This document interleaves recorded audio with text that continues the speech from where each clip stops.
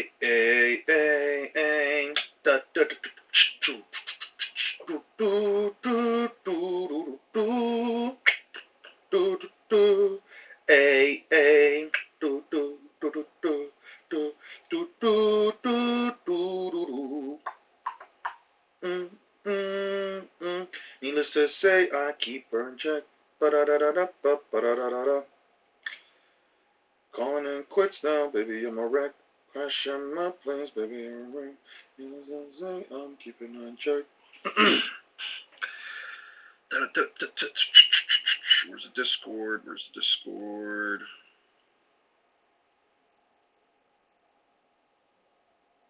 There we go. At everyone, I'm live. Lovely. Hey, what's up, I'm smart? How you doing? Leffen, a liar and a fraud? Oh man, what has Leffen done this time?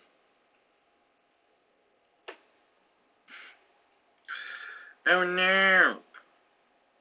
How you doing, man?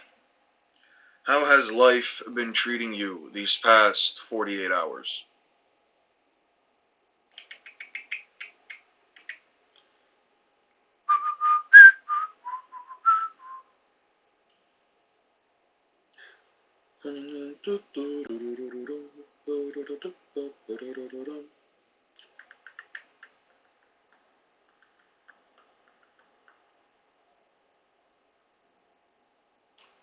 It's been good. Lovely. Lovely. Love that for you.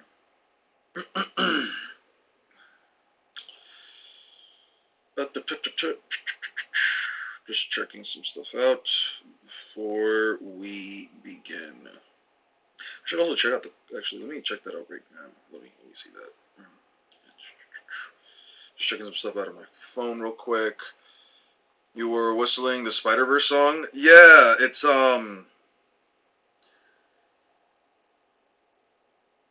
I think. Yes, I already got suds. Yes, yes, yes. I already got them.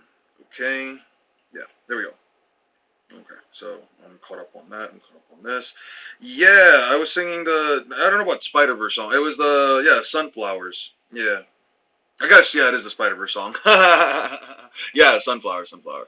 Hey, what's up, Scott? How you been? What are we doing today? We're writing a script. We're probably gonna look at this video that popped up for me randomly.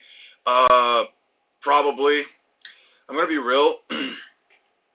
There was the last stream straight up got like demonetized, I guess, because one of the videos that I was asked to react to had like I don't know, was it Katy Perry? It was some female artist song in the background or some shit. I basically just got the whole stream and I couldn't even appeal it. I couldn't even remove the segment.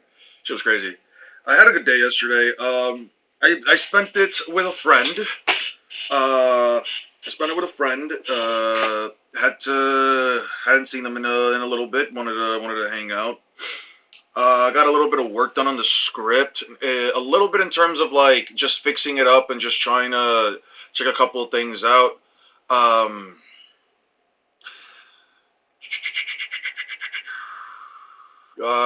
I've been thinking about like this little portion right here with like Tatsuki. I think you guys friends.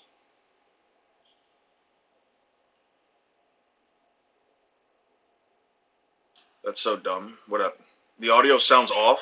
Does the audio sound off?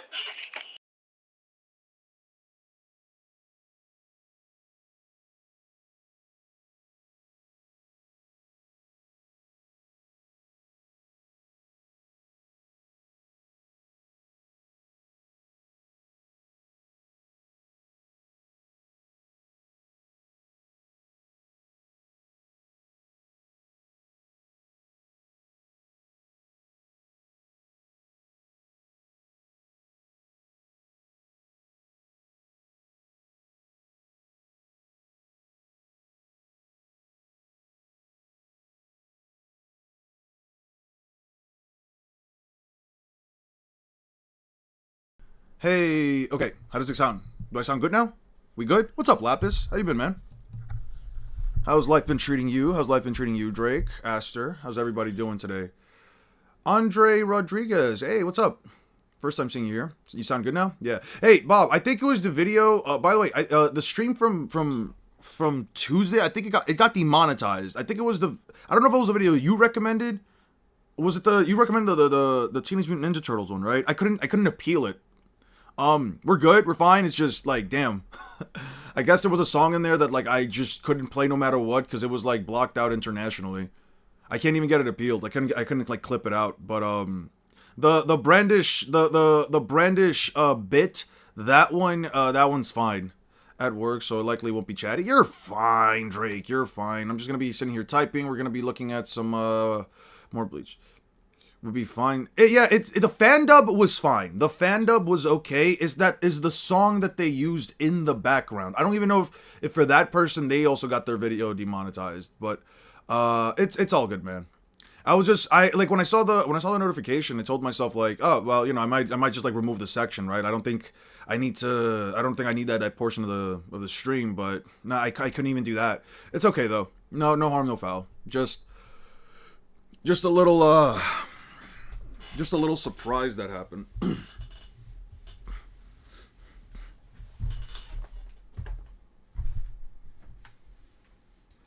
Dude, these groups that I'm in, by the way, all of these like groups that I'm in on like other social media sites for like versus battles and stuff, they're finally giving One Piece characters some recognition. I've been noticing for like the last few months. Really? Yeah, of course it was a gag. Yeah, it was a gag. Totally a gag. What made you think it wasn't a gag? Something about what I did last time wasn't a gag to you? New stream almost every day, bro, is cooking. I mean, I'm not really putting out content, so I figured I can at least be here to talk to you guys. Give you guys information on like the channel, you know, just updates and stuff like that, and just show you guys that like I'm not just fucking around in the background just doing nothing.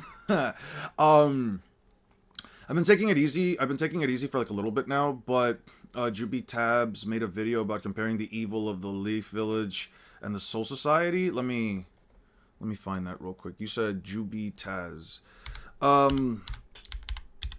Since I realized that I'm likely not going to be able to get this video out in like 7 days, let's just let's check it out. Hey, this dude's got 11k subscribers. Lovely. Love that for them. I think it's this one. Sure. We'll save that to watch later and we'll check it out there. Okay. Defined an era of Naruto villains. Are Shinobi's tools. Why does everyone hate Danzo? How nerfed was the Akatsuki, I guess. Any Naruto versus Bleach ideas? I am not doing any Naruto versus Bleach, and I'm not doing Bleach versus anything. I'm going to make a video after I'm done with this one, and quite possibly Naruto versus Sasuke. Sorry, Naruto versus Luffy. I'm just going to make a video just talking about why I'm just not going to power scale Bleach at all. I got you in a second, Scott. Wait, so Eon, so Rocks versus Prime Kaido, who wins? I'm going to be real with you, there's no bridge.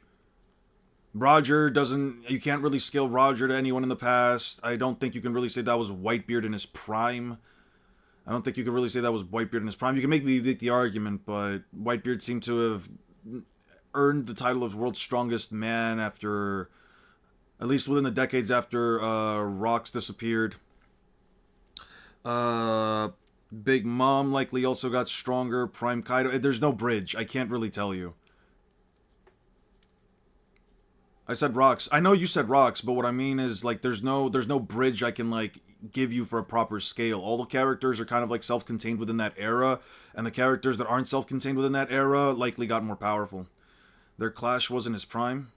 I don't believe it was his prime. Because that happened technically a couple of years before. Technically about 16 years before Roger even went out. I've started Night Rain DLC, which is pretty fun. Unfortunately, my TV broke, so I burnt my retina on my grandpa. Extremely small TV just to play.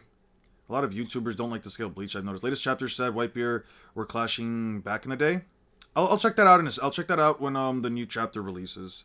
That might actually change my mind. That might actually change my mind on the whole topic. But 1 second. I mean, even then, me see.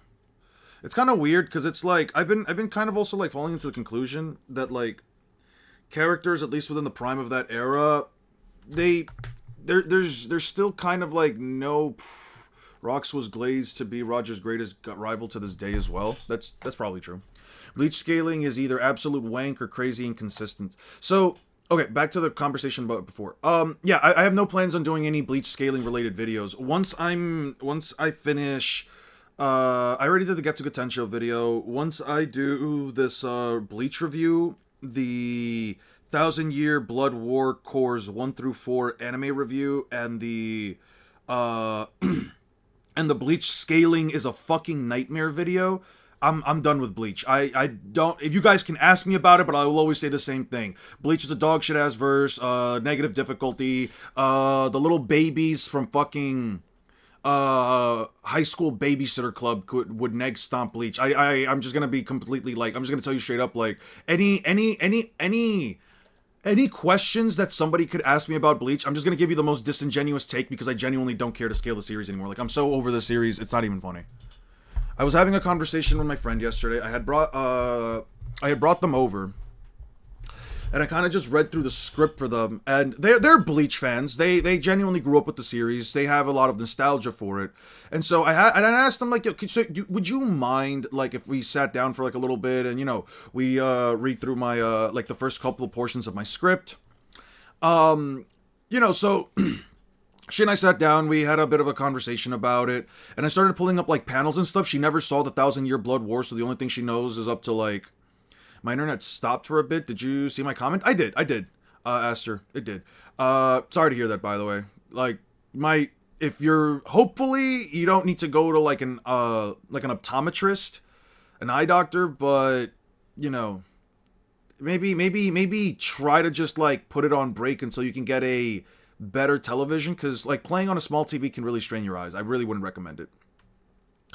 But back to the previous point. So, you know, I read the script. I kind of fixed it up a little bit here and there, but yeah, no, like we were sitting there, we were having a conversation just about like the inconsistencies and stuff like that, and I was showing them that, like, you know, they're like, even the whole Soul King thing, the Fullbring stuff, it doesn't make a lot of sense. It's either because each single point that the characters bring up, like Kisuke Urahara saying it was Ichigo's, one of Orihime's Shunshun Rikas saying that it was Ichigo, but then Aizen saying that it was a Hogyoku, but then Kugo saying that it was the Kugo saying that it was the, whatchamacallit, a hollow attack at birth, even though it's never implied within the context of the story, so it's just headcanon at that point. I don't know what to tell you, man. Bleach is inconsistent in every way, shape, or form, not just the power scaling. As far as the power scaling goes, if you guys like genuinely would want to ask me, it was hyperbole. I was fine as long as I don't play too much, which is fine. I guess I'll be pretty busy for the next 2 weeks. Yeah, I know you were being hyperbolic about it. I know that, like, obviously you're not gonna burn your eyes, but I mean, dude, I try to like really be careful with one's health, just because, you know, anything could happen at any point. You never know. Sometimes you might be in the middle of an eclipse. You might look up at the sun real quick. You're thinking, oh my god, this is so cool. And then all of a sudden the sun flashes out and you're all of a sudden blind. You know what I mean? Like, anything could just happen out of nowhere. I remember I watched a video, I think it was like a couple of years ago, of a dude. What the fuck was he doing? It was like a 5-foot drop. It was like a 5-foot drop. The dude was like jumping down. I mean this in the most sincere way possible. And the dude literally like fucking just snapped his ankle completely. Like his leg literally like just almost went at a 90-degree angle. That shit was crazy. I don't know. I try not to fuck around when it comes to like things about health, especially when it comes to the eyes. What do you scale the Zero Division Bankai making all 3 dimensions tremble? I mean, they made, I don't know about dimensions. They're kind of just planets. I wouldn't even call the whole Soul Society a planet. I don't really care. If you want to say, I could say they're multi-planetary. The highest I'm willing to go for Bleach is like multi-planetary. I do not give a flying fuck about the whole destroying the 3 realms or merging them together bit, because literally killing 1,000 hollows can cause the exact same thing. When it comes to Bleach, the cosmology is the reason why I refuse to accept the universal meta. I'm not accepting it. I don't care if anybody calls me disingenuous. There is absolutely no way I'm going to be convinced that in a verse where everything is being held by a tiny little... As a matter of fact, I got you guys right now. This is the perfect example of what the Bleach verse is and what the Soul King innately... What? That looks really cool for Naruto. What the fuck? Oh. That's not an official animation. Ricardo Fox, that's definitely not official animation. Oh, maybe it might be. Anyway. Smiling friend... Glep stops building. Let me see.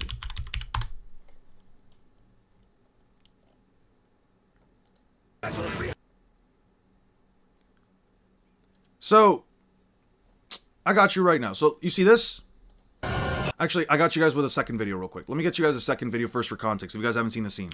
This is quite literally the Bleach verse. I don't care what anyone I genuinely do not give a shit if any of you really disagree with me on this. No offense, but like smiling friends, building inspector. Let me see, building inspector. Cause like this is quite literally. Let me see.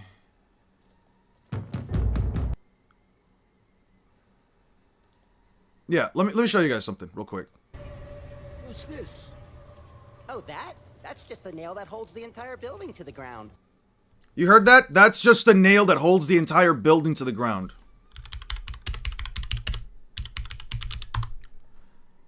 The Soul King is quite fucking literally this nail. This guy, this thing right here, the thing that holds the entire verse together, this thing is, he's this fucking crusty ass nail. Very funny. No, I'm serious. This is literally what happened in Bleach. This is literally what happened in Bleach. This is literally what fucking happened in Bleach. It should be an official phone game from what I understand. I get that. I gather that, yeah. Yeah. They were rolling? Wait, is that Sonic the Hedgehog? What the fuck? When the fuck did they add Sonic? Wait, one second. Are you stupid? That's silly Samuel. Oh, I'm crying. Anyway, yeah. Yeah. This nail, literally, the Soul King. Yeah. No, oh, don't get me wrong. Oh, no. Don't worry. That's just a preview. I'm definitely putting this shit in the fucking video, dude. Yeah. I'm not kidding. This fucking nail is quite literally the Soul King. I refuse to believe that Yhwach actually has the power to quote-unquote do any of this shit. He would quite literally just became the next linchpin and he said, alright, fuck it, I'm doing this through hacks. I don't believe it's actual raw power. I do not believe it and no one's gonna convince me of it. This is why I said, you know what, I'm stepping back. I'm just not gonna scale the series. I just don't agree with any of the scaling. It feels Infinity/3 is still Infinity, so still Uni. Fair enough. What's infinite about it though? Reminds me of the Dispatch, bitch, love forever. Between Bleach, Naruto, which world would you want to live in? I've been asked this question a lot, Scott. I'm not answering that again. I don't care. I'm not asking that again, dude. I've been asked this world too many fucking times. I don't want to live it. What if I have to choose one? I will choose either One Piece end of series when Luffy fixes everything, Naruto during the 12 years of peace, and there's at no point any time that I want to live in the Bleachverse because you can get attacked by a hollow at any fucking point. Yeah, I really don't care, man. Like, oh, fuck. How do I, damn, I closed that. History, sucks, there we go. Yep, no one legit has the AP to do shit in Bleach, fam, because there's a mechanism to break the whole cosmology. Just kill souls or the Soul King and everything crumbles. That's what I'm saying. It's like, if in Bleach, right, in Bleach, all you would genuinely, since that he's the world's verse, argue that since the world's verse, he also has to be that. Not really. Not really, because if you are quite literally the only thing holding the world together, I don't believe that you have the power to hold it together. I just believe that you are a metaphysical MacGuffin that quite literally does that quite literally just fixes the whole little fuck up that you started in the first place. Because technically the Soul King, from my understanding, he's the one that kind of like split the worlds together. I don't know, man. I'm not kidding when I say, within the context of Bleach, does someone have the scans for the explanation of the 3 realms from Bleach? Listen, dude, I really don't care about the 3 universes thing. I don't care. I'm just going to be disingenuous. I'm going to be straight up honest with you. I will be disingenuous about Bleach. I don't care. I'm so tired of this series. It says infinite amount of sand. Yeah. And there's an infinite amount of sand in the Sahara Desert too, dude. I don't care, dude. I don't care. This is the one time where I will straight up tell you, yeah, I'll just be biased and say no. I'm so tired of this fucking series. I genuinely don't care. Which is why I said I'm just not going to do the scaling for it. It just doesn't make fucking sense. It really just doesn't make any fucking sense. Besides, the only part of Hueco Mundo you ever fucking see is quite literally just Las Noches and the surrounding sand. Like, what do you want me to tell you? Oh, yeah, because a data book entry says there's infinite sand. No, there's literally just one fucking big dome inside Hueco Mundo, and that's it. That's it. What the fuck am I supposed to tell you? Bleach first maybe claimed to be infinite, but there's a whole lot of emptiness. Realms just open up space, makes it really hollow. But I see what you did there. Think of it like Titan Atlas in Greek mythology holding up the world. I mean, yeah. Not really, because he's physically holding up the world. The Soul King just exists. The Soul King's just sitting there. You don't see a lot of the world of Bleach in general. You really don't. Which is why I have an issue with it. Like I said, it could be, I don't really care, because at the end of the day, the cosmology of the verse itself breaks apart, literally breaks down, shatters completely as soon as you kill less than 1/1000th of a 1/1000th of the fucking population. Isn't physically holding shit. That's what I'm saying. In British Bleach, you could be a dragon trainer or a witch with a trumpet gun. That's cool for them. Love that for them. Doesn't make it any less shitty to look at. Alright, was this ever filled up? Soul Society arc. 140, 139, 138, 137. Oh, sweet. He really did get them. Lovely. Oh, I really gotta thank Jeff for this. I genuinely have to thank him for this. Yeah, I genuinely have to. I genuinely have to hit up Jeff for this and just thank him for it. Yeah, and at least you admitted dishonesty. Listen, like I said, this is part of the reason I don't even want to scale the verse. It's like, it just doesn't make sense to me, man. Like, I'm willing to admit when I'm willing to say when I'm just straight up being dishonest about something. Even if I actually am being dishonest. It doesn't matter to me, because at the end of the day, this isn't a series that I'm going to be making consistent content on. I'm so done with the series as a whole that once I get through these videos, once I quite literally get through all of these videos, I'm just done with talking about the anime. Sorry, the series. I really just don't care. So, similar to SpongeBob pulling the universe apart by pulling a conveniently string of it? Yeah. I guess. I don't really use that as a similar example, but I mean, I guess. It's not so much like an I mean, with SpongeBob, it's more so just a massive inconsistency. With Bleach, oh, Jeff, you're here. By the way, yo, dude, thank you for getting me these chapters, dude. I really do appreciate it. Genuinely, I really do appreciate it. And you got the right format. That honestly just makes it a lot easier. To be fair, yeah, like SpongeBob does do it physically, but it's also like a gag cartoon. I don't think that he can consistently do that within the context of his story. Dude, this is a lot. Holy shit. Is there any way to, like, select all of it? Well, there are 3 towns in Bleach. Ichigo's town is the Vizard's town. The Vizard's town is the Fullbringer's town. Alright. That's funny as fuck. Yeah. That's pretty fucking funny. Yeah, I mean, yeah. There are 3 towns in Bleach, yeah. And then the Serite. How big is even the Serite? You know what I mean? I mean, Fortnite knows Bleach is bad because there hasn't been a leak for a collab. Dude, there hasn't been a leak for a... Has there even been, like, a leak for a collab for One Piece yet? Because I actually make the same thing about One Piece, right? I could see the other folders, so I created that one. I still need to finish up the... Yeah, no, you're fine, dude. Don't worry about it. Is the size of Japan? Yeah, so again... So okay, so let me get this straight then, right? So you have a place that's the size of Japan, a place that's basically just a fucking town. Yes, yeah, because and apparently, like in Burn the Witch, yes, there is for One Piece. Really, dude, the day that One Piece gets an actual full fucking collab in Fortnite, that's the day I'm going back. Guaranteed, that's the day I get back on Fortnite. Countrysides, from what I've heard. What do you think about the people saying Bleach has good world building? It does not. It doesn't have good world building. It's constantly contradicting itself. Why would I believe that? Why would I even remotely believe or agree to the notion that Bleach has good world building when it absolutely fucking doesn't?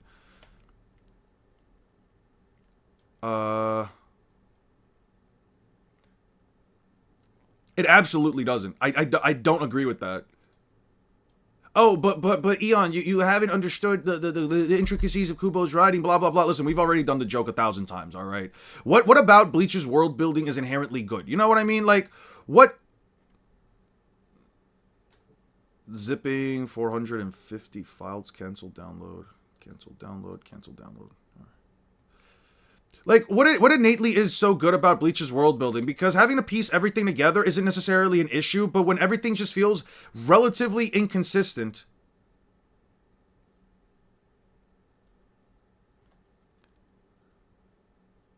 Wait, hold on, I think I might have been clicking too much. And what if there was a devil fruit in One Piece that granted the abilities of Darkseid from DC? I don't know what Darkseid's abilities in DC are, so I mean that would probably be like one of the most powerful devil fruits. Doesn't he like? Isn't Darkseid like a metaphysical being that like exists on another dimension, and the version that we see is like some avatar or whatever? I mean, that would probably make you the most powerful One Piece character, I would assume. What do you think about... Man, I don't know.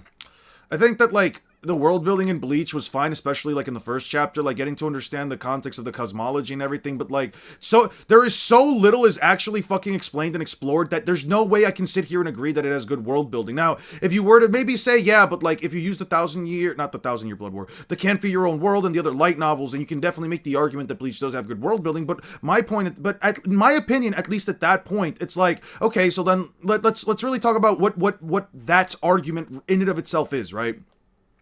If you as a viewer have to consistently make the argument, right, that you have to read all of these extra sources of light novels, so on and so forth, in order to basically make the argument that your series, or the series that you enjoy, has extremely good and consistent world building, but you have to essentially take in bits and pieces of information from every single other form of media, including light novels, probably video games, probably movies, or in this, which in both of these two cases would be non-canon, and more importantly, an anime adaptation that essentially is supposed to fix the issues with the final arc of the fucking story. Can you really sit there and say that, like, the source material is really built up to have good world building? Because at the end of the day, what I care about is the source material. I don't give a shit about the light novels because I'm never going to read them. I'm just going to be straight up. I'm not reading the light novels. There's no amount of money in the world that's going to make me do it unless you were to pay me like $1 million. At that point, I might just sit there and hunker down and just read through them in like a week. But in general, my point here is that, like, let's talk about like Central 46 as an example. It's one of those things, and I brought this up in a previous stream where I compared Central 46 to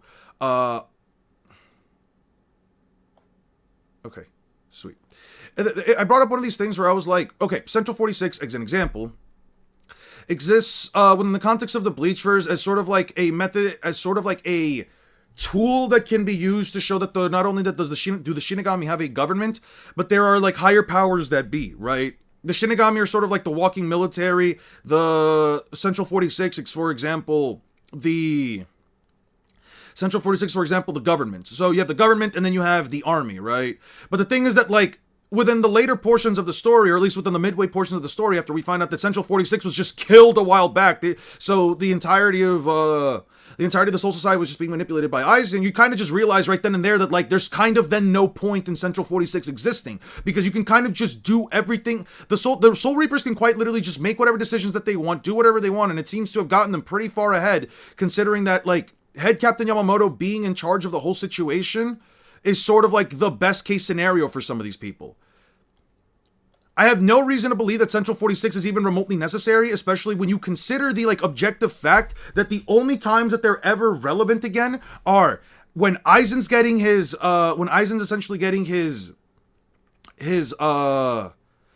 punishment, which, I mean, you kind of don't need Central 46 for that, and also, why would you even give him 3,000 years worth of a prison sentence? Why not just lock him away forever? I feel like a guy like that's probably a little too dangerous to just let walk around, especially since, you know, he's quote-unquote immortal. But then you also have, like, this other discussion that we have to talk about where it's like they kind of just don't serve a purpose right afterwards. There's a whole built-in government towards Bleach that only really works as a plot device to get Rukia to die early, so then you can just give Aizen this whole big fucking Gogyoku plan, and then they just don't matter whatsoever within the rest of the fucking context of the story. Then let's talk about, like, the squads, right? You say that, like, let's say, like, you actually believe that Bleach has good world building, right? What is the point of the rest of the 13 court guard squads? Why should I, as a viewer, sit here and believe that there should be 13 squads within the context of the story when all of them always fight together, right? till a Q&A. Heck, we still don't even know who all the big 5 noble families are. Correct. We don't know who the 5 noble families are. We don't know why they even remotely matter. Why Bleach is bland. The Jubi video talks about Central 46. Yeah, they're jerks. Any anime, any feat in anime, oh, and Bleach over brandishes. How would you rate the first 5 arcs of Bleach on a scale of 1 to 10? The first arc is a 6 out of 10. It's serviceable. I don't hate it. I don't despise it. It was honestly, it was a little, actually, you know what? I'll give it a 7. I'll give the first arc a 7. I'll genuinely give the first arc of Bleach like an actual 7 out of 10. You know what? Why not? It's not an. I don't think it's an inherently bad arc. I remember when I started like really reading through like the series again. I was here and there about it. I didn't really like care to think about it too much. I wasn't excited to watch it just because I remember that I didn't really care for the arc on my first watch through when I was like a teenager. But when I got back and through this one, I mean, like, it sets up everything pretty fucking well. Yeah, there's only 6 arcs in the series. Agents of Shinigami, Soul Society, Hueco Mundo, Fate Karakura Town, Fullbringer arc, and the 1,000-Year Blood War, which is like 2 arcs in one. It's at least it's the length of 2 arcs in one. It's only 6 arcs, and I'm not gonna call the Hell arc an arc because it is not an arc, it is a chapter. Until it has the length of an actual anime arc, I refuse to even consider that shit an arc. I don't give a shit if Kubo calls it an arc. He can kiss my whole ass for that. I am not calling that shit an arc. It is not an arc. It is a chapter, ladies and gentlemen. Now, why the hell do we have 13 court guard squads, especially when, and listen, you can say whatever you want about, like, again, me having some kind of issues towards Bleach, but like, are we genuinely going to sit here, right, and say that that even having 13 squads in and of themselves is remotely relevant when quite literally none of the Soul Reapers within the context of the story do anything besides the lieutenants? The lieutenants? Barely. You could. I'm throwing in the lieutenants there. I'm throwing them a ball. But in fact, the only characters there that matter are the captains. Sure, you can probably say, why send in a walking nuke for a little pest control when it comes to little hollows? That I completely agree with, and that I can understand is the reason why we have, like, you know, the mini Shinigami, the little guys, the fuckers that walk around and go into all the different districts of the Karakura town, because that seems to be the only, sorry, not Karakura town. What's the other town that's like right next to Karakura town that was like introduced once in the fake Karakura town arc as simply a little extension to show people that, like, oh, hey, wait, what happened with that city over there? Why does it look like it's just not there anymore? You know what I mean? Besides that, like, where do all the other Soul Reapers go? You guys seem to have, like, tens of thousands of them. Check your Discords. I send you something in general chat. Sure. I'll be gone for a while. See you later, man. As for, like, the other arcs... Oh, by the way, yeah, the other arcs. Let me see. What'd you send me here? The Fullbringer arc, Ichigo reconciles with a Soul Society that fundamentally disagrees with his original disposition of being a rebellious... How long is this video? I'll check this out later. Thank you. I'll check this out later, Sus. Out of the 13 court guard squads, only about 4 of them specialize in anything, those being the 2nd, 4th, 11th, and 12th divisions. What is the 11th division? They don't really specialize in anything, though. Also, there are only 5 arcs, not 6. Well, I don't know. Because, what are the 5 arcs, then, right? Who is the most wasted Bleach antagonist? They're all wasted. You could maybe say Kugo Ginjo, because he only lasts for a single fucking arc, dude. I would maybe argue, hello, brother, I hope you are well. My question is, do you think Luffy is now moon level? So does Roger and Whitebeard and Old Generation Shakira large planetary? Nicholas, I don't know. First of all, thank you so much, and I hope you're also doing well.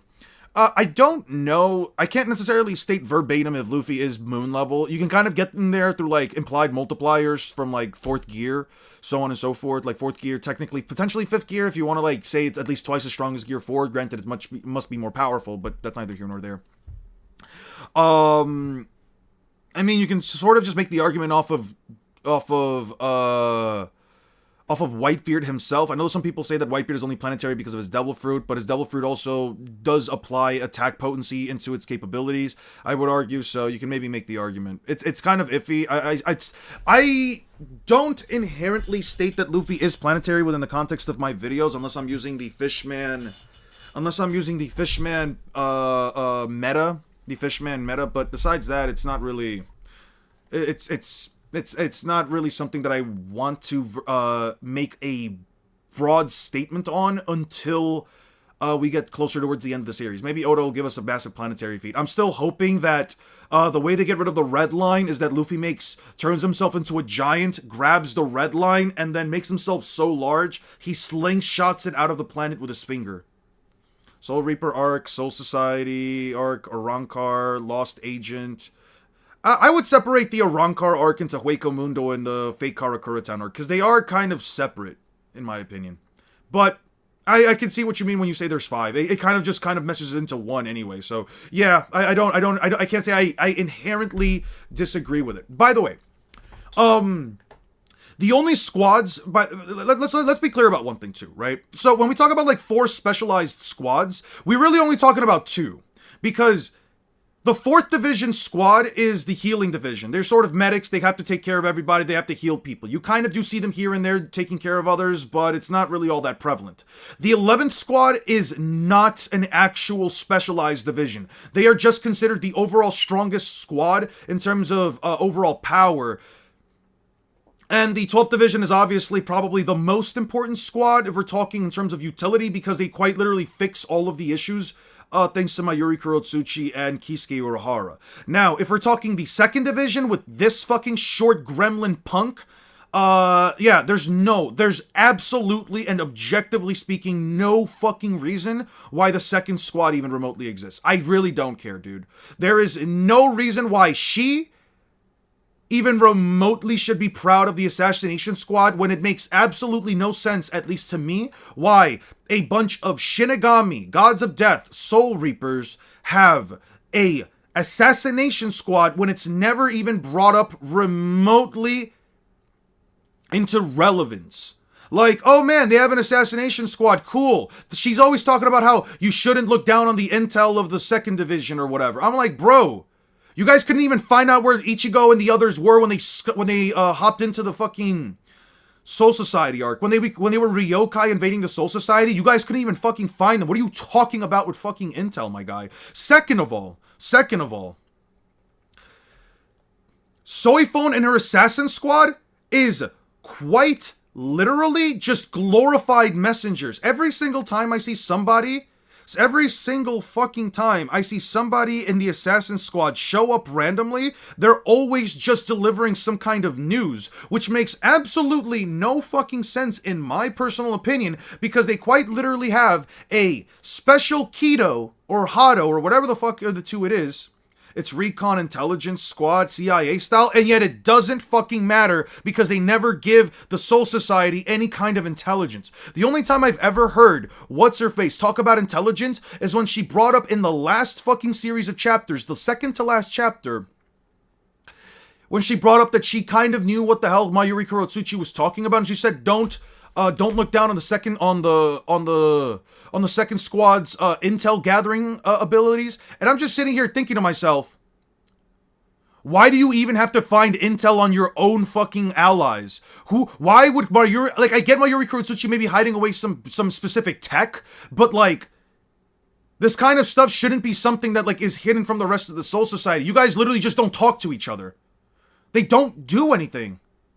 They're just glorified messengers. Every single time that you as a viewer, at least within the context of the Bleach manga, see the 2nd Division squad members do anything, they are glorified fucking messengers, and it makes, again, absolutely no sense because Rangiku, and I think it was Nanao, quite literally have a Kido that allows them to essentially send information, to spread information between the captains. They can literally just send messages to each other.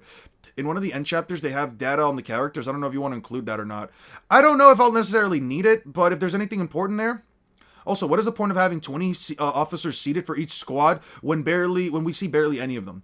Don't know how strong strong each rank is, or what each rank even does. The only important ranks are captains and vice. They're just seated members. They're just supposed to be like the 20 strongest operatives within each squad, but it's like none of them again matter, because the only thing that you ever see is like up to like maybe fourth seat members, third or fourth seat members, and like I think the only one you really get to see is like Yumi Chika, dude. No, it's not good. Bleach is just not good. There is so much wasted shit here. It's frustrating, and the reason why I sound like this is because, and the reason why it maybe seem like I hate it is because it's frustrating to see a series that, I'll be honest, I think there are good building blocks. I genuinely do believe from the bottom of my heart that Bleach has some good building blocks. There are some really good ideas here that were just implemented poorly. Everything in Bleach almost feels underexplored, including even the main protagonist, because he has the powers. He is a walking petri dish of all the major races. He is a walking petri dish of all the major races, DNA, and yet he doesn't even use his Quincy powers. In fact, none of the ranks from 20 to 3 even have proper names on like the main ranks. Well, besides like Yumi Chika, who's like 4th rank. Soifon stinks like poo. I had a little moment yesterday where I was like scrolling through Facebook, and I saw an anime group sort of post about Soifon, right? One of the guys was essentially saying within the post, they were basically talking about what Soifon's bag even is. What does she do for the fucking Shinigami? She's kind of trash. And I saw a bunch, and I genuinely do mean a bunch of comments of people saying Soifon was just nerfed. Soifon just had bad matchups. Soifon was just mistreated within the context of the story. I'm like, bro, she's just a bad character. She doesn't do anything. It's just like Demon Slayer. The only important title is Hashira and nothing else. Yes, in Demon Slayer they have like 15 fucking titles, like 7 or 8 little ranks that you can go through, but ultimately they don't matter. The only rank that necessarily matters, especially since we never get to see the larger extent of what any of the characters do, or any of like the lower ranks do, the only thing that matters is Hashira. You can quite literally, there should literally only be, so can Ichigo say every racial slur in Bleach? Well, every non-human based racial slur, non-human, non-Japanese based racial slur. I guess you could maybe use like some stuff regarding German and then maybe Spanish, but he can't say the N-word. Ichigo does not have the N-word pass. And I'm pretty sure somebody's gonna say he does because he has some fucking Air Jordans or some shit. I think it was like in the 1,000-Year Blood War Core 1 that they showed like in his room. He had the Spider-Man Nike. Does use Blue Vent. He uses it once, and he doesn't even use it willfully. It just comes out of nowhere because because his Quincy abilities sort of just sprung up randomly out of Yuhabaha. Due to Yuhabaha, I should say.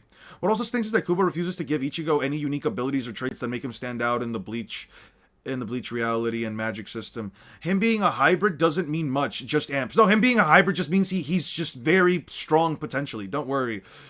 Once it gets revealed that he is part of the Yoruichi Cat clan, then he can use it. Yeah, I mean, sure, I assume, but anyway. I want to check out this video real quick. I'm probably going to see a couple portions of it. But afterwards, we are going to just write the script. I'm going to be straight up honest with you, with at least those of you that are here that just want to hear me rant and talk about stuff. Once we get to the script, if you guys want to step out, it's completely fine. I noticed that my views sort of do decline when I do it, but I do have to get through work done. I do have to like end up writing some stuff. Dude, yo, real quick. Tell me this doesn't look kind of crazy from like Okay, so like right here, this little window, tell me that doesn't look kind of crazy, like if you just glance at it from like the side of your eye. It looked kind of crazy, I'm not gonna lie. I'm not gonna say what it looked like, but like damn, that was fuck, dude. Subject. He uses it again versus Yuhabaha, and no he doesn't. When does he use it against Yuhabaha? He never uses Blue Ven against Yuhabaha. What the fuck? This is a lie. I'm being lied to. Let's see. Gooneon is at it again. I'm not gooning! I'm just saying he did it once. Let me see. He did it once, yes. I don't believe you. What the fuck? Okay. Yhwach. Okay. Let's see. When do we get to him? Okay. Ichigo shows up. Ah! Yes, he does. I am wrong. You are right. No, this is not it. This is not Blut Ven. This is Yhwach taking control of Ichigo's arm because he wielded his blade. Oh, yeah, the anime shows it more? Not the Gold Dusty Eon. The Gold Dusty, I'm crying.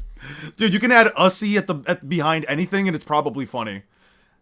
As long as it rolls off the tongue pretty well, I think it's pretty fucking funny, dude. Yeah, he lets go of it. He stops having Blut as soon as that happens. Not the one in the Soul King palettes. Where else would he use it then? Because I've read the final fight like the most recently. There shouldn't be. Whatever. Ichigo uses it more in the anime. In the manga, it's only once. Okay. Well, I'm still gonna talk shit about it in the manga. Then I'm definitely gonna talk shit about that. Yuha forces him to use it against the Soul King, mainly in the anime version. Okay. The one where he first fought Yhwach. Yeah. Such an important figure in both the world Alright, and let's check the this out. narrative. People don't like the fact he receives such a small amount of focus within the main story of Bleach. And, to make matters worse, we receive incredibly crucial bits of exposition in the Can't Fear Your Own World light novels that contextualize so many aspects of his character. Oh, aspects man. that are supposedly lacking. Oh man, the Smiling Friends Needle of the Bleach verse needs extra exposition in the light novels. Fantastic. In the manga. But the keyword there is supposedly. I'm of the belief that the Soul King is not just perfectly written, but perfectly written within the manga alone. We absolutely do not need the novel material to understand everything he brings to this story. It's definitely nice to have things put clearly into words and strictly defined like they are in the novels, but it's absolutely not necessary. Most of the information we receive. What do you mean it's not necessary? I feel like trying to explain what the cornerstone and linchpin of the entire verse would probably be very important within the context of your story. Otherwise, it kind of would feel like he's just a walking MacGuffin, which is quite literally what he is. There is clearly implied within the Thousand Year Blood War, and most importantly, Kubo's style of writing is pretty much the furthest thing from on the nose. Spoon-feeding information like that through heavy-handed, unnatural exposition would not be in line with how he typically writes Bleach, especially given the fact that the Soul King is an incredibly enigmatic existence. I don't know why Fuji turned into a Kubo meat writer suddenly. He did say the arrow was well planned. Who's Fuji? Who's Fuji? That character Was that Kubo's what do you call him? Kubo's was that his editor?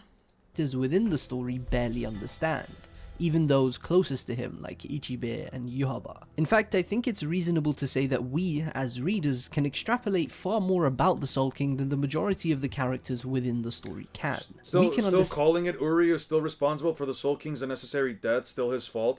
No, you're not wrong. I don't understand Fuji, aka Fiji, is Radman. Okay, Radman. Turned into a Kubo meat writer suddenly. He did say the arrow was well planned. I don't agree with the arrow being well planned. I think the arrow was dog shit. I'm not gonna sit here and say that a single panel of Uryu's dad performing surgery on his mother, followed by him just dropping the arrow right in front of Uryu, followed by there being absolutely no explanation within the context of the manga as to why the arrow completely bypassed Yhwach's Almighty is even remotely anything close to well-planned or good writing. That shit is such a massive fucking Deus Ex Machina. It genuinely boils my blood. By the way, in the anime, they added context that Yhwach was not created by the Soul King. He already existed in the primordial world as some sort of friend, acquaintance of the Soul King. So is he his son or is he not his son, man? What the fuck? Come on. Understand him better than they do by virtue of understanding the story being told. Most of the Soul King's writing is deeply tethered in subtext and other implicit meaning. Oh, there we go, subtext. The big key word for all of Bleach. It's all subtext, dude. Come on now. of storytelling which obscures it to some degree. Information regarding his function, his individual character, his history and so forth may not be clear at first glance, but they're hard to miss when you're really looking for them. Which is exactly If I have to genuinely go out of my way to read through the text multiple times to find little bits of pieces of information that should have just not even blatantly be stated for me, but should have just been spread out throughout the context of a story in a way that is easily consumable by the reader, then you failed, and I feel like you failed as a writer. Listen, I understand that like there are writers out there who like to sprinkle in information throughout the portions of their story. Oda does this as well, but you still want to, at the end of the day, make it something that is digestible by the reader, or else, guess what? You have Bleach. what I intend to accomplish with this video, to take a closer look at all the content we DJ, listen, you and I, the rest of the fucking chat, we are all in agreement. There are series that are all flash, no substance. There are series that are all substance, no flash. There are series that are both. There are series that are neither. Bleach and Demon Slayer just so happen to fall into this this category, but it's like, it's frustrating because again, man, like there really are. I'm just frustrated here because it's like, Eon, if information is unclear in a story, maybe the story's just ass. Lapis, you hold no. Listen, this is what I appreciate you about this is what I appreciate about you, Lapis. I really do appreciate this. You're just so blunt about it. Oh man, love that about you, man. Even if you're going to leave it up to the reader to piece the story together, then you're going to have to make the process at least fun. And it's not even about it making the process at least fun. It's about making the process digestible. Cause like here's the thing, right? If I have to, I read through the entire story. I did. Top to bottom, I kept little bits and pieces of like points, different points in the story in the back of my mind to try and essentially do what these people call out, right? To try and like not so much piece things together, but sort of like, you know, make sure that I have all of these little plot threads back to back. So whenever something happens, I can kind of like look back and say, okay, this is interesting. I say this as someone that, again, has read One Piece quite a few times and genuinely considers it not only my favorite piece of media in all of all time, honestly. Luffy, I've told my mom before, Luffy is my favorite thing. One Piece is my favorite thing. I love it as much as I do love my own mother. But at the same time, it's because Oda is able to make the story not only filled with mystery, that again does drop those bits and pieces of information, but at the same time, when the time comes for him to blatantly state something, he simply does. When a time comes to reveal something, you can say, oh, holy shit, this is a bit of a callback. Kubo doesn't do that very well. receive for the Soul King in the 686 chapters of Bleach, compare that with the light novel material whilst delivering an analytical breakdown of the Soul King, explaining his thematic role and what he brings to the story as a whole. Thematic role, yes, because themes are the most important part of all Bleach. As you can tell, we have a lot to discuss, so please get comfortable and I hope you enjoy the video. Bleach is a story predicated on existentialism, exploring the human condition as it pertains to life and death. Overcoming the grief one feels when losing a loved one, overcoming the natural fear that all living beings feel. Exploring the human condition as it pertains to life and death. Overcoming the grief one feels when losing a loved one, overcoming the natural fear that all living beings. That's the thing.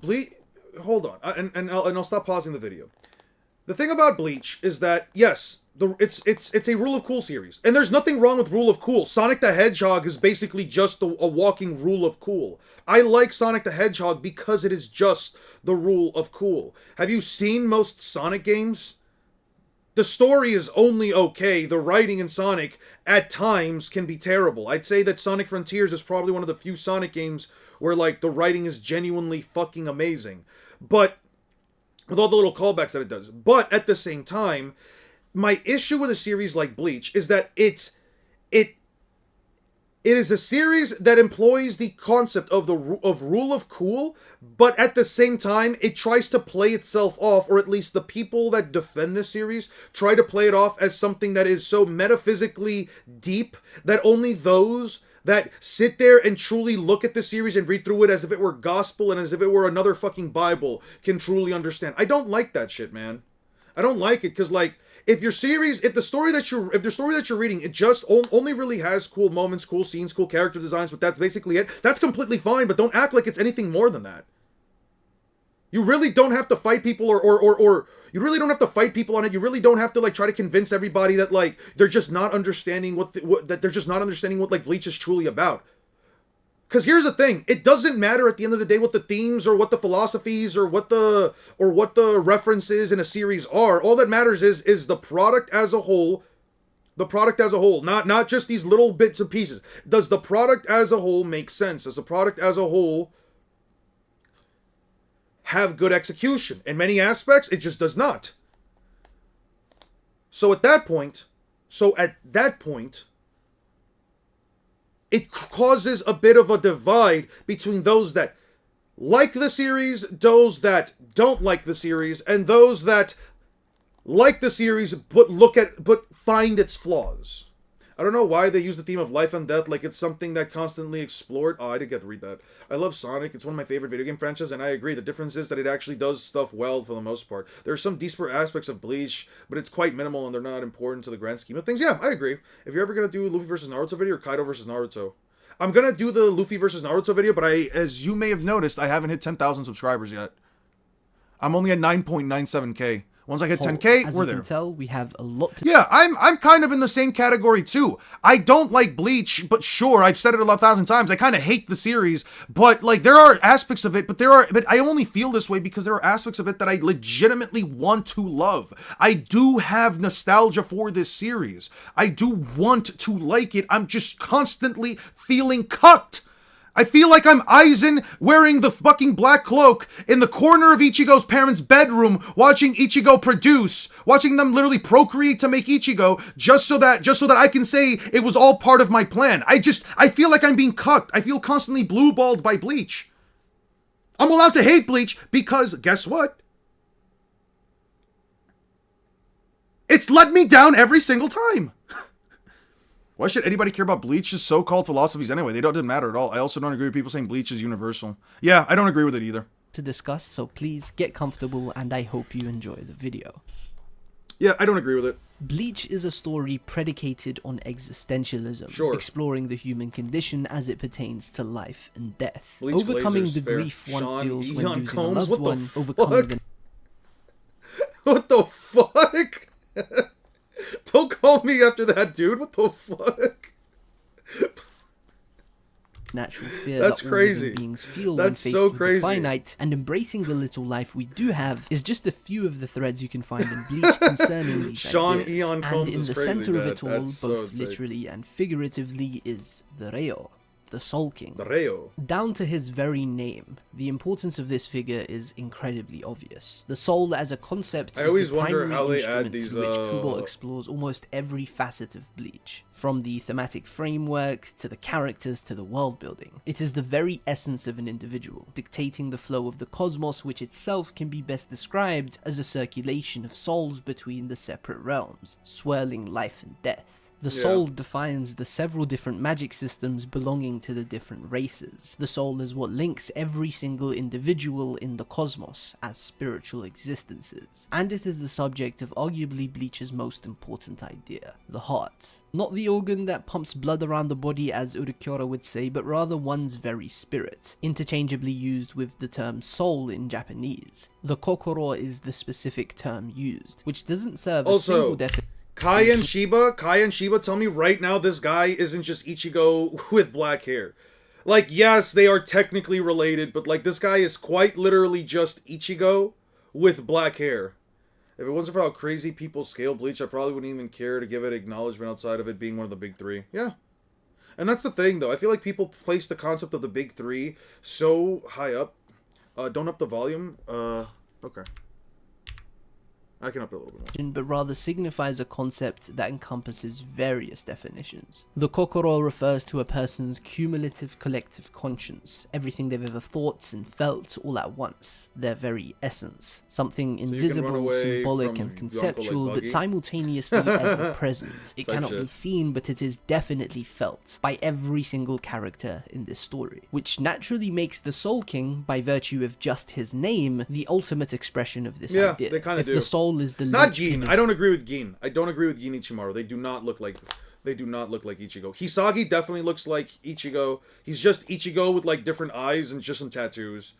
I don't know about Toshiro only because of the hair. Maybe I'd have to like relook at that. What are you gonna say about the big three? Oh, the big three. I got you guys. The big three aren't like.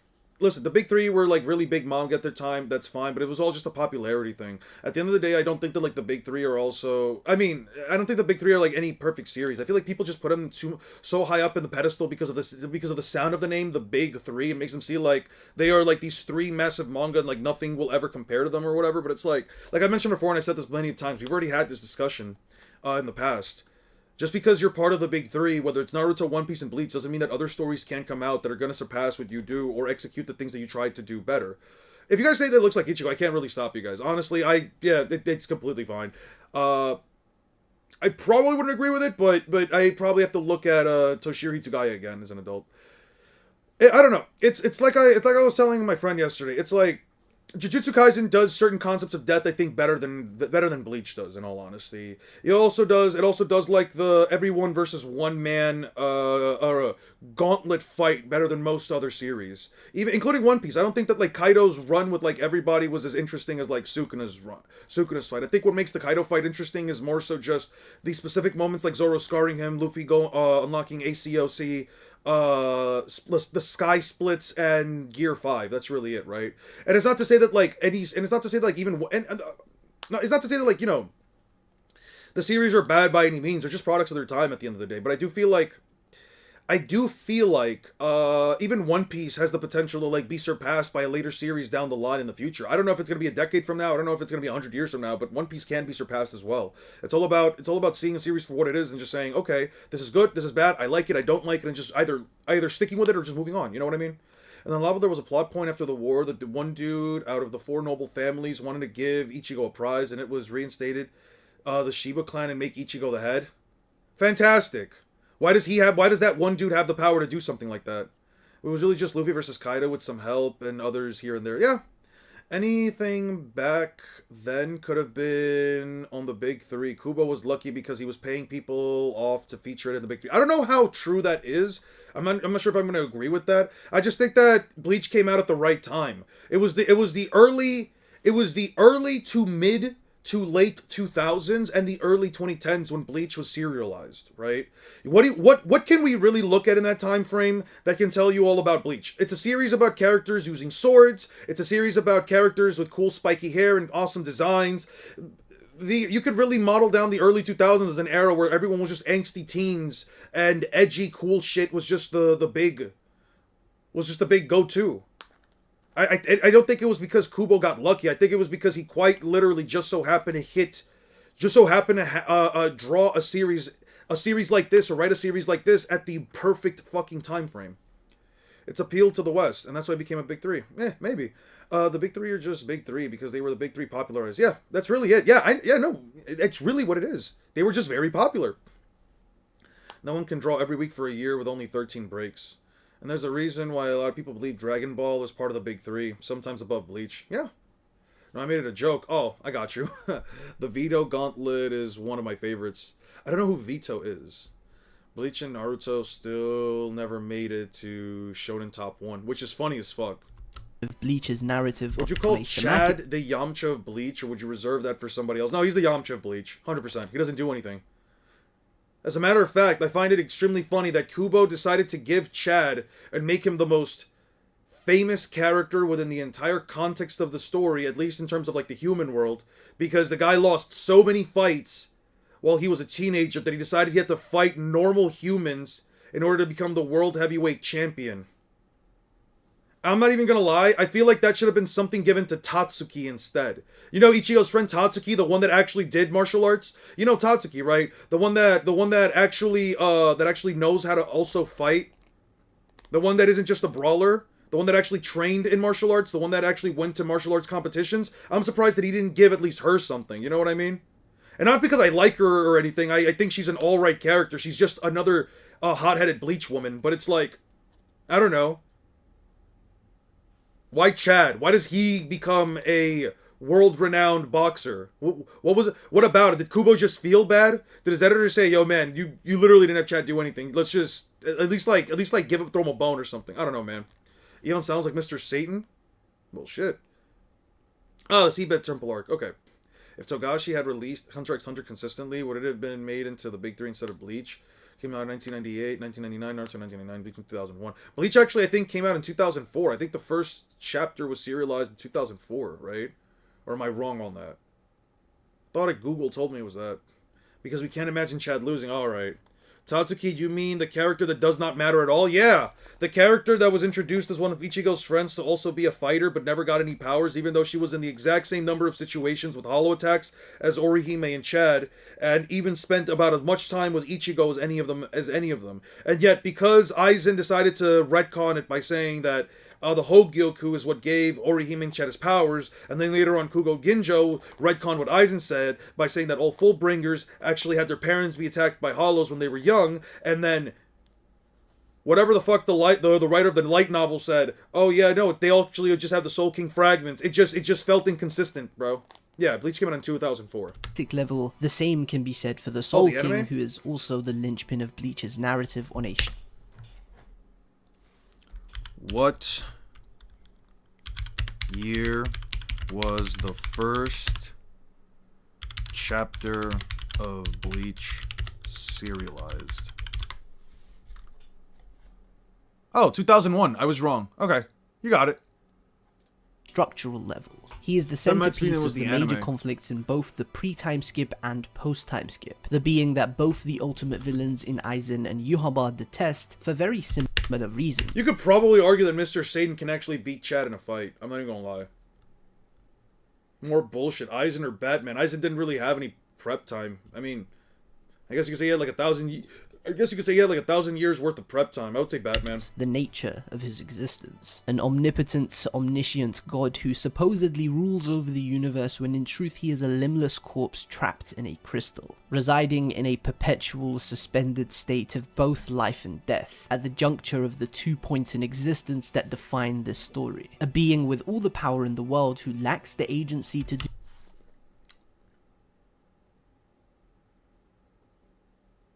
So he gave ideas to the author of the novels, and he would correct if he needed info.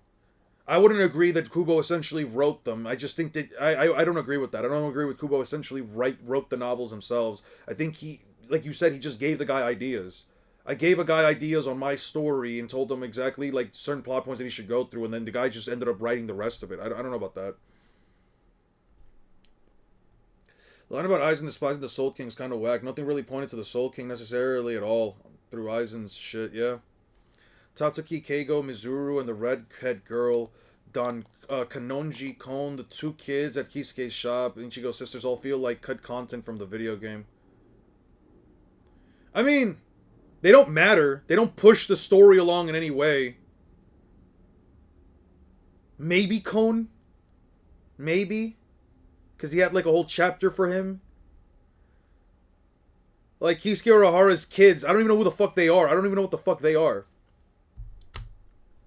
do anything with it. That is the unbearable vacancy of Heaven's throne that Aizen wished to topple. That is the endless humiliation Yuhaba wished to end. But how on earth does an individual topple? That is the unbeing with all the power in the world of the 2 points in existence that define this story. A being with all the power in the world who lacks the agency to do anything with it. That is the unbearable vacancy of Heaven's throne that Aizen wished to topple. That is the endless humiliation Yuhaba wished to end. But how on earth does an individual who has no equal, who can see all futures, who is unparalleled in power, find himself in such a shameful condition? We are introduced to the concept of the Soul King in chapter 223, when Yamamoto shares Aizen's true objective. We're told that the Soul Society has its own royal family that has never been seen, and that the Reo is... Also, why do we call it a royal family when there's only one member and it's the Reo?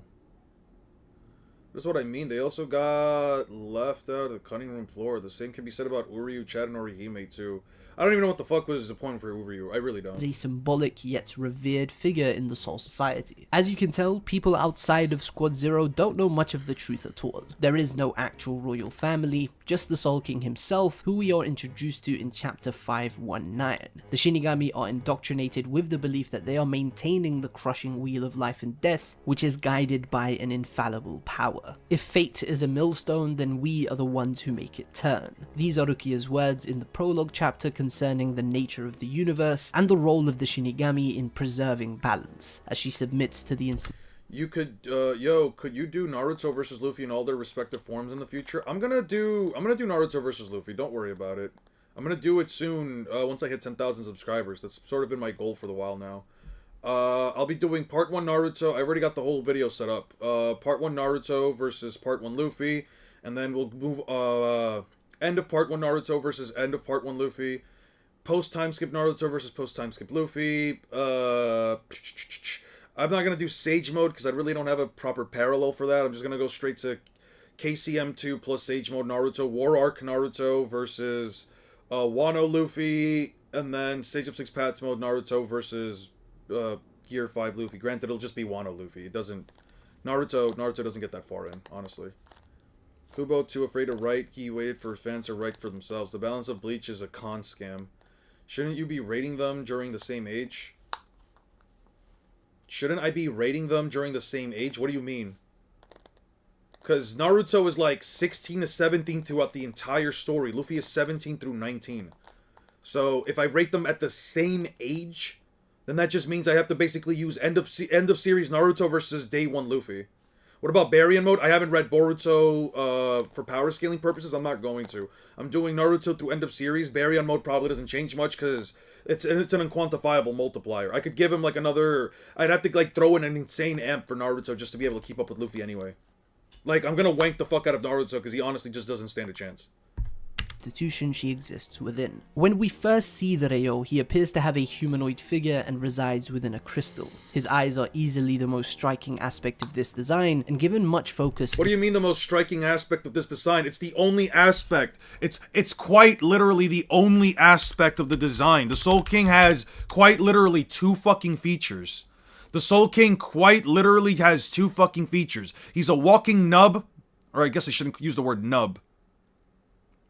He has no fucking arms and legs, and he has weird eyes. Don't sit here and make it sound like the Ryo has any more design to him other than some weird looking eyes, dude.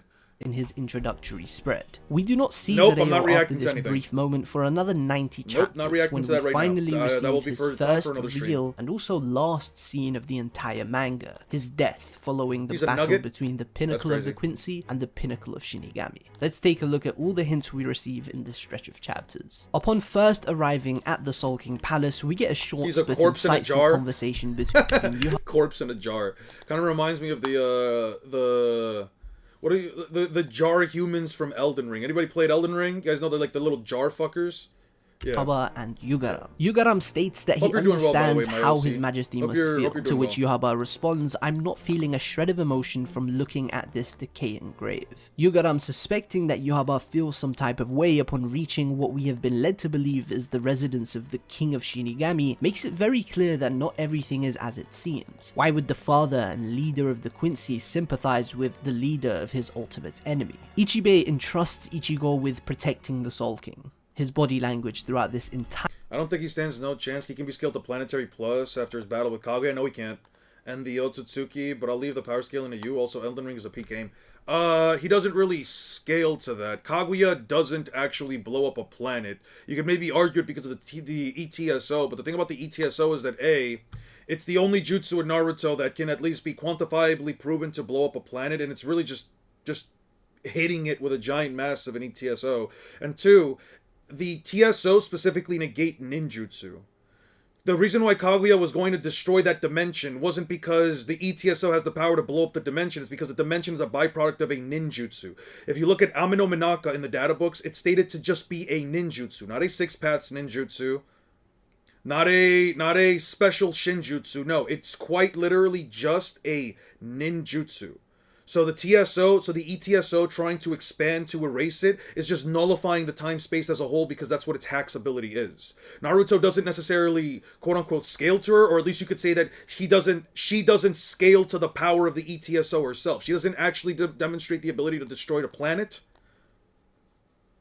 at whatsoever besides that one technique. There's no feat within the context of the entirety of Naruto that even remotely implies they can just blow up the planet or destroy it in an instant. The Otsutsuki also don't blow up planets. They basically plant chakra seeds, and the chakra seeds absorb all of the chakra on each planet, thus creating the fruit, killing all life. They don't actually destroy the planets themselves. They've never been revealed to destroy them. So Naruto doesn't actually really stand a chance. Not to mention, the reason why Naruto doesn't stand a chance is specifically because of speed. Speed is the biggest the biggest overlying factor in this entire debate. Luffy is way too fast, objectively speaking. Not even a matter of like interpretation, just Luffy is too fast no matter how you look at it. If you look at it from a timeline perspective, Naruto only ever reaches light speed in KCM one day before the end of the series. Naruto only ever reaches light speed one day, technically like a day and a half before the end of the series. Then you basically have to argue that Naruto became so strong and so fast that he can make up the difference between Luffy being lightspeed from pre-time skip all the way up to this current point in time in Elbaf, like 7 or 8 arcs later. Let's see, actually not even pre-time skip. Sabaody Archipelago, Thriller Bark, not Thriller Bark. Well, you can actually argue Thriller Bark, but we'll be disingenuous and say Sabaody Archipelago. Sabaody, you got Sabaody, Amazon Lily, Impel Down, Marineford, Fishman Island, Punk Hazard, Dressrosa, Zoe, but we're not going to count Zoe because Luffy doesn't really fight there. Whole Cake Island, Wano, Egghead, and Elbaf. That's 11 arcs. I'm not gonna sit here and be convinced under any facet of logic that Naruto is somehow faster than Luffy off of a single day's worth of fighting than Luffy has been in 2 years. In 2 years worth of training, light speed before pre-time skip, and 11 arcs of him just moving. There's just no way. There's just no way. He quite literally speed blitzes and destroys Naruto's internal organs off of a single Gum Gum Barrage. Gatling. Yeah, I've seen your videos. However, I do believe that the light functions differently within Naruto and One Piece verses. And in Naruto, light is intangible, and you can't just kick it away like Sanji did. Because Sanji has Haki, and the light that was blocked away was natural light, but it was also, you know, Haki light. He stopped it because of Haki. Sanji doesn't just kick away light because he wants to. He kicks it away because it is still a devil fruit ability. Because it might be light, it might be literal light, but at the end of the day, Sanji had to infuse his leg with Haki to do it. Is Naruto faster than end of series Ichigo though? Probably. I would probably argue it. Bleach scaling is inconsistent. At least the lightspeed scaling in Bleach is kind of inconsistent based on what you guys have told me. Yeah, everyone top tier in One Piece has Yhwach powers, but better. I don't know about better, because being able to change the actual future is kind of busted.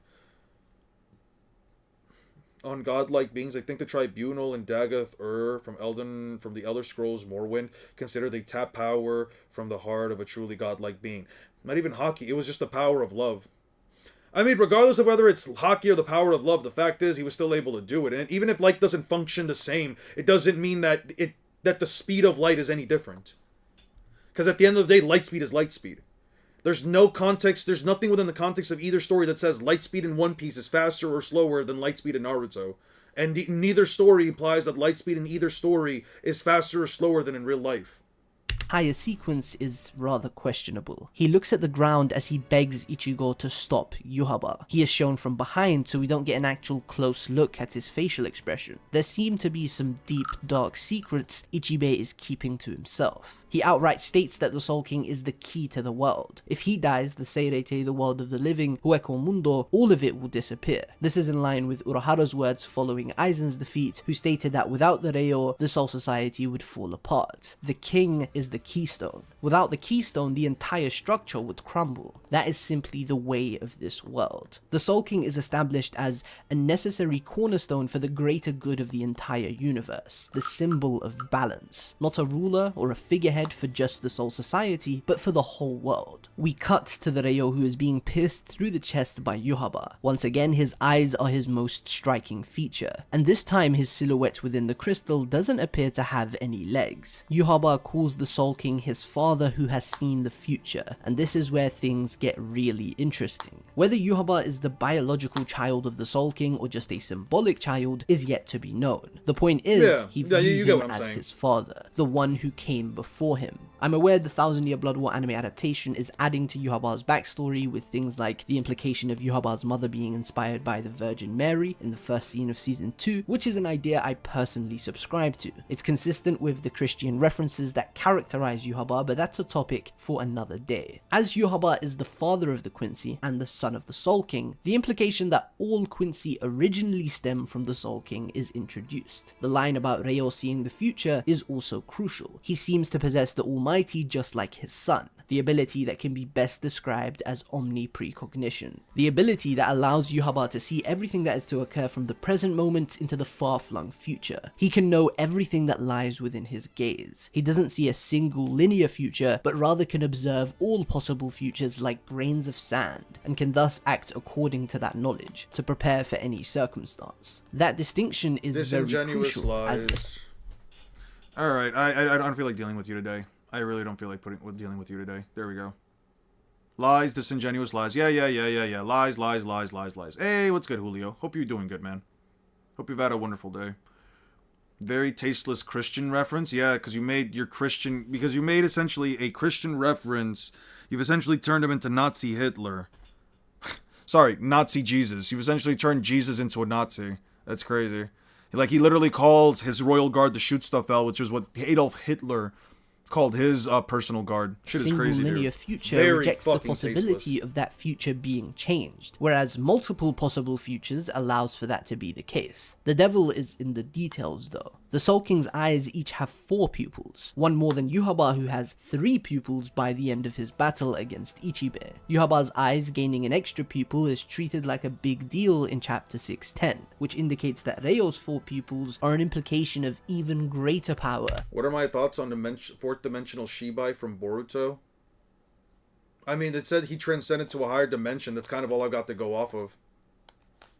That's kind of all I got to go off of. I mean, people try to make all these versus battles like Shibai versus Zeno, Shibai versus Yuhabaha, Shibai versus Christian God. Like the Christian biblically accurate God. Like, what do you want me to tell you? The guy doesn't show up in the anime. He just has a couple of statements. It just has statements. It's just a concept within the context of Naruto that has a couple of statements of a character. He seems to have transcended their dimension. Good for him, I guess. I have nothing to go off of. It's ascended, not transcended. Sure. Same difference. Yeah, the Shibai cells. Yeah, Shinjutsu's kind of busted. He probably has some crazier hacks abilities. That's all that's all I can give you. I don't scale characters. I have nothing else to go off of. Is Shibai just intangible? Can they not see him? Does he have a physical body? Is he one of those things where he sends an avatar to the real world, but then he actually exists on a metaphysical concept? Like, I don't fucking know, dude. I don't power scale like that, but does Naruto really cap at low universal and Luffy just at island level? I've heard that a lot, so I don't know. So, thank you for asking me that question. You don't really necessarily have to power scale to come to that conclusion. You can actually just come to any conclusion on your own based on like the stuff that you read. I would say that if you go through a large majority of the internet, not to say that I'm the one who's right and that everybody else is wrong, because power scaling is inherently speaking all just interpretation, but you can technically scale any character to anything as long as the wording on a piece of text is relevant enough. I'll give you an example real quick. Let me give you an example. Kurama destroy the world. Kurama destroy the world. Yeah. So let's take this image right here as an example. All right. I'll just give you this as an example, right? So, 1P. Actually, I got you with a different image. I got you real quick. Library of Ohara, just bear with me. Library of Ohara, Dressrosa, D for Dressrosa, and then... Okay, so... Naruto is not universal. A lot of people like to go off of the idea that Naruto is, because at the end of the day, power scaling for a lot of people is just a concept of my dad can beat your dad. My favorite character can beat your favorite character. You can technically scale Naruto to universal. I'm not going to sit here and tell anybody, you're wrong and dumb for it. I genuinely don't give a shit if people do.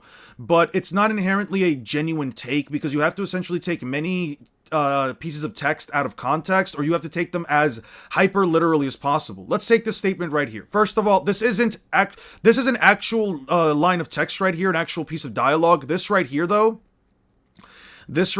is essentially just a title. Sealed inside Naruto is a powerful force that could easily turn the world to ash. Some people can interpret this. Again, interpretation is the crux of all power scaling. You can interpret something to mean anything as long as you have some kind of a reason or logic behind it. But just because you have some level of reason or logic behind it does not inherently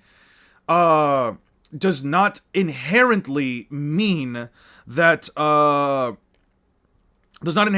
like it's to be taken as hyper literally. What I mean by that is that if you take this statement as hyper literally, then it just means that Kurama on its own, just half of its power, could quite literally turn the planet into a pile of ashes. That obviously isn't true, because within the context of the actual anime, the context of the manga, Kurama and Naruto never even remotely perform a feat of something even remotely close to this. Usually the reason why Naruto scalers get Naruto to universal is because they use the sixth Shippuden movie. I think it's Road to Ninja, the one where Naruto and the others get put in the imperfect Tsukuyomi, and through the use of the 1 through 6 or 1 through 7 tales. And it's stated within the promotional material, or I think it's stated within the actual movie itself, that Obito, through the use of the imperfect Tsukuyomi, was able to create an actual parallel universe where essentially the events that turned Naruto into the story that it is never happened to occur, right? Now, besides the movie being non-canon, yes, Kishimoto did work on it, but it does not inherently mean that it is canon to the context of the story. The fact is that people like to use those terms to say that, well, if seven-tailed beasts have the power to recreate the universe, Naruto has the power of all 9, then Naruto's universal. That's sort of the line of logic that they like to use. They also like to use some terms like Kaguya weaving the dimensions that she created through her awakened dojutsu, Amenominaka, in order to say that, well, she can literally create separate alternate dimensions, but just in the same way that you can argue, well, then that would mean that Obito in and of himself is also a dimensional tiered universal being, because he also has the Kamui dimension, which again is hypothetically supposed to be infinite in size. People like to make these disingenuous arguments to get Naruto to that point. And meanwhile, with One Piece, people like to say that they're island level because people don't actually read or watch One Piece. Let's be fair here, One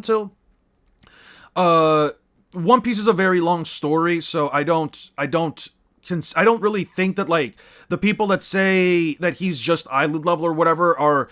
I don't think that every single individual that says that One Piece is island level is being inherently disingenuous, because most of the time it's just a case of they take certain statements out of context, or they take certain things that they're just there's no way that these characters are any stronger than what they are, because they don't blow up planets or continents or whatever. Now, I'll show you this scene right here. This comes directly from the manga. It's a colored page, but you can literally find this stated in the manga.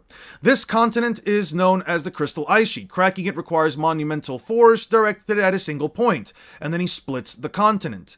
That right there is a continental feat. In Naruto, most characters, especially in the higher tiers, don't even really span far past mountain level. As a matter of fact, if you look at the majority of Naruto, most characters don't even really hit mountain level, besides some of the Sannin, Kages, and tailed beasts. Characters of that tier of strength and higher basically start to shoot up to let's say mountain to island to small country, so on and so forth, right? And here is a character, a mid tier, by the way, within the context of Dressrosa and One Piece as a whole, a mid tier. I would actually say a mid-low tier. Don Chinjiao and later his grandson Sai, who quite literally have statements that say that they can split a continent of ice. Now, I don't know about you, but this doesn't come from a data book like it does for Naruto, where you essentially have to base your entire line of logic on the title sequence of a supplementary source, whereas in One Piece, you literally have a statement of a character that literally performs a continental feat. But that's either here nor there. So Luffy's just mountain level, even though a guy just stated. So yeah, let me get this straight, Kay. There's a guy right here that's literally stated to have the power to split the continent of ice, and yet he's only mountain level, even though he's weaker than Luffy. Yeah. And I'm the one who's biased. Anyway, there's no way people still think Luffy's only island level. They don't. Some people do, but they're just being disingenuous. Again, some. With Bleach being debunked, it makes Shibai the top dog of the big three, honestly. Yeah, I mean, that's fine. If you want to consider Shibai the top three of the top dog of the big three, that's fine. From my understanding, Shibai, he transcended beyond the physical reality, but what is known by everyone, beyond everyone, yet he has no reason or interest in the physical realm. What was the name of... Let me look this up real quick. What was the name of Hitler's personal guard?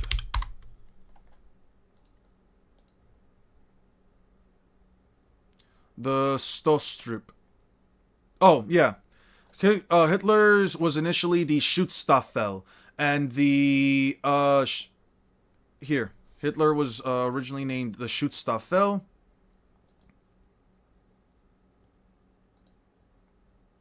Let me see. Well, we'll leave it with this real quick. So it's called the Schutzstaffel, and then in the Thousand-Year Blood War, Yhwach's Schutzstaffel.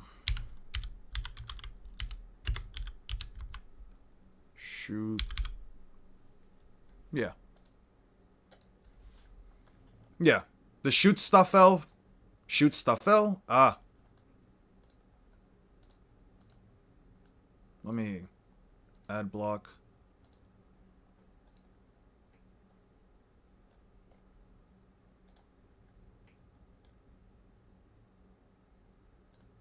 There we go. Here it goes. Schutzstaffel, Schutzstaffel. Yeah, it's the same. I think the biggest issue with people with One Piece is they don't quite grasp the size of things. Like a marine battleship, the one using a buster call is pretty fucking big. Yeah, about, what, 60-something meters? 60 meters, 68 meters, something like that. So they're like at least 3 times bigger than a tailed beast. Shibai is sort of like the one above all from Marvel. You do know Naruto was dealing with a universe creator. When was he dealing with a universe creator? When did he ever deal with a universe creator? If you're gonna say Kaguya, you're objectively wrong. Plain and shown that Luffy sits comfortable, is still like small amount. Y'all overrating a goofy power. Yeah. It's always the same bullshit with you guys. I don't think he literally means destroy the world. He can fight against anyone. Kurama's statement is literally applied to a nuke. No one believes a nuke can destroy the world. Yeah, but I'm just saying that's the statement's there.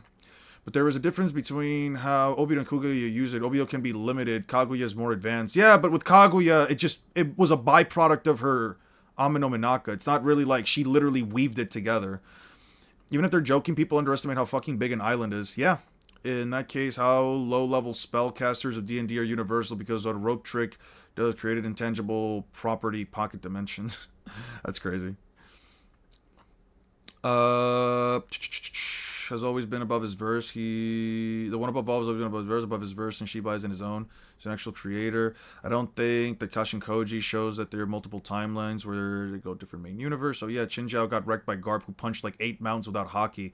Luffy did the same thing. Yeah, I think I have to mention how splitting an object doesn't scale to its full destruction like pulverization. Yeah, but it split it, and that's all I care about. It's a continental attack. Don't give a shit. Don't give a shit how you look at it. It's a continental attack because it's literally stated in the story. He split a continent. You cannot split a continent unless you have the attack potency to split a continent. It's that simple. Yeah, rage baiting. Than Yhwach's. Yeah, right? but if Kay decides to be annoying about this shit, you know everyone in their own different stats in One Piece, right? Yeah, and Luffy is stronger than the 2 guys. Luffy has objectively higher attack potency than the 2 guys that split the continents. Objectively speaking, Luffy does hit harder than them. There's no argument for that. Because he hit Luffy with the same exact attack that he used. I guess I'm a universal threat in D&D because I can create a bag of holding. What could the Rayo possibly see that surpasses Yuhaba's ability to observe all possible futures? To me, the most likely case is that time itself is a flat circle to That the one Rayo. continental heat doesn't apply to everyone in One Piece, has different strengths in the stats unlike other stats. No, Luffy quite literally uses raw physical strength in Haki. Don Chinjao used raw physical strength in Haki. Your argument is quite literally irrelevant. Yes, you are not entirely wrong. There are different stats that apply to different characters. You can argue a character like Sanji is faster in the long term than somebody like Zoro. You can argue that Brook can reach farther distances than Zoro, even if Zoro is faster in terms of burst movement than Brook, but it doesn't matter here. Your argument quite literally does not apply here because Luffy hits harder than Don Chinjao and Don Sai. It's not about whether or not they have different stats, it's about the fact that they use Haki and raw physical force, and Luffy uses Haki and raw physical force. Your argument is irrelevant. It's not irrelevant for the whole context of like the topic of like One Piece power scaling, but it is irrelevant for this specific point because you're not really adding anything to the conversation. You're just stating a blatantly obvious point. They literally performed a physical attack. They literally coated themselves in Haki. There's no difference. What's the difference in stats then? What's the difference in strength? You're telling me that Don Chinjao could hurt Kaido? Oars pulling continents is also notable. 100%.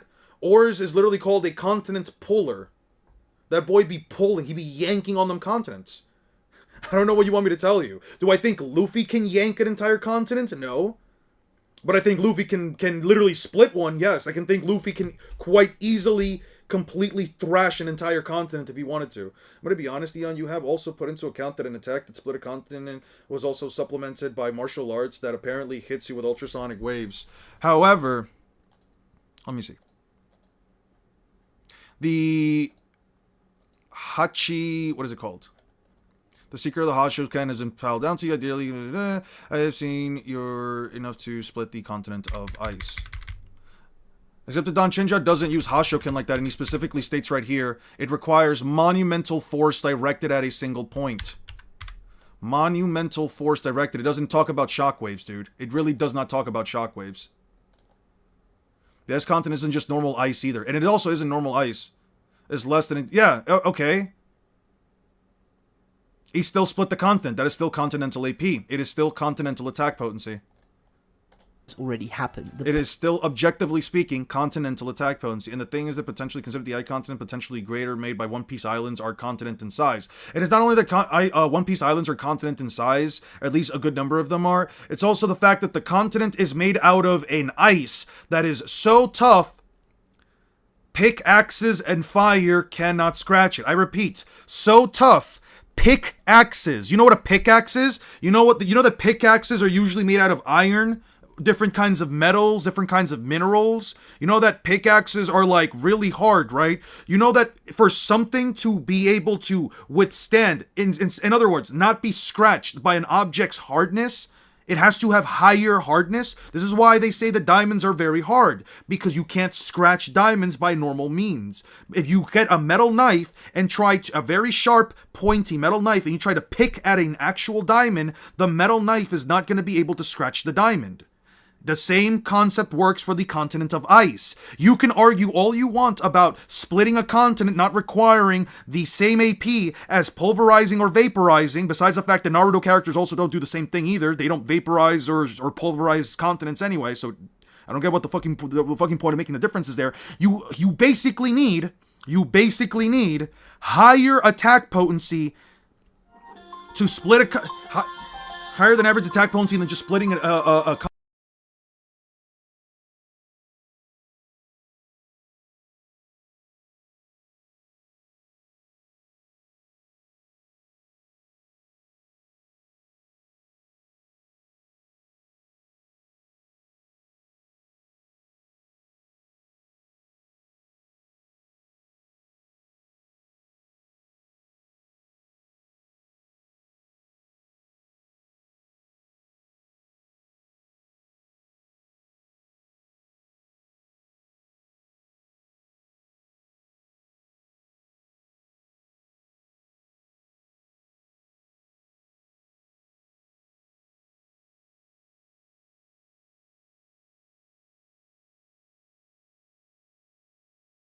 My apologies, guys. I got a quick phone call. I gotta go take care of something real quick. Give me like 5 to 10 minutes. I'll be back. Even if I give the One Piece verse their weekly, very implied continental feat, to which I'm being very no, you're not being generous. That's just the bare minimum. You have to give them the continental feat. That's the bare minimum. What the gap with Naruto is too huge. If you're fast, doesn't mean you'll hurt them. No, this is quite literally the I'm sorry. This is quite literally a bad argument. First of all, you can't be sitting here and say, "Oh, even if I were generous, I don't give a shit about you being generous." You would be disingenuous if you don't take this statement, because guess what? It is used twice. It is implied twice. Right here. This is narrative. If you are sitting here saying, I am going to be generous and allow you to use this argument, and I'm willing to accept it because of my generosity. No, I don't give a shit about your generosity. This is just me just straight up just not being nice anymore. You are just being disingenuous if you don't take this. Now, first of all, what gap does the Naruto verse even have? Because you guys don't have, the Naruto verse does not have any feat beyond, I don't even think country level. There's no feat in Naruto beyond country level. Like, you have to essentially use the Ten Tails, and most characters don't even scale to the Ten Tails, and the Ten Tails explosions don't even scale to countries. They literally fight on a single continent. You see the massive explosions, sure. How big is it? It's unquantifiable. You're essentially saying, oh, that big explosion that you see over there in the horizon, that's the size of a... Oh, okay, I don't... How big is it then? How big is it canonically? Because I don't know. Anyway. Yes, speed does matter because Naruto characters cannot withstand durability negating attacks. Their internal organs are fragile. They will quite literally die if their internal organs are destroyed. And guess who has a bunch of durability negating attacks? Luffy and the Yonko. But that's neither here nor there. I am going to... They are on a supercontinent? Who says that they're on a supercontinent? Where is it stated that they're on a supercontinent? Where is it stated even remotely that it's on a supercontinent? Was like 1/10 the size of Earth? It was not 1/10 the size of Earth. That is a fucking lie. That is you eyeballing it. That is not stated. I have no reason to believe that. I'll be back, guys. I have to put on some shoes because I have to step out real quick.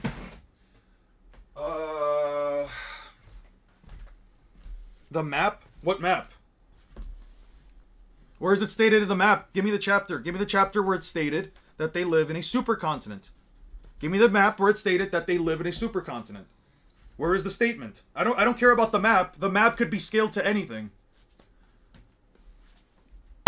Alright, I'll be back in a second. Garp probably trains harder than normal. He already raw punches warships. Yeah, Price. Chinjao made Garp feel like he needed to train to fight him. Garp is equivalent to Roger, to Kaido, so Chinjao beat, but he should be in that tier. I don't believe that. I don't believe that specifically because Garp really just needed a warm-up, and he basically took down 8 mountains with his fist. Mind you, mountains that in Naruto you have to essentially... In Naruto, you have to essentially use giant walking nukes to blow up mountains. Garp literally pulverizes mountains with his bare fists. Bare fists, no hockey.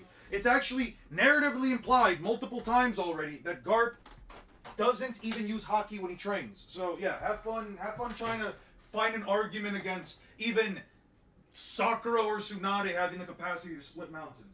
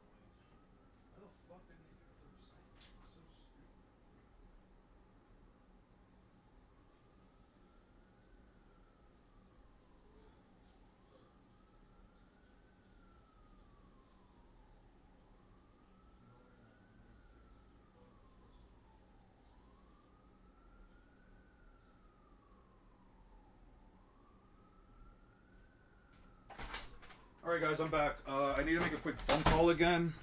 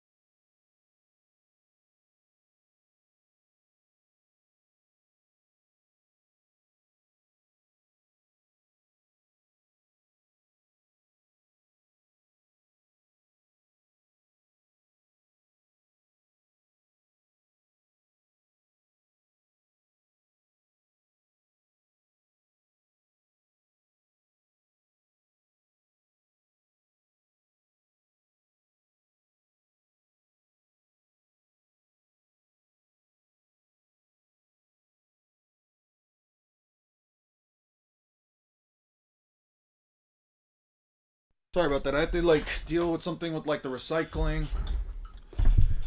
Alright. Play a video at least? My bad. My apologies. If I play a video on the background, Past is I could technically get into trouble. I've seen this with like other content creators where I could technically get into trouble if I leave like a video running when I'm out. I don't want to like risk any of that kind of stuff.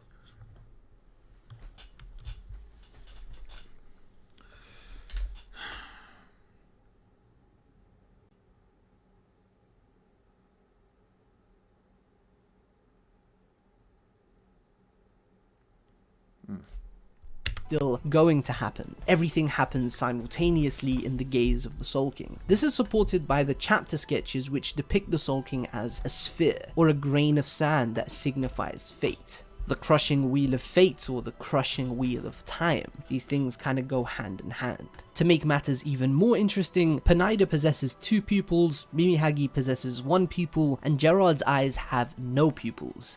Forgot to take out the recycling, gets picked up tomorrow. Today is the day it was supposed to get picked up. I had to go check out the reason why it wasn't getting picked up. The entire street hasn't had its recycling bins picked up. I don't understand why.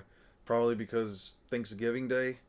That means they probably love the reaching that Naruto fans have to do. Pineda being the left hand of the Soul King, Mimihagi being the right hand, eyes have no pupils. Pineda being Mimihagi hand. To make matters even more interesting, Pineda possesses 2 pupils, Mimihagi possesses 1 pupil, and Gerard's eyes have no pupils. Pineda being the left hand of the Soul King, Mimihagi being the right hand, and Gerard being the heart. We'll talk about these different aspects of Ryo in more detail in just a few moments. Yhwach calls the Ryo an imperfect god who is unable to escape even in a moment like this. He then goes on to say that he shall bring an end to the Ryo's endless humiliation. No, perhaps the Ryo already foresaw this very day. This further suggests, if not outright confirms, that the Ryo possesses the If you get the Continental Feat, since you guys need it so badly, like very badly, and the Narutoverse or Planet Statements, FTL, Haku, no, none of that even remotely matters. Let me explain. Okay. Okay, I'm just gonna be straight up honest with you right here. I really don't like these interactions that we have, because at the end of the day, it's just you trying to push a narrative that obviously nobody here is even going to remotely agree with. And it's not some kind of like appeal to popularity or appeal to whatever. A lot of your arguments are inherently disingenuous.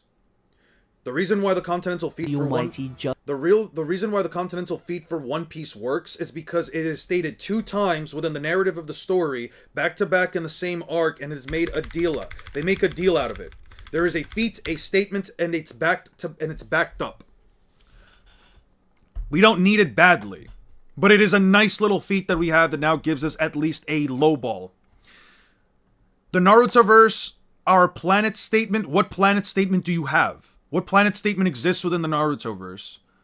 There's no statement within the entirety of the manga that implies the Narutoverse's planet is bigger or smaller or anything like that. It just says that its planet is called Earth, but it has a different level of terrain, continents, and overall makeup. There is no FTL Haku shenanigans. You have to ignore. You have to be willingly capable of ignoring every single data book statement. Did you ever get a chance to check out the Transformer comic? What was the site that we used again for that? You have to essentially ignore every single data book statement besides the one Haku data book statement in order to believe that. And there's no universal meta for Naruto because the universal meta completely contradicts the actual fucking story. So if you want to keep doing this back and forth, I'm going to be honest with you, I can just straight up mute you because I really don't want to do this. And it's really annoying to see my name constantly pop up, and I don't think I have to go out of my way to just ignore you. I have every single capacity to just mute you and just continue on with my day. If you want to have this conversation with anybody else in the chat, go ahead and do it. I don't give a shit, but stop adding me. You say they're planetary, but quite literally and objectively, there isn't a single actual planetary feat in Naruto besides potentially the ETSO. And maybe the God Tree, but only under the context that it's absorbing all of the chakra on the planet. That's it. I sent it to you in DMs. That's right, but remember to copy the link in your usual browser. Just don't click. Okay, I got you. You sent it to me? Did I get that? I don't recall seeing that. My apologies. Let me see. Yes. Okay, I see it. I got it. I'm gonna pin this. Okay. I'm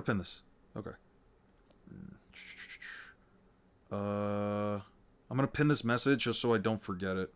I know it's in our chat. I know it's in like in our DMs chat, but like I'll just do it like that just so it's like at the top of my priority. The world of Naruto just isn't explored to get an idea of how they scaled to the One Piece. Even Bleach's world building size is vague as hell. Yeah. Kishimoto also said that ninjas were slower than bullets and Rock Lee outruns his shadow. Yeah. Was going to destroy multiple planets? No, she wasn't. She was going to wipe out a dimension by nullifying the time-space. She was going to wipe out the time-space by nullifying it with an ETSO. You realize that, once again, the dimensions she creates are a part of a ninjutsu. The truth-seeking orbs nullify ninjutsu. Toneri was not blatantly going to destroy the Earth. He was going to drop a moon. That is not his attack potency. That is him dropping a moon. That is him literally having the moon move towards the Earth. That is not his own attack potency. It's also not a part of his arsenal. But Toneri split the moon. That I can give you. That I 100% can give you. I'm not even going to do the whole, but the moon was hollow shit. That I can give you 100%. That's fine. But that is also the highest feat within the context of the story, and it's not even in the manga. Either way, too slow to hit One Piece characters. Kaguya was going to use some unspecified ability to destroy an unspecified area. Say it with me, unquantifiable. Shake an entire supercontinent from the mesosphere. When did they do that? When did they ever do that? The moon was stated that it was going to destroy Earth. Yes! The moon, not Toneri, not his attack potency. Like, I'm starting to be convinced that Luffy could beat Naruto, but it's still crazy when you think that the guy who is fighting people who can create universe, they don't create or destroy universes. It's all a part of... Creation feats are not inherently tied to your attack potency. If I am a being that can create a pocket dimension, that does not mean I have the potency to attack with the power of a dimension. If I am a being that simply has the ability to create these small spaces, but I can still die to bullets, guns, and my punching prowess is about that of an average human, that does not mean that I am a universal being. The guy who cut the moon, sure, yes. But you know how Naruto also one-shot that guy with a blunt force attack? You can't sit here and tell me that the chakra punch is somehow gonna just bypass Luffy's rubber body. Anything higher than multi-continental?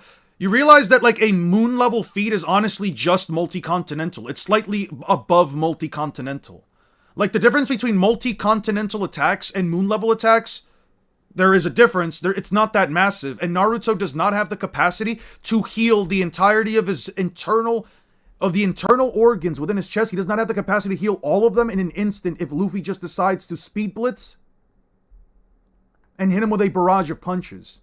Luffy has the ability to bypass conventional durability. It is stated verbatim in Naruto, ninjas cannot train in their internal organs. There is no statement within the entire context of Naruto that even remotely implies that Naruto Uzumaki has the capacity to enhance his internal organs with Sage Mode or Sage of Six Paths Mode.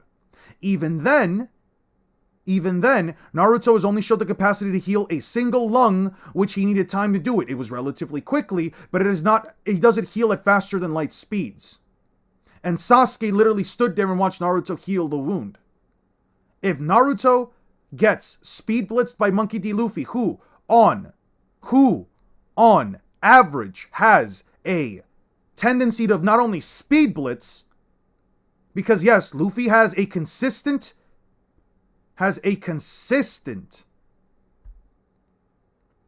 opening of blitzing his opponents. I can bring up the clips if you want. From like post time skip onward, Luffy is just constantly speed blitzing everyone that he fights. He also has a habit of going for barrages of punches. Internal destruction, which is injecting the damage into the person's internal organs and destroying them from the inside out. Internal destruction plus faster than light punches means that Naruto will have his entire chest caved in, and there is no way that you can even remotely argue that Naruto has the capacity to heal from that, because he's only ever healed a single lung. He's never healed both lungs, chest, heart, and spleen, pancreas, stomach, lower intestine, large. He's never shown the capacity to heal all those things at the same time. Nobody in Naruto has, actually, besides maybe Ten Tails Madara. Having the ability to slice through a moon slice through a moon at Earth that can destroy it and makes it a planet. No, it doesn't. No, it doesn't. You realize that if an object is large enough and it crashes into our planet, it's just going to destroy the planet based on the impact, right? Besides, destroy the Earth doesn't also just mean that it's going to like shatter it and blow it up and pulverize it into pieces.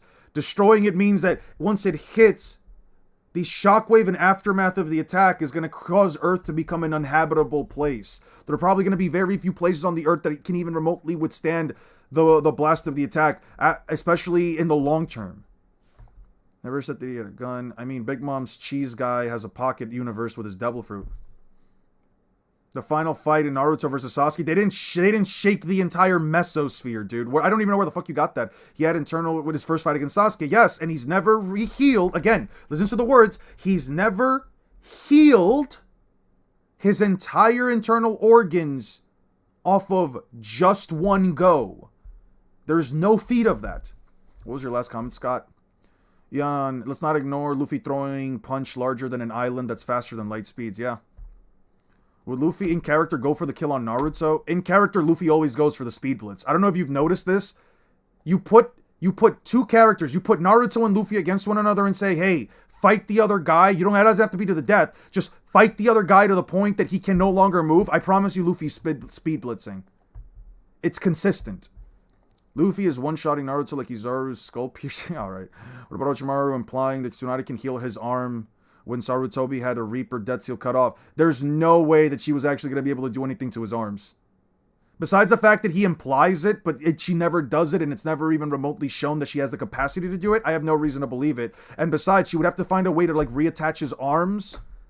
She would have to literally find a way to reattach the soul back to his arms, because we know for a fact that Orochimaru only began to use ninjutsu again when he found the Reaper Death Seal mask, and he essentially broke it. He essentially removed all of the souls that were eaten by the Reaper Death Seal. People tend to again that this is just for fun. They take it too far by the toxicity of the scaling. They resort to any rude, disingenuous tactics. So it's about what 6 times greater, right? So it's about 6 times greater. Oh wait, no. So multi-continental. So on the low end, a moon level attack is slightly lower than a high end multi-continental attack, and on the high end, it's a little over what 10 to 15 times. I can literally get Luffy to reach that threshold just through Gear 4 multipliers. One Piece characters are low-key just built different. Even Usopp could survive a Jiren egg attacks. That's what I'm saying.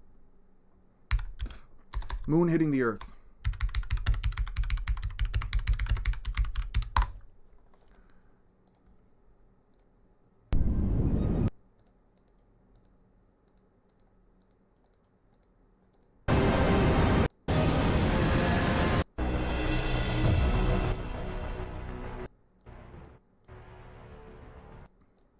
So imagine if the moon is closing in on Earth like Toneri was going to throw it in.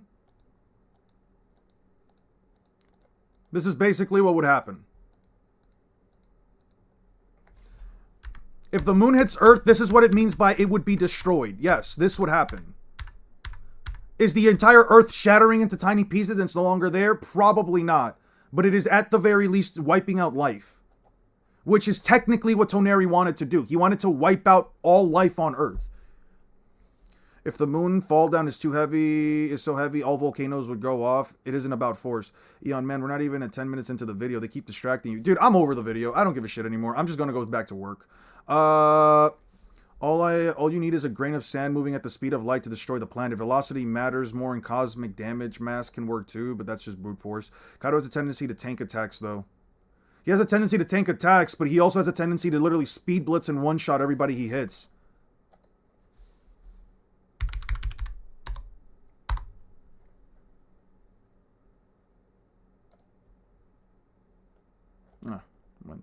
Wait. Didn't you watch the sources I listed in the Las Noches size? I mean, what do you want me to do? They're calcs, dude. I don't go by calcs. Let me see. Did you put something here? Data books. Where did you send the Las Noches stuff? Is it in the Discord server? If it's in the Discord server, I can check it out real quick. Eon, what about the Ten-Tails? Madara, wouldn't he be immortal like Edo Tensei? He's not inherently immortal. I mentioned this before, but with Madara specifically is not immortal. He says he is almost immortal. They say he is probably too hard to kill. The fact with Madara is that he can have his body be destroyed. He can have his arms and legs be severed. Madara, as long as you can... This is why I say that Kaido can beat Madara, because if Kaido's blast breath is beyond Madara's ability to tank attacks, and again, with a lack of continental durability feats in Naruto, if Kaido blasts Madara with a blast breath and he disintegrates his entire body, Madara can't grow back from that. There is no piece of information within the entire context of the story that is going to make me believe that Madara can either grow back from a single cell, let alone grow back from nothing. He's not literally immortal. I low-key just think characters with strong enough haki can neg particle style, probably. They should also apply to Sakura, especially since she got hit with it. Yeah, but again, okay. Oh, watch the Meatball sometimes. They're very cool to get a visual sense of the scale sometimes, especially how big Sarbamba is. It's just repeating what Naruto manga is saying. That's what I'm saying, dude. Is it in the Discord? Darth Glizzies is a wild-ass name. Is it in Bleach? Is it in the Bleach stuff? Bleach scans? Did you put it anywhere here? Where did you put it, Thor's hammer?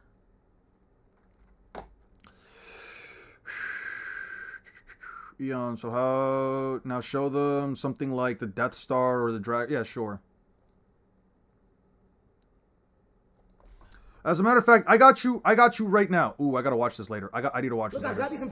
I gotta watch this later. Anyway. Disney won't stop. So Leslie has... Sorry, I need to set those up for later. Okay. Earth blowing up. Let's be real about something real quick.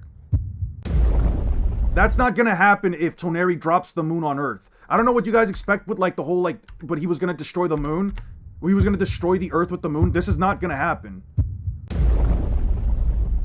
So much as the choreography of the fights, while Bleach is kind of like Dragon Ball Z with big energy attacks, while One Piece is my go fast and hit hard, yeah. Vegeta blows up planet. Like, I don't know what to tell you. Toneri dropping the moon is not going to be something like this. This is not what was going to happen, dude. Like,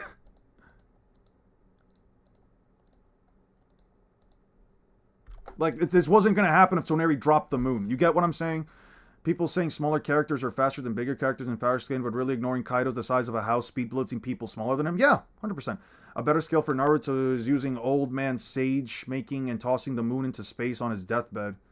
Yeah, that's honestly one of the better skills for Naruto, and even then, that's a moon level feat. He literally made a moon. Izanagi doesn't really do much other than respawns you. Okay, so here's a massive misconception about Izanagi. Izanagi doesn't literally rewrite reality to do whatever the fuck you want to do. If you actually look at what Izanagi is capable of doing, it literally puts reality itself in a genjutsu using an application of the creation of all things so that you can rewrite your own death. Yes, there are characters in Naruto that can rewrite their own deaths through Izanagi. Look at Earth and Theia collision. That was actually what happened when our moon formed. Earth survived, and that was a planet, not a moon. Let me see. Earth and Theia collision. This is how the moon formed?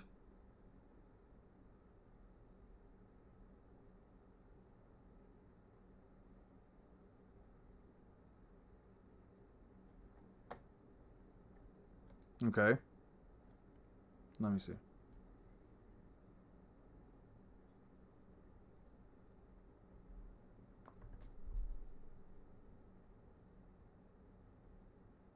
Okay. The Secret History of the Moon. And Theia, okay.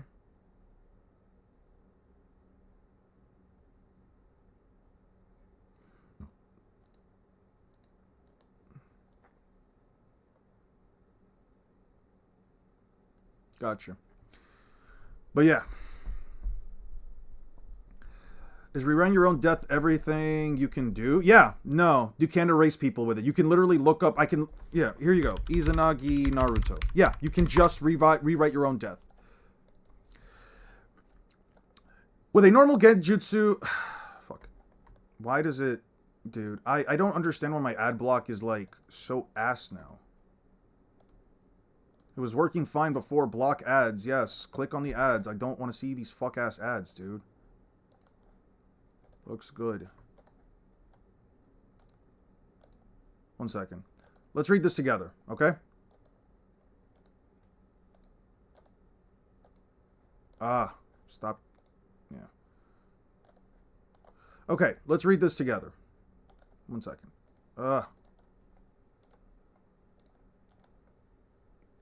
Lock this ad. Fuck, man. There we go. Alright, let's read this together. With a normal genjutsu, a user will apply an illusion to the target's senses, causing the target to experience things that are not real. With Izanagi, the user applies an illusion to reality itself, giving the user control over what is and is not real for as long as Izanagi is active. Users typically do this in order to protect themselves, negating any injuries they receive or even their own deaths. When this happens, their injured self fades away as an illusion, and their non-injured self immediately materializes in the previous self's place. In the anime, the users are shown extending Izanagi's influences beyond their personal reality, affecting their surroundings and those within it. You basically, when Izanagi is used in every single context of Izanagi being used, they die and then they just reappear in a slightly different position than they were before, and they just start attacking. They destroy the barrier that was meant to survive the collision between the moon and Earth. That was a planet, so what was Toneri gonna do with a small moon? You ask me, man. I don't know. Ad learning to block, ad block. That's funny as fuck. So if a planet colliding with a planet cannot obliterate a planet unless you're looking at a smaller one hitting the larger one, what do you expect from a moon? I don't know, man. Maybe Toneri was banking on it, destroying it, and it actually wasn't going to do it. I don't fucking know, man. But that was the point that he was trying to do. I think that he was going to, like, wipe out life on Earth if he hit it, like, directly, but I'm not going to sit here and tell you that, like, oh, yeah, no. As soon as the moon hits the Earth, the very instant that the moon hits Earth, what do you think? It's just going to blow the fuck up? It's just going to cease to exist? No. There's going to be a massive explosion, and it's going to probably span throughout the rest of the planet. The planet itself is not going to be gone. Toneri just wanted to wipe out life. Like, why couldn't Kishimoto give us any good speed statements and durability feats? The Naruto-verse has such good hacks, but they can't do anything with them in the One Piece Crossverse Delve because of speed. Yeah, no. Naruto-verse gets dominated primarily because of speed. It's just the argument. I don't have to argue anything else. It's just speed. Tsunade can't beat someone like Nami because she's not fast enough to hit Nami. Nami quite literally is able to fight beings who move at faster than light speeds, and she can just drop lightning bolts from different directions and just misdirect her. You have characters that have the ability to sense your opponent's next attack, and it's just something that anyone is innately able to do. You just need the training to do it. That's the big thing right here. Kid Buu Destroy is also a good example of truly blowing up a planet like you had shown with Vegeta. That's another good example. But there's never a feat in Naruto where they literally blatantly just blow up a planet with a single blast. That's what I'm trying to get here. The same can be said about One Piece, but the difference with One Piece is that the planet is too fucking massive. Oda literally created Blue Planet to be as big as he needs it to be for the story, which is why I say, I'd rather, before I say anything planetary about One Piece, I'd rather the series just end for me before I go into anything truly concrete. Do I believe that Luffy is potentially planetary? Yes, but that's because of implied multipliers, which I can't even do the same for Naruto. If Naruto had a feat, right? If Naruto had a feat where he did split a continent, blow up a continent, vaporize a continent, then we'd be in the discussion. It would be fragmentation or pulverization, especially if the moon breaks the Earth's GBE. Yeah, I don't know, man. Anyway, I'm back to this. Okay. Now that we're in the Soul Society, that aren't fully fleshed out. Throughout the following arc, throughout the Soul Society arc, so when I finally reached the Soul Society arc, when I finally reached the Soul Society arc, I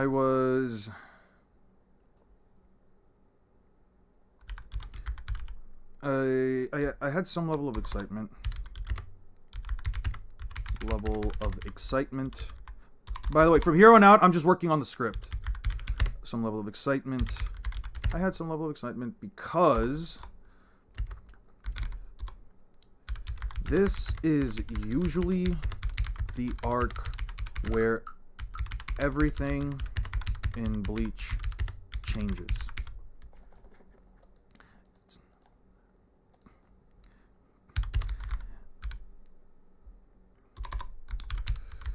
Throughout, because this is the arc where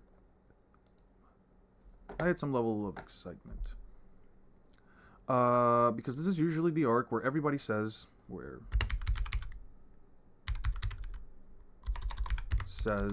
everything about Bleach changes. Throughout the Agents of Shinigami arc, we are given bits and pieces of information about the Soul Society.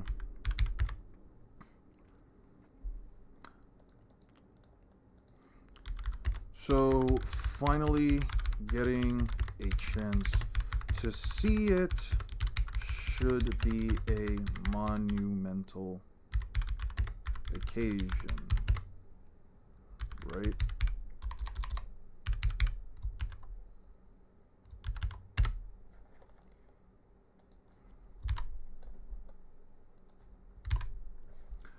It's the Bleach review. The script is for rage baiting Bleach. It's not for rage baiting Bleach fans. I'm just giving you my honest opinions on this. Quickly check what I sent you in general chat. Sure. Oh, fuck. Ah, damn it. The real size of the asteroid that wiped out the dinosaurs.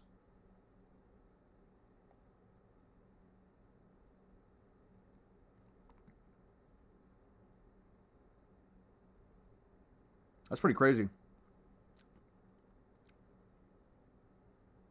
That's pretty crazy. Why is it shaped like that? Where can I get the link to join the Discord? There is a link within the description of my streams and of my videos. You can either become a YouTube member for like $4, but in all honesty, I would just say subscribe to the Ko-Fi. The Ko-Fi is like $2 and it's just a one-time thing. I just do it so that way I can get some extra revenue, but honestly, I really don't have much else to offer right now. The Discord server, like, you don't need to like have a recurring payment. I just ask for the $2 one time, but then you get like a Discord link that just automatically has you there for like forever, unless I have to ban you for whatever reason. We're pretty chill. We have a bunch of different channels. We have a bunch of different channels here where you can talk about your cats, animals, food. We have a Great Bean War that kind of never panned out, at least in my opinion. We have a bunch of different scans and stuff for different series. So if you want to talk about or you want to learn about any power scaling, you can also ask anybody in the chat. It's honestly really nice. It's honestly really, really nice. I like their Discord. I don't really pop up that often within the Discord recently, but that's just because I'm just doing my own thing right now. I probably should show up every now and then. But if you ever need to hit me up about something, I can always just check it out. It's the one above that one. Oh, it's the one above that one? Okay. In the arc before the Thousand-Year Blood, Ichigo reconciles with a soul society that fundamentally disagrees with his original disposition of being a rebellious delinquent who loved his friends and hated those who would try to hurt them. Yeah. And he even starts to represent them, proudly proclaiming that he's a Soul Reaper and the bonds he committed, especially towards those he loves. You would think the main character would have some sort of commentary to make about the state of the world and its politics, because they're the main character. But Ichigo is so far removed. This dude is using Sonic. I don't think he even knows what's going on half the time. Sonic Ichigo Frontiers music. Live in a society that is unwilling to change, and I was waiting for the moment for them to finally address this and introspect about what that means for them. Kubo went through so much trouble in order to retcon Ichigo into being a Quincy, and I believe that. Yes, I do believe it is a retcon. I know I don't think it was intended since the beginning of the anime. I will make you give you being a Quincy, yeah, okay. The literal opposite of a Soul Reaper. Okay. Would be important. Okay, got you. And instead, him being a Quincy is only used as a plot device. Yeah. Okay. Should be a monumental occasion, right? As soon as we're dropped into... Well...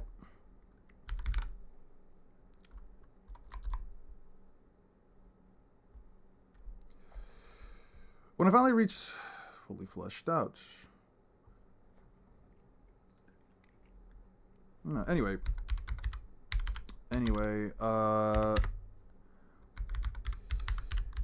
Ichigo, in order for Ichigo in front, considering the trouble, let me put this.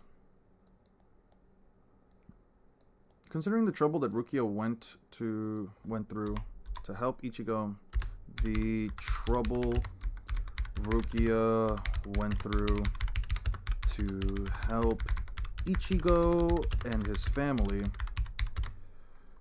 Ichigo, his family,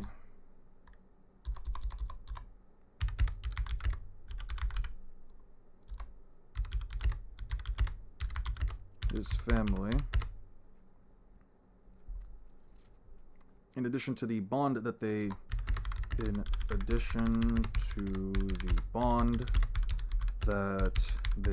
developed as comrades through their adventure,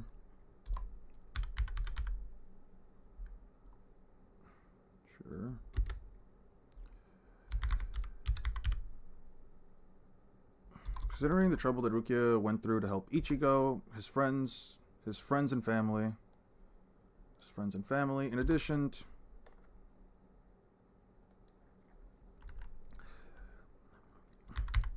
our main protagonist is left no other choice.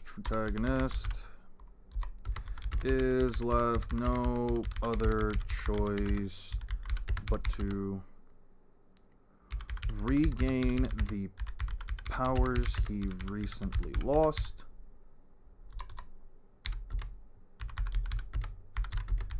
In order to save Rukia from the Soul Society.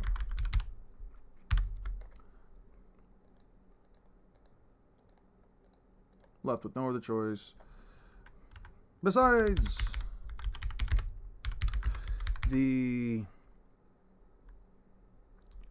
again, I don't really have much to talk about here other than the fact...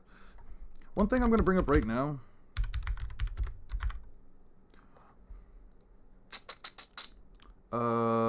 the two kids that work with Urahara. What the fuck are their names?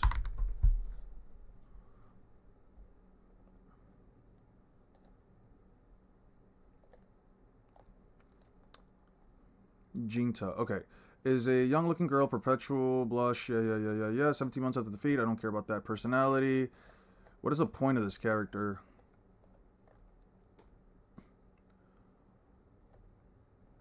But characters, they're sort of just assistants.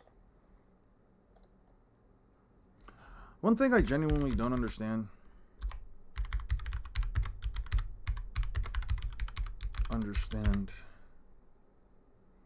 Is Kubo's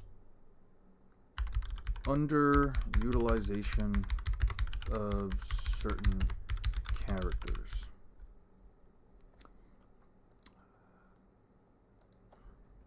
Ichigo does go through a training arc here, but this isn't really what I want to focus on. Ichigo does go through a mini training arc in order... Ichigo does go through a mini training arc alongside Ichigo, Orihime, and Chad. Ichigo and friends do go through... Ichigo and friends do go through a mini training arc in order to...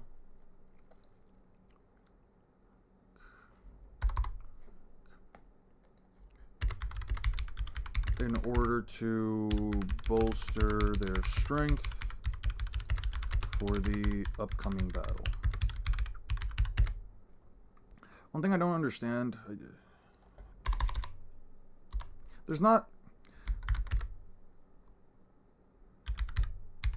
I don't have a lot to comment on here besides one thing I genuinely don't understand about Kubo's writing. He introduces a lot of characters throughout his story.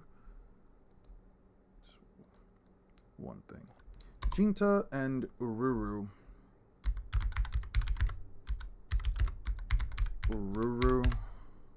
Gonna head out. I'll be expecting at least one issue of Transformers Re-Up by next stream. I don't know about a single issue, man. But I'll give it a look at later tonight, okay? The chairman of the Hunter Association, also the strongest in the world, but he's also based, unlike Aizen and Yuhabaka. He created the Association to force the top 12 dressing up as Zodiac furries and fight him. Should I watch Bleach, guys? I'm gonna be honest with you, Dino. If you want to watch Bleach, I would say go ahead and do it. Develop your own opinion on what this series is.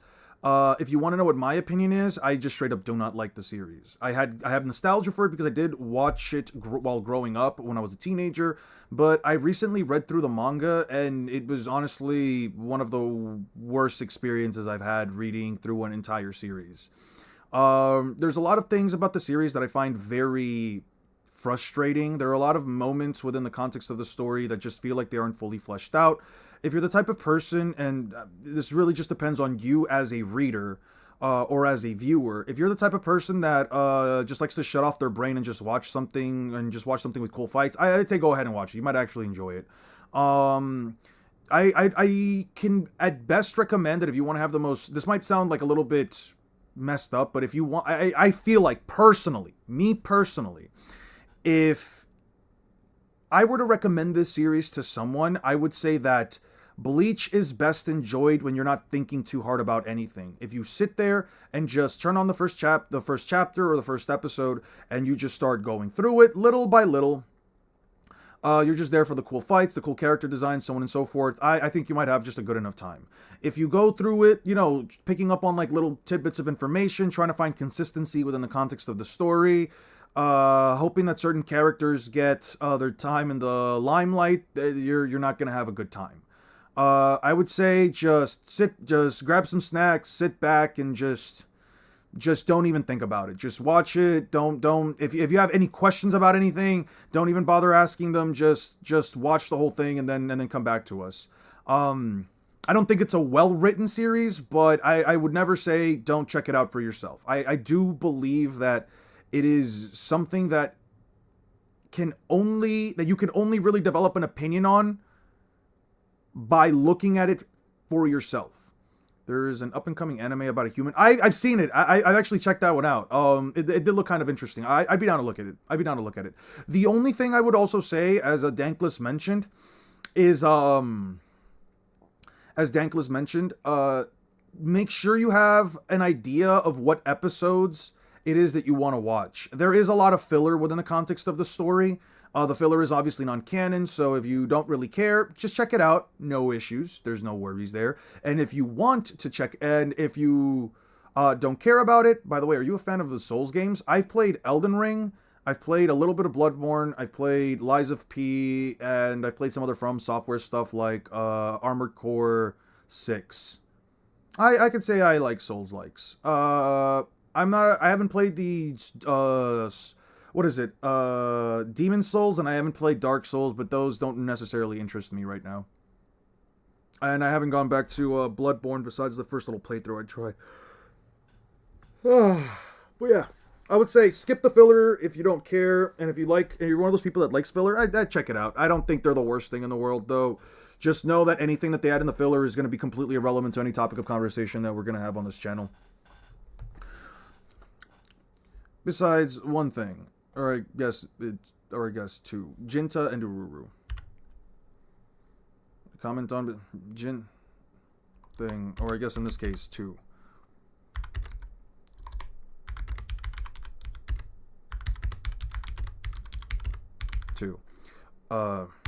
Jinta and Ururu are Kisuke Urahara's personal butlers.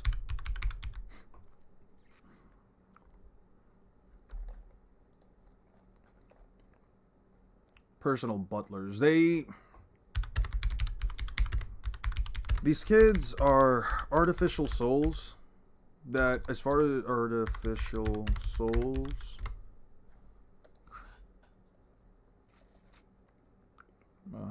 rest over here, I don't care about that. Personality, I don't care about. Despite being bickering, she tells the spy she usually does it without question. She's meek and mid, but is at odds with her great power. 17 months. Ururu is emotionally mature. Okay, calm.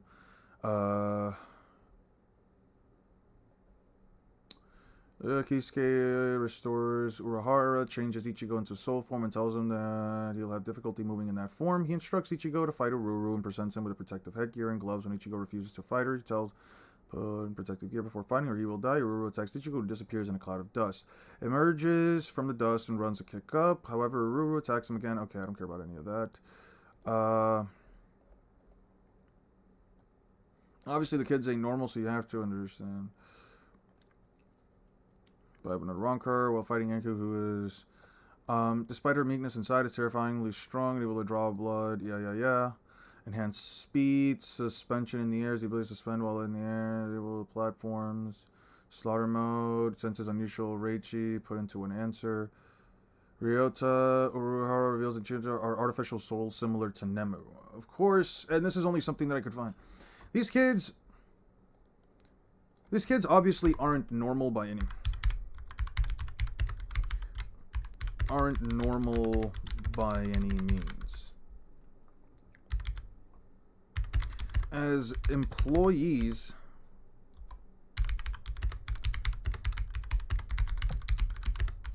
with many of his machinations and schemes,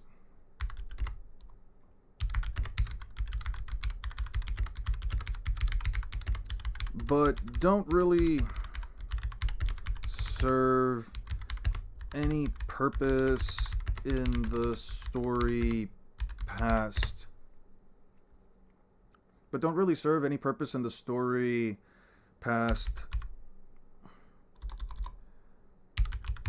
Helping out here and there with here and there. Besides helping out here and there, especially when it comes to Ichigo's training. Especially when it comes to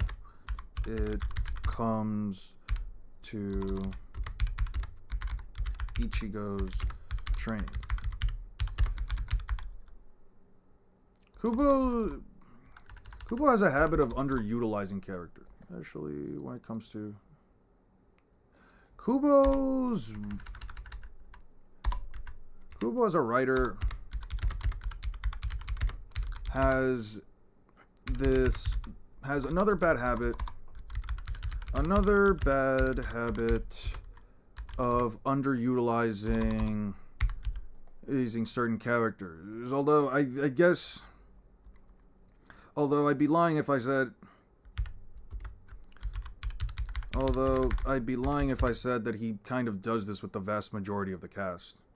I'd be lying if I said that he doesn't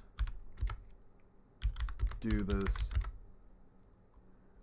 Although I'd be lying if I said that he doesn't do this with a vast majority of the cast.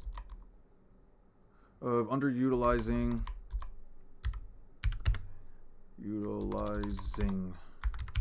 a vast majority of the cast. During the first Arrancar, I'll go into this more later. I'll go into detail.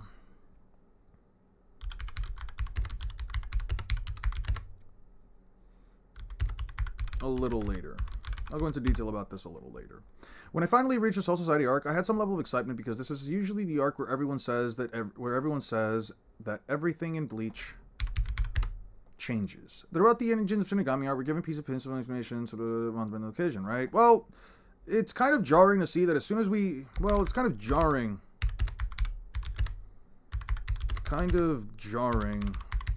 to find out that as soon as we land on the Soul Society, the crew essentially finds themselves in Heian era. Let me look up Heian era Japan.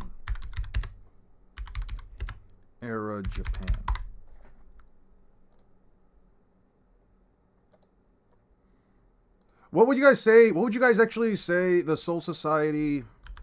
What era of Japan is the Rukongai district based on? Early Edo era. Okay, so it's the early Edo era. So hilarious when nobody calls. Thanks, man. By the way, we need a Bloodborne on PC, damn it. Yeah, I also 100%ed Elden Ring and Sekiro, and right now I'm working on Dark Souls 3. Best of luck, dude. Those games are definitely rewarding, especially when you get to figure out how to either fight the bosses or you just find your way to cheese through it. I'm the kind of guy that, like, I'll fight my way through a game doing, like, you know, what people say, like, the right way, where, you know, like, you're learning the bosses, you're fighting them, you're going up and down, left and right, trying to learn all the fucking patterns. But eventually I just get to the point where I'm like, if after a while, like, I could find that, like, after a certain point in the game, I'm just like, you know what, I think I've, like, done enough. I think I've paid my dues. I just go out of my way to make, like, my character as overpowered as possible, and then when I go back to bosses, I just start one-shotting everything. I did that shit with Elden Ring, especially when there was, like, a bug in the game that allowed you to have, like, super high-scaled summon swords. I would one-shot every single enemy that spawned. I remember the boss came out of a waterfall, like a giant bird staff boss came out of a waterfall in Elden Ring. It was like one of those, like, blood falls, and I just set up the glintstones. I reflected them with my shield. I had, like, the carrion blades hovering over me, and then it just one-shot that boss. It was so funny. No maidens? I got maidens. Technically, I've got one right now.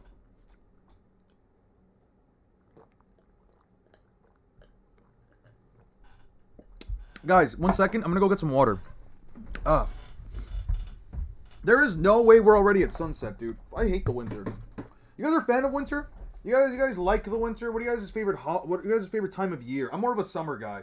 I don't care how hot it gets. I'd rather be in 100-degree weather than minus 30-degree weather.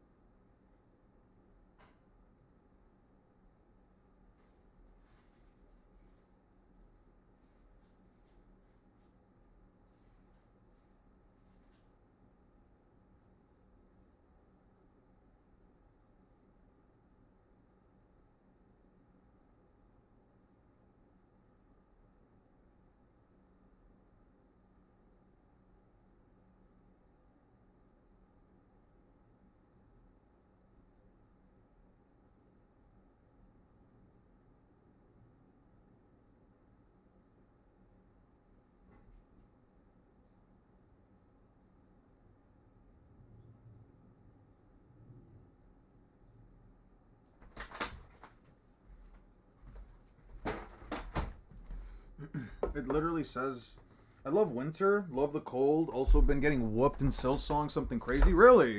Is it really that bad? Springtime for you? Springtime is one of those springtime for me. I think that the only issue is really just like the pollen. It's not to say that like I'm one of those people that like has like massive allergies. I don't really think I do, but at the same time, when it comes to spring, I don't know, like you do always like feel stuff like going into my eyes, and that's really just like the one thing I can say I'm not like the most fond of. Summer's the best. Where I'm at in Israel, it's so cold in the mornings, and it's just hell, to be honest. Oh, really? Well, I'm glad to know you're joining us from these parts, man. I like knowing where my subscribers or just the people I'm talking to are from. It's nice to see, you know, that like we find common interests like this, whether it's power scaling or anime or just anything of the sort, even just something like Elden Ring, Souls-like games, so on and so forth. I like the idea of the sense of community that, like, you know, we're all part of. You know, there's just. Let me slow down. I just like the idea, like, you know, like there's so many places that like people come from and all like the different backgrounds that just make up like our community. I like seeing that kind of stuff. It literally says that the movie that only life while in like the first 30 minutes of the movie right after the meteor falls, that it was only gonna life wipe. If it's only gonna life wipe, I mean, I'm fine with it life wiping the planet. Toneri did want to like end what the Sage of Six Paths had created, right? Like that was the whole point. For citations, go to how large Serite and check out the versus battle wiki threat. How large is the Serite? Feudal Japan. Okay.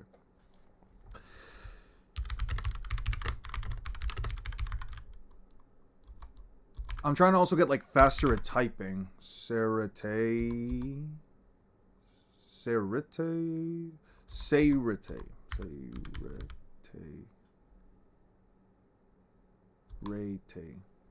Seirete. By Guacamole Fletcher. Okay, let's check this out real quick. Central locations of Bleach and its size is truly controversial. Certain visuals make it feel like a few city blocks big, while very consistent lore suggests otherwise. I aim to explain most likely the consistent interpretation based on evidence the Scooby has given us throughout Chapter 686 mangas, light novels, canon movies. If you want the actual size, you can skip to the true size section. Okay, I don't care about any of this other shit. Yeah, I don't care about any of that. I don't care about any of that. True size. Where does it say that? Okay, true size is an actual country. Narrative support. You know that Yhwach's empire exists in the shadows of the Serite, and when he takes over the Serites, the Vonderreich is exactly as big. Now are there any statements of the yes, we literally see in the Vonderreich is a country. Okay. A new combat unit. Wild list us on. Continue without supporting. No, fuck you. I don't want to do that. All due respect, no regions of the Lich Empire of Light. It cannot be. Not this country, Sadelitz. We'll be countering the Soul Society next.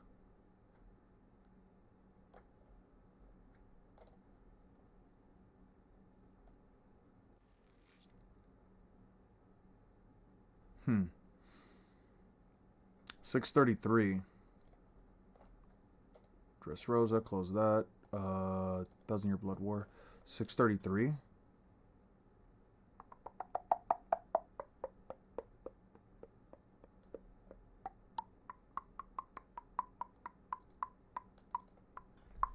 This is during the flashback, right?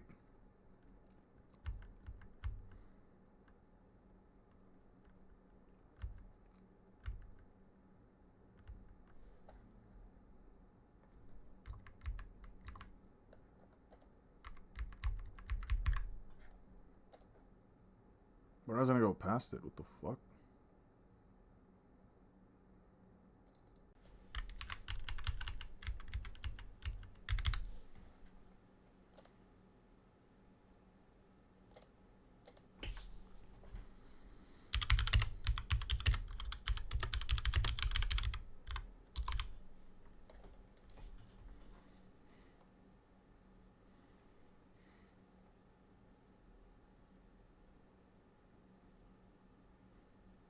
I'm so confused by the timeline. I thought the older members were alive during the first Quincy War. But this isn't the Vonderreich. The Vonderreich. Whoa. Time out.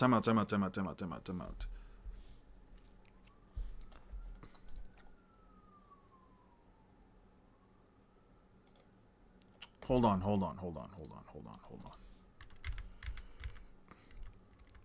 These characters were alive 1,000 years ago, so they're not in the shadows of the Soul Society. They're not in the shadows of the Soul Society. That's a lie. At least at this point.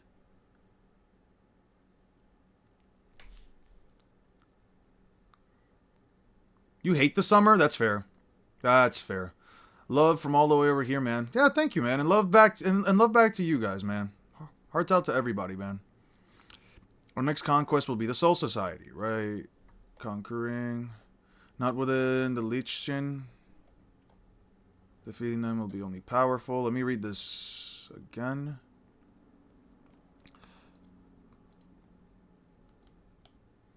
Within Lichtreich.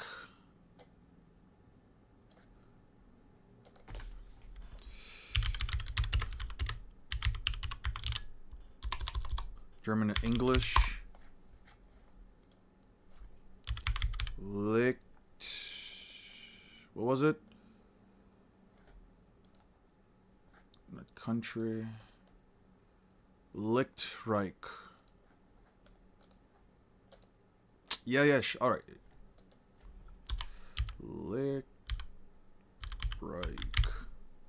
Rich and light.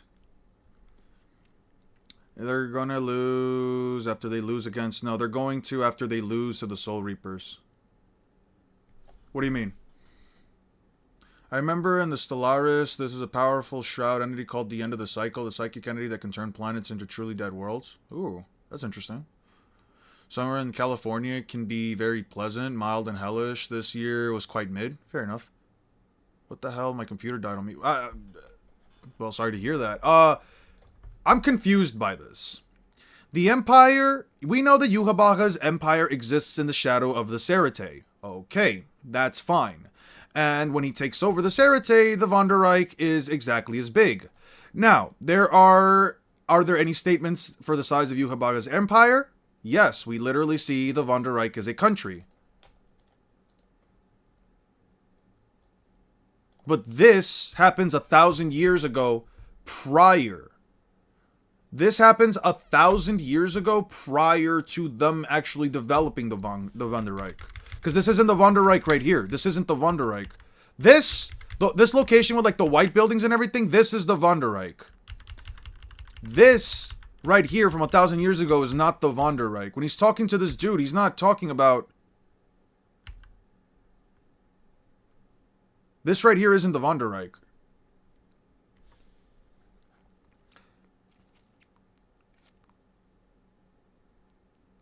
There no longer exists any place within Lichtreich worth conquering.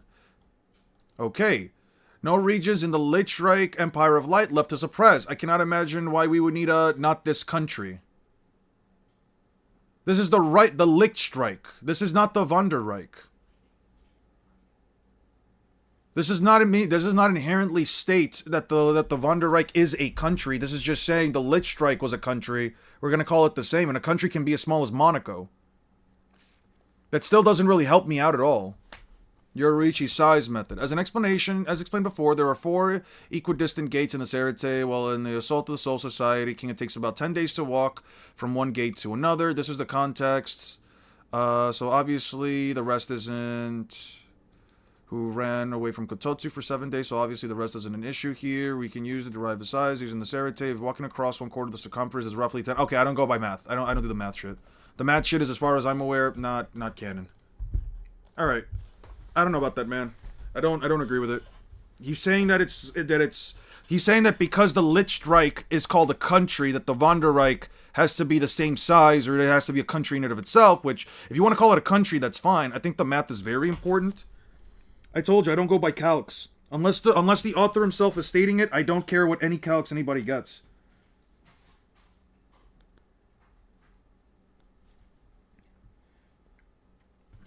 I'm not saying that the calcs can be wrong. I'm not saying that the math is not important, but that's not a canon. That's not a canon size. Well, as you're going to find out as soon as we land on the Soul Society, the crew essentially finds themselves in early Edo, Japan. Early Edo, Japan. Okay.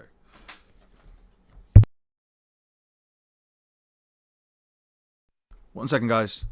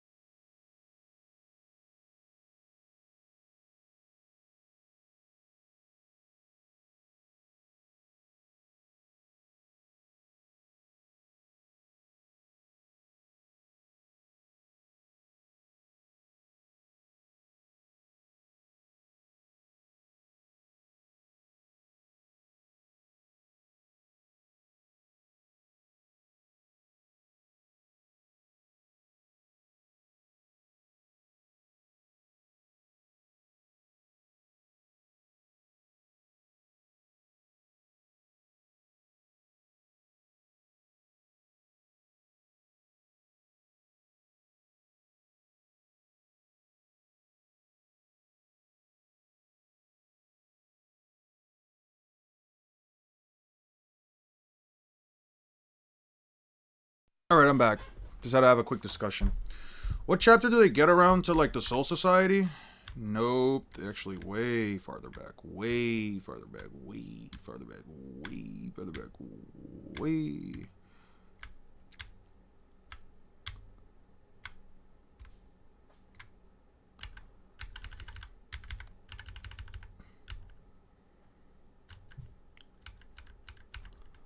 Most everything... Okay. Do I not have this? I don't think I do. Bleach covers. There we go.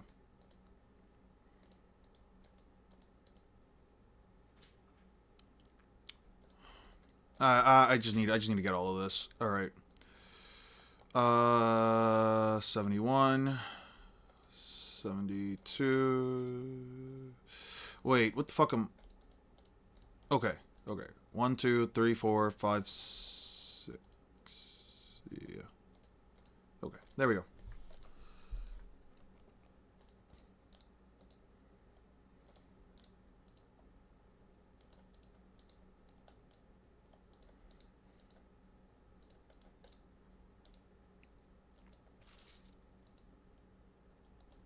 It's not like the math is saying that the captains are... I'm not saying that the math makes it to them seem like they're country busters. I'm just saying it's a logical size for the Soul Society to be a country in of itself. That's fine. I'm not saying that it can't be a country either. I'm just saying... Again, you have to just go through a lot of math and you have to do all of that just to try to figure out the size of a place that just isn't blatantly stated somewhere. Being in an afterlife... More logical size of the... Being in an afterlife holding billions of souls. I mean, that's fine. But as far as, like, the actual calculations for how big it could be, I just don't care. If it's going to be like, okay, well, it's the size of a country, that's fine. If you need info on the Vonderreich, it's in the intermission cards, also within the Serite, not the Soul Society. Within the Serite, not the Soul Society.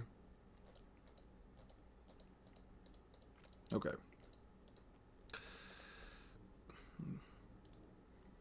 Everyone okay? Jeez, can't believe I have to haul my spare cave out already. He brought a spare. Nobody shot or heard a single word I said. Luckily, it was a shield that touched the Kototsu.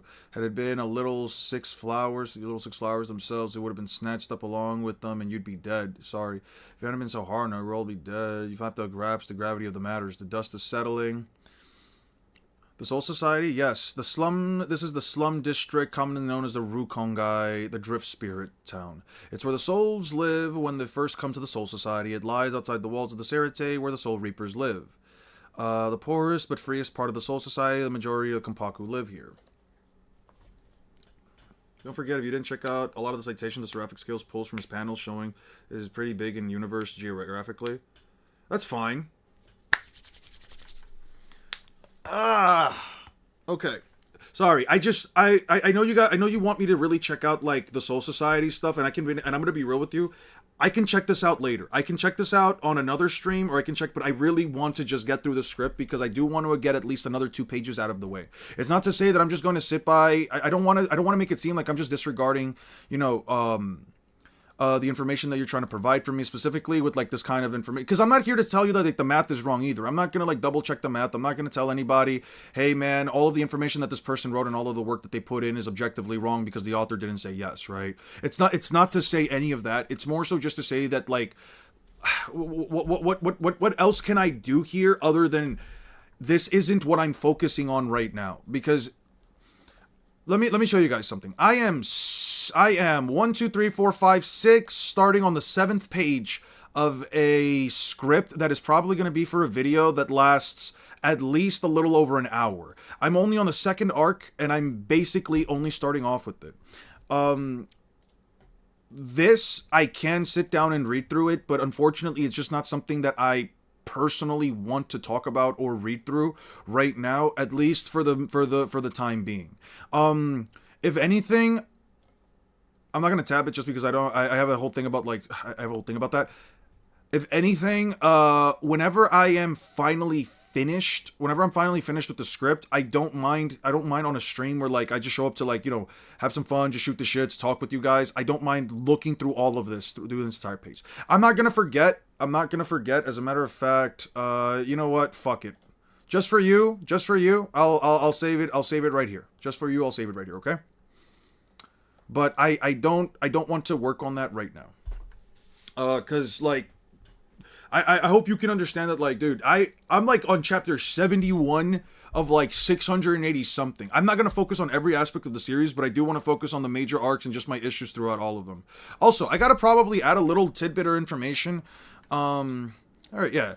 I also want to probably add a little bit of a tidbit of information that like, this is not going to be a standard review of Bleach, like me going through every single arc and talking about every little tiny bit. I'm just going to be talking about the things that I find themselves in Edo, Japan. According to Yoruichi,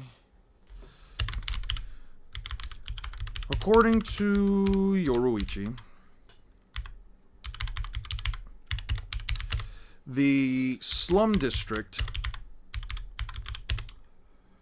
or the Rukongai,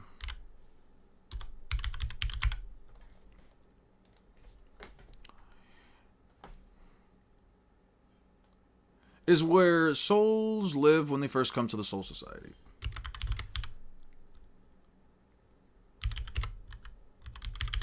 Where souls live when they first come to the Soul Society. Is where soul...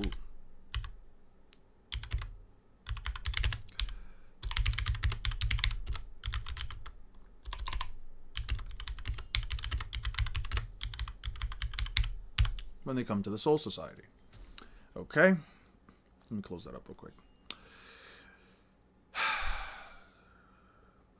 It lies outside of the Serite Soul Society. At least as far as the diagram given to us, it's actually the largest part. Though I'm sure the whatchamacallit, the diagram presented isn't exactly to scale. Though I'm sure the diagram presented isn't exactly to scale, it does imply that the larger part of the Soul Society is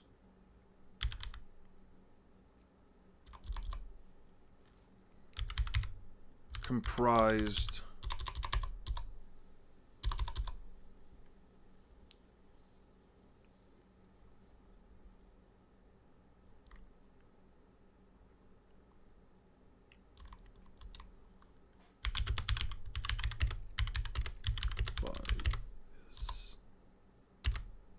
by these slums. by these slums. These slums.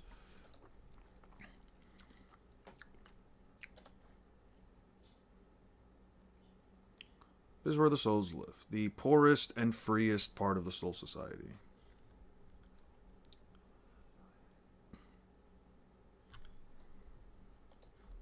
As the poorest and freest part of the soul society,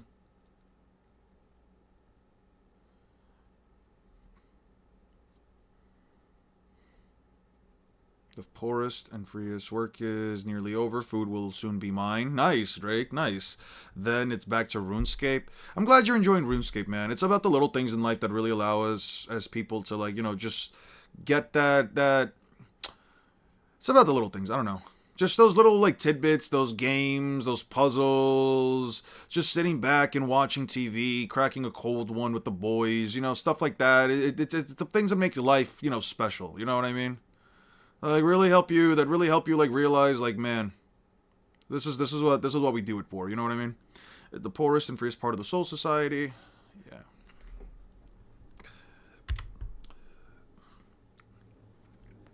The slums. There's an immediate distinction between the Serete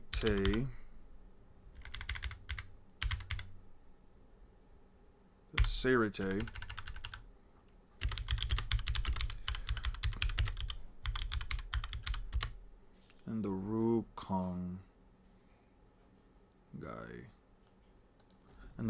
guy. Where we can see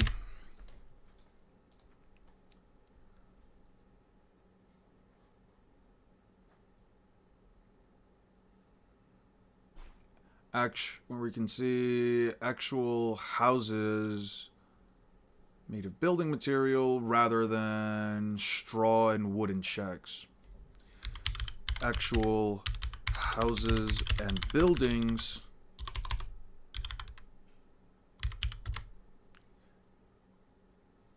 maybe the same thing in Serete and the Rukong did, where we can see actual houses and buildings.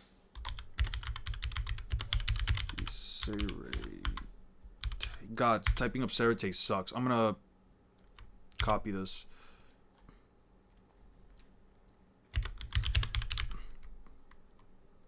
And we see where we can see actual within the Serete versus the wooden straw houses.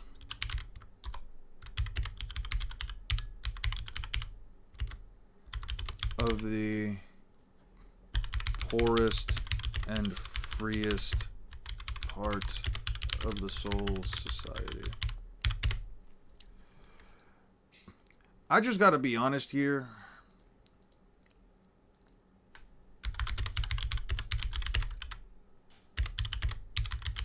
I just have to be honest here when I say that dying in Bleach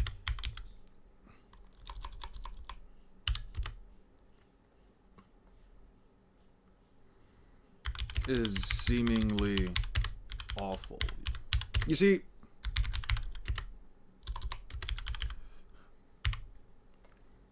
got my max cape back and now working towards getting my necromancy skill max to 120. Really, true, like hating an overrated manga. I get it.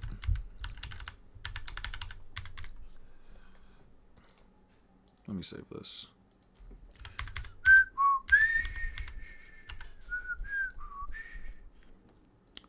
The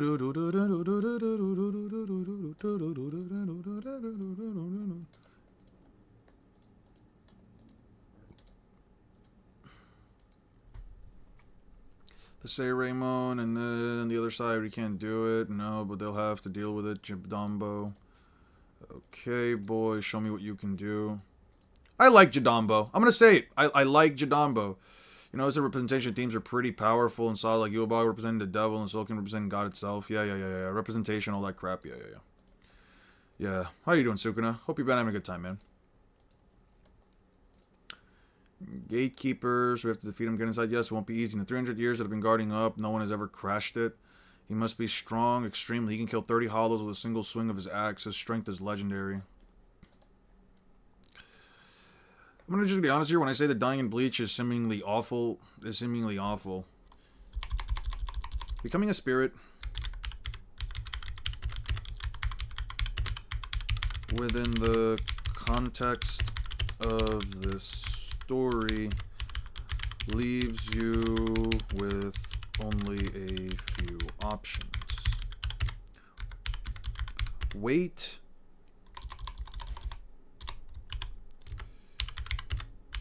You either get dragged down to hell.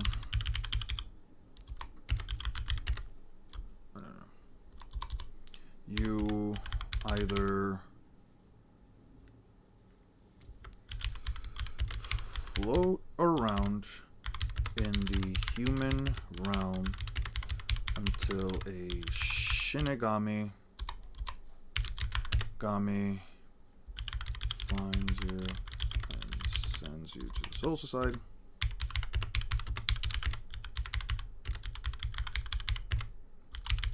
Where you will live your afterlife in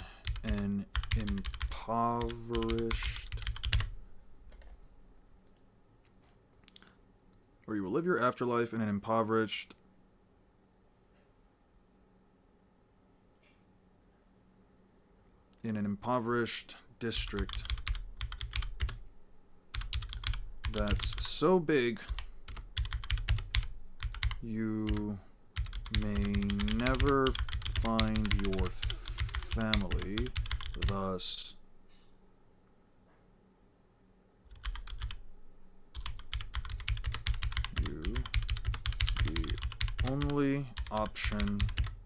leaving you with the only option of making family with strangers.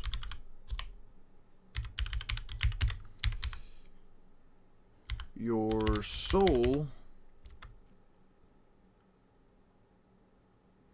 becomes hollow and you become a monster hell-bent on killing their family.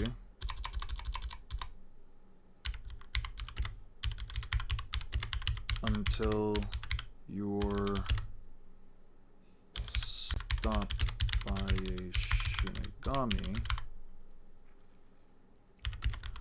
or you get dragged down to the pits of hell. If you're truly evil. This is also the case. By the way, you also get sent to hell. Yeah. I don't know when the script's going to be complete, man. I don't know. If I get like 2 pages a day done, maybe like mid to late December. Probably like around Christmas time, if I have to be honest with you. Not the script, but like the entire video out. That was considered fodder to most Shinigami, yet has more impact in a few pages than Chad does. That's true. My RuneScape character likely can take on the Soul Society between necromancy, ancient curses, and ancient magic. I control the powers of souls, death, blood, smoke, and ice by my own will. How is RuneScape? I've always seen like RuneScape be like a very classic looking game. You play RuneScape Classic, right? I think for me it was just like the fact that like the game looks like this that I'm just like maybe I just don't check it out. I don't know. I really don't think I've ever considered myself somebody who like goes for graphics. I assume like there's like a lot of depth into the game. It's just not something that like I've always like sat there and be like, oh man, I must play this. Didn't like this game come to mobile recently or something? Dude. This looks so funny. I'm meaning my RS3 character.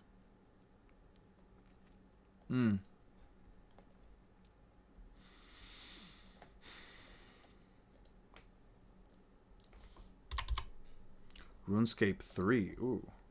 Ooh. This looks a bit better. Oh. This looks cool. It's pretty cool. Okay. I can get behind this. Kind of reminds me of World of Warcraft in a way. It's been on mobile for years. Old school though is great. Okay, I wasn't sure if like I've seen friends before from like college and stuff like play a little bit of RuneScape when we were at the cafeteria. That was interesting times. RuneScape had a pretty interesting history. Low key, love like Warcraft. One time there was a big glitch almost 20 years ago where some people were invincible and were going on a kill spree from a party. Really? It's not there's no way to like replicate it now, right? It was like a one-time thing and some people were like, fuck it, we're just gonna like destroy the whole game. That's funny. Okay. Anyway, back to this. Or you get dragged if you're truly evil or a powerful Shinigami. If you're either truly evil or a powerful Shinigami. You are either...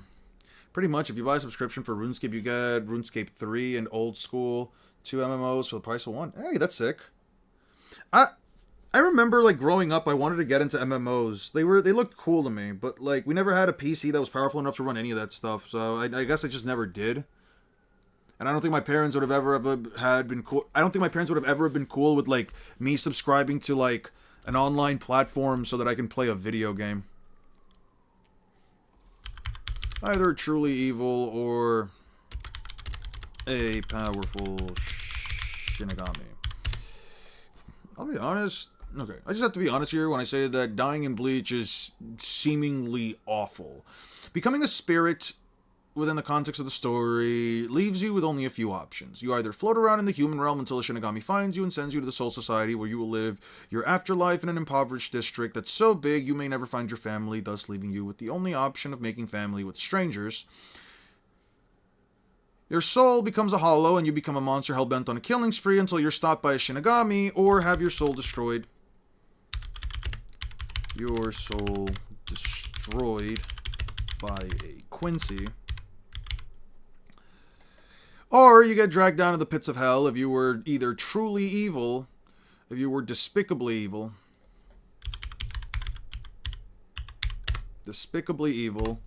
or a powerful Shinigami.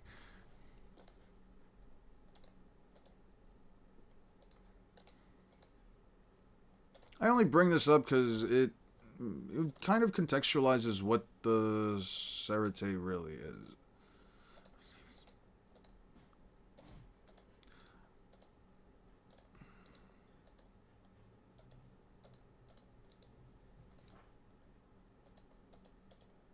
I gained stamina and guts. It was tough even for me.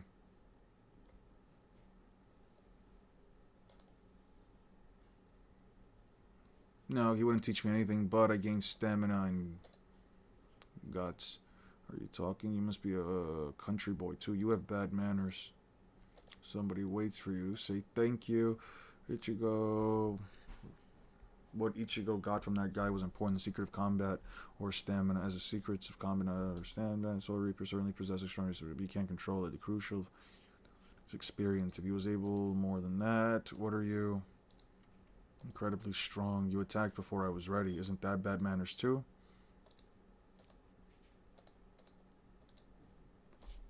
You're not bad. It's been decades since anybody's blocked my axe. Alright then, today I won't hold back. Small side tangent aside.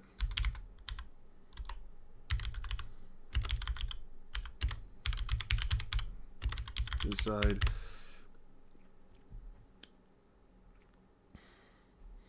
As soon as Ichigo tries to...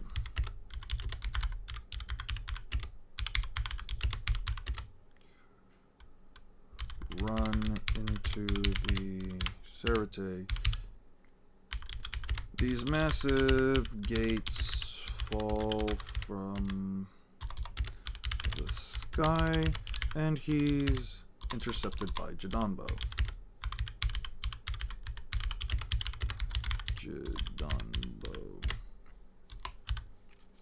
By the gatekeeper Jidanbo. Funny enough, I actually like this character. Funny enough. I like this character.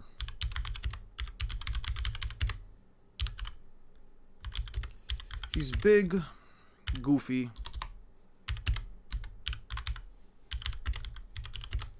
and has...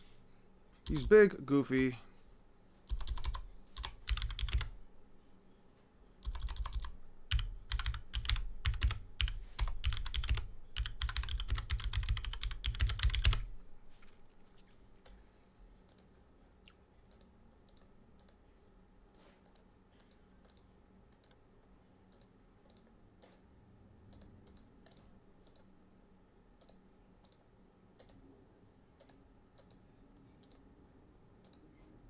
think Jadambo is stronger than the ordinary Soul Reaper cannon fodder soldier.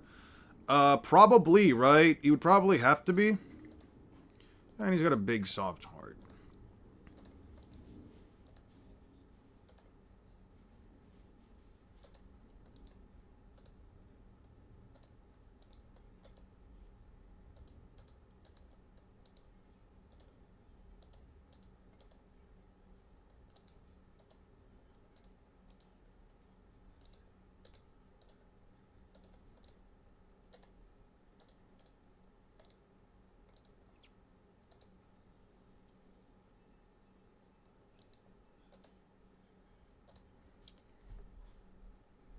I thought I was out, didn't you? Don't think you can knock me out. That could have been bad.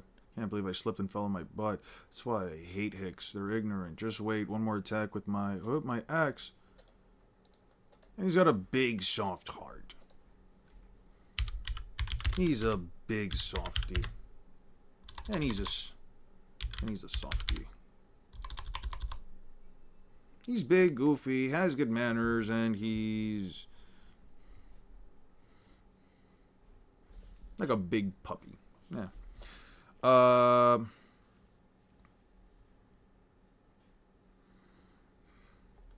Yeah. He's a bit of a soft. And he's a bit of a softy.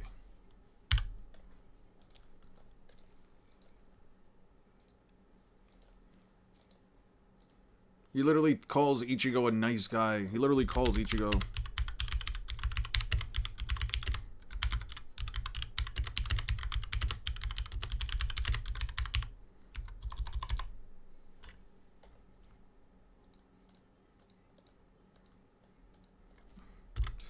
He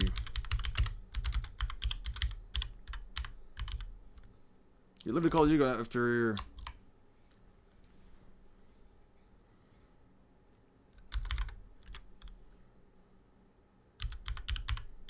broke his axes.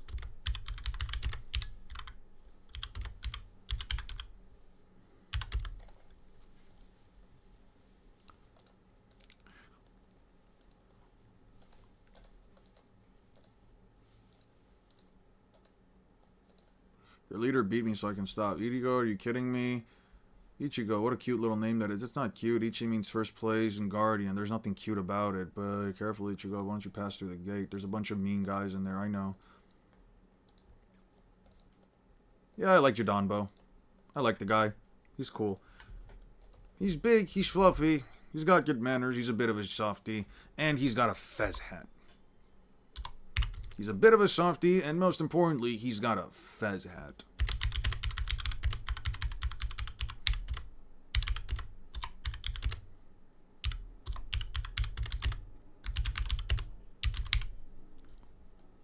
Importantly, he's got a fez hat. He literally calls Ichigo a nice guy. Peak character right here.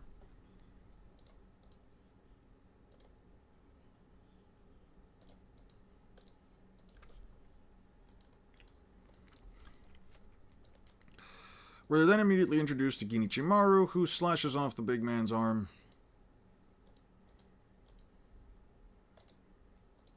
Then immediately introduced to Genichimaru, a character that exists and I don't care for in the slightest bit. And quite easily the most sus motherfucker I've ever seen in any anime.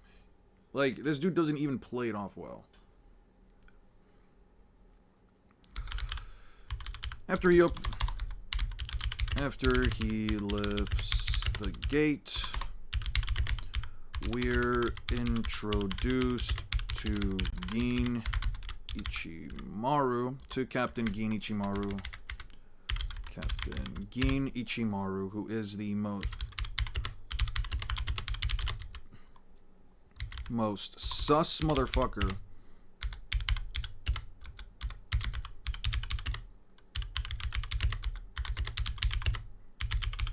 ever seen. I don't like this character, and I'm going to explain my reasonings for it afterwards. The 11th Doctor would approve of Jidanbo, who could use a bow tie, though. Yeah, I'm not going to lie. He could probably use a bow tie. I would fuck with Jidanbo if he just had like a little... If he just had like a little bow tie right here. You know what I mean? Just something nice. Maybe like a little scarf. Like a Donkey Kong scarf. You know what I mean? I would fuck with that. That's top tier character design right there. Like no funny. You must avoid fighting him at all costs. A gatekeeper that loses dies.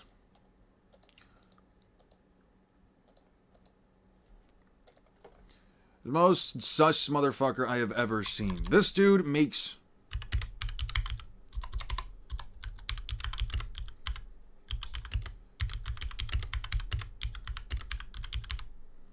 This dude is...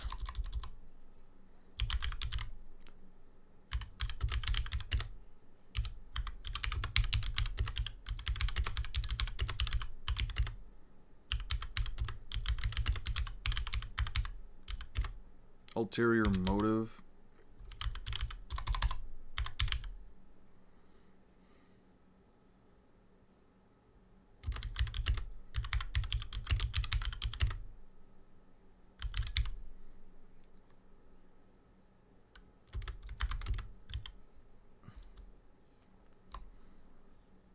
It doesn't even value the fact...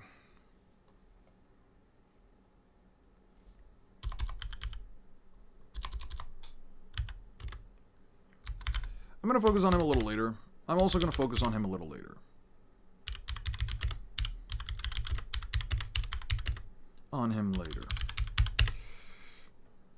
Gin Ichimaru right here kind of actually gives a perfect example of what is just allowed to execute. As I read through the...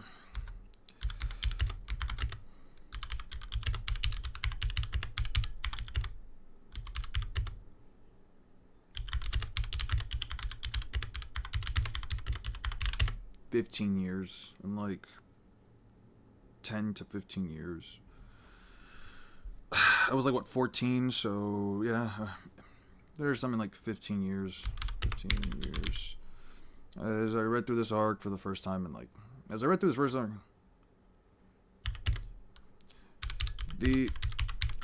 as I read through this arc for the first time in like 15 years, the only thing I could consistently think about is how much I hate the Soul Society and why it needs to burn. Gin Ichimaru quite literally... Gin as a captain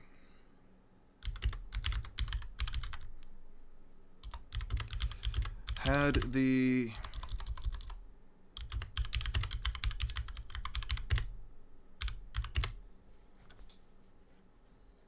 Let me look some shit up. Gin Ichimaru. He's born on September 10th? He's a September baby? Fuck no. Still hate him.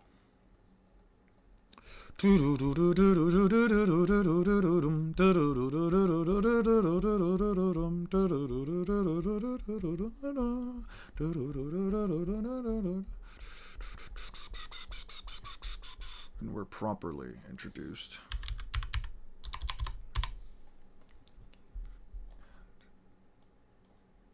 And our cast is introduced.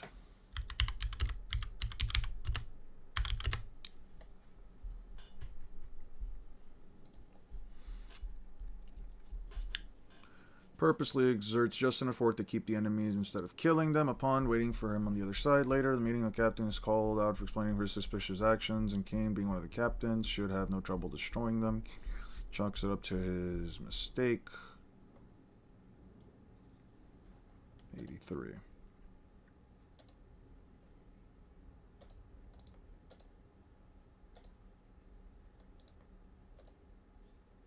Me was over if your nose. Take care of Jadambo's arms on it.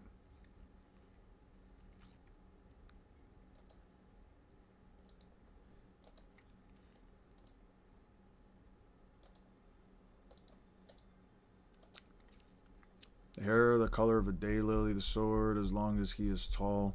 He must be Ichigo Kurosaki. You know who I am? Just as I figured. You're all the more not to let you pass. It's not a short sword. You're gonna throw that short sword or something? It's not a short sword. This is my Zanpakuto.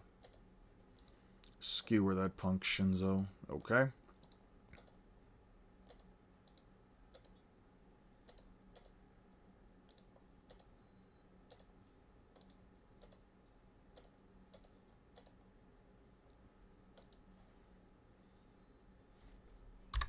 Our cast is introduced to Maru, who is the most sus motherfucker I have ever seen. This dude doesn't even hide the fact that he's got some ulterior motive. I'm also gonna focus. I'll also focus on him later. As I read through this arc for the first time, just randomly has the authority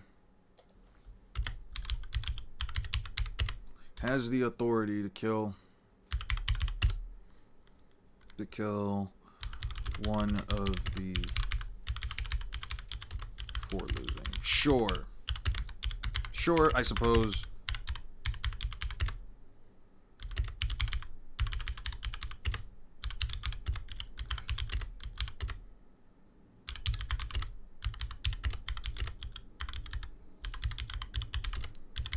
But he literally shows no mercy to a comrade.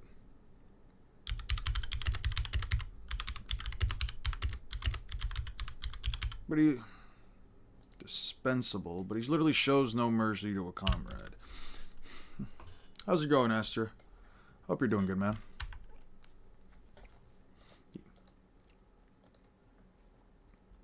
Skeet, amazing. Somehow he blocked with the sword the strength of Ichigo's new Zanpakuto.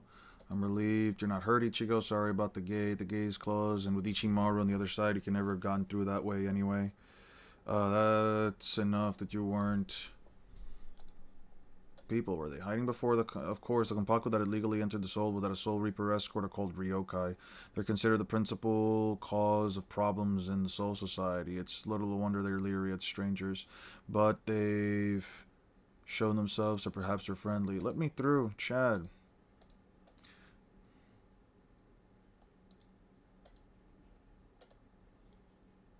Shun no Ayame Soten Kishun I reject. Soul Reapers are a bunch of strutting bullies, but Jadambo is from the Rukonga. He's always been kind to us.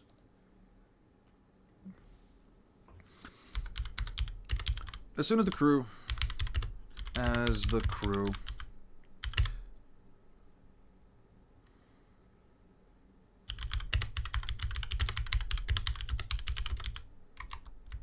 of the Sarate... They meet up with... They find themselves surrounded by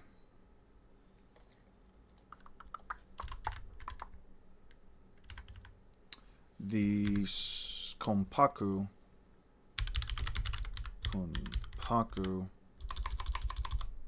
Is this the video on why you won't scale Bleach separated? Yes, it'll be separated from the review.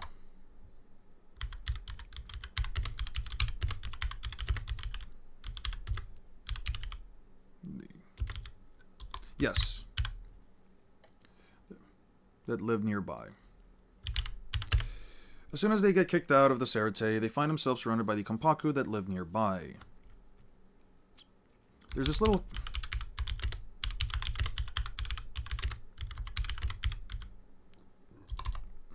meeting between Chad and the soul of the boy that was trapped in a parrot from the previous arc. We learn that the people of the nearby district consider the Shinigami strutting brutes and Jidanbo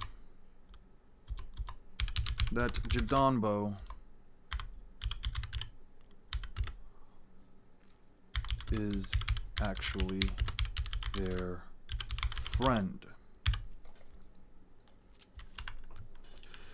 And you stood up to Genichimaru for Jidanbo's sake. That makes you okay by us. Seem to like it here. Families are nice people. Family? You better get to it. Mom and Dad will be worried. Who's this? Hello, mister. That's Hiro Narashi. He's like my big brother. Orochi, you're the big brother? Here in the Soul Society, at least the Rukon guy, most people choose to live in families made up of strangers.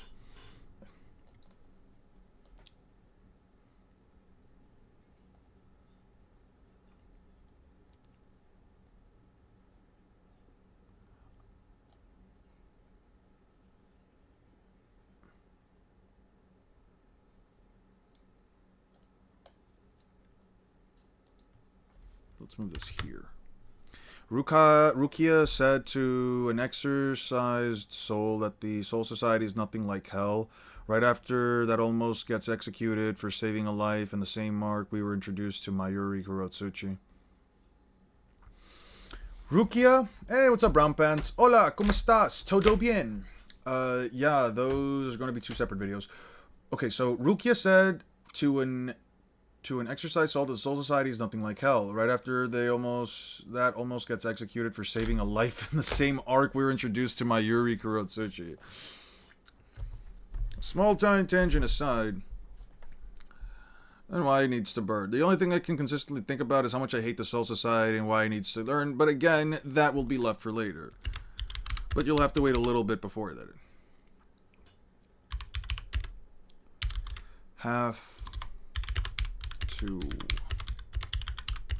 Bit before I go. But you'll have to wait a bit before I go into that. Genichimaru randomly. Damn, Eon, how long is the script so far? 7 pages. We're gonna go, well, 8 pages because of like this text right here, but it's about to be, I'm about to finish the 7th page. Everybody supersonic racing. It's a big place. The dead people from all over the place. It's hard to find real family members, so the Soul Reapers ever reunite families? No, the Soul Reapers don't even bother reuniting their families. Sanji, you're saying where you have to live in an Amazon that's so big you may never find your family, which the Soul Reapers... Your family, which Soul Reapers don't even bother to help you out.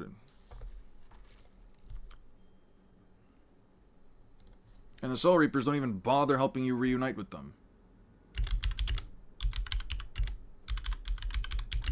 Don't even...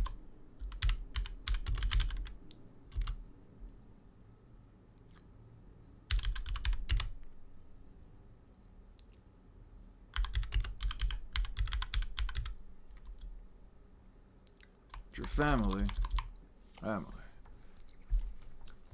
When you come to the Rukon Gishu, you're given a number that represents the order of your death. Then you're sent north, east, west, and south. Yo, imagine, real quick. Imagine like getting nuked, or like just a bunch of people dying on Earth at once in a single massacre, and then like technically you died like a split second after your family because I don't know. They were like in the kitchen and you were like in the backyard. And all of a sudden now you likely can't even find them anymore and you're just given... Excuse me, what the fuck? Sorry, I needed a drink. I found like something in my throat. Like imagine like a nuke dropping and like your entire family gets wiped out all at once, and like they were in like in the kitchen or in the living room and you were in like in the backyard, and because of that split second now they all died at the same time together, but also because a bunch of other people died at the same time you guys did, now your entire family is separated. Just that split second alone now has you go north, south, east, and west. Unless you committed a collective suicide or received a numbered ticket together, you wouldn't even know what district your relatives were sent to. I died 22nd year of the Showa era in 1947 in Yamanashi. In Yamanashi. You're that old? It's a long way from Yuichi, isn't it? It's time and space. I would be interested for having a company of Soul Reapers who focus on finding related souls, that they do constant good work to do. Yeah, I think that would be fun. I think that would be an interesting thing to have for like one of the squads. You'll see her again someday. Sure. Thanks, Chad. It's okay. How long will it be? Ichigo was so strong today. The way Orihime remembers that he seems so big and masterful. Alright, one last push. Ichigo. Sorry, didn't mean to scare you. Maybe you should go inside and rest pretty soon. It'll be longer. You've done enough. Yabangu. Don't think Yabangu. You're behind healing some time in the Soul Society.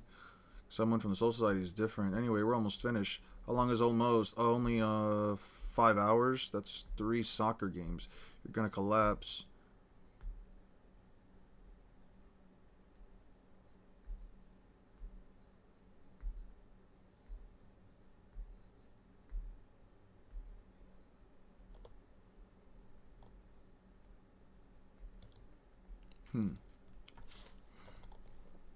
Okay.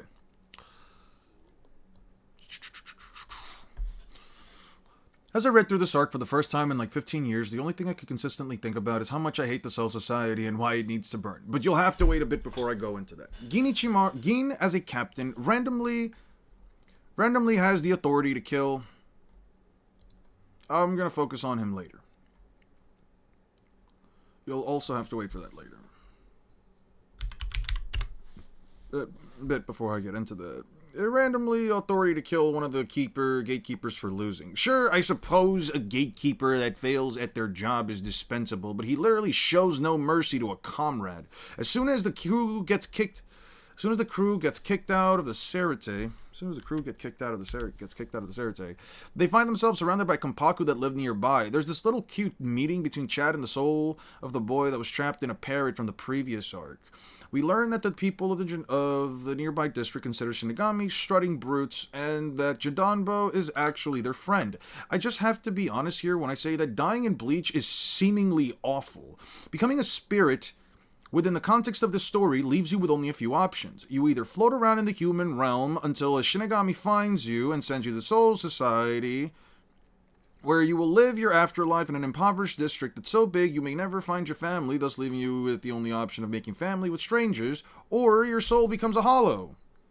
And you become a monster, thus becoming a monster hell-bent on killing your own... Thus become... on your...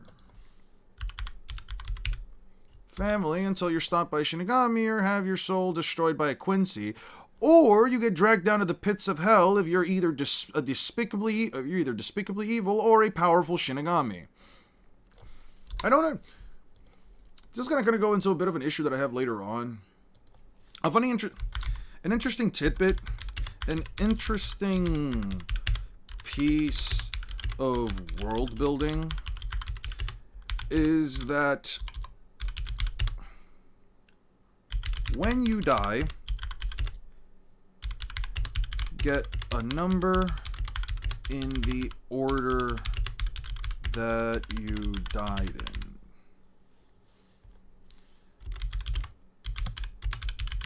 Sent to a different district in one of the four cardinal directions. In one of the 4 cardinal directions.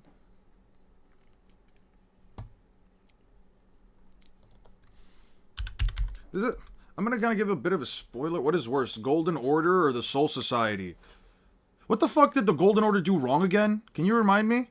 Not like most of the existing companies do much beyond war crimes and laying around huffing about honor and something.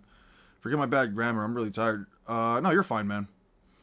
Not like, what if I die in Bleach universe? Do I go to feudal Japan? That would be really awkward given my skin color.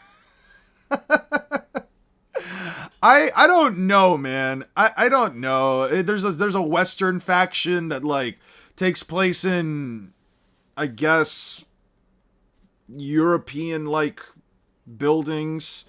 Pick your poison. Pick your poison, dude. I don't know, Brown Pants. Just that's kind of on you. I don't remember exactly what the Golden Order did wrong. No funny.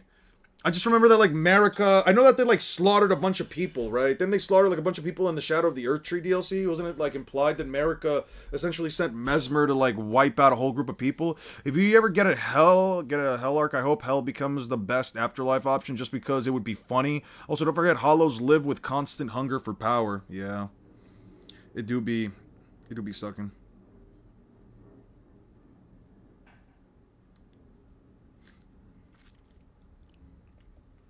Everybody supersonic racing. Gotta keep your feet right on the ground.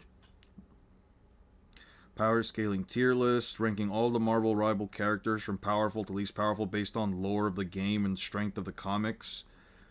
Conditions, I'm ranking based on the standard power equipment, no outside amps, no composite or alternate forms. By the simple fact that you said strength of the comics, you've already admitted to using composite. Extreme versions are outliers, exceptions being Eternal Storm or Storm with her hammer, Stormcaster with Thor because those are permanent.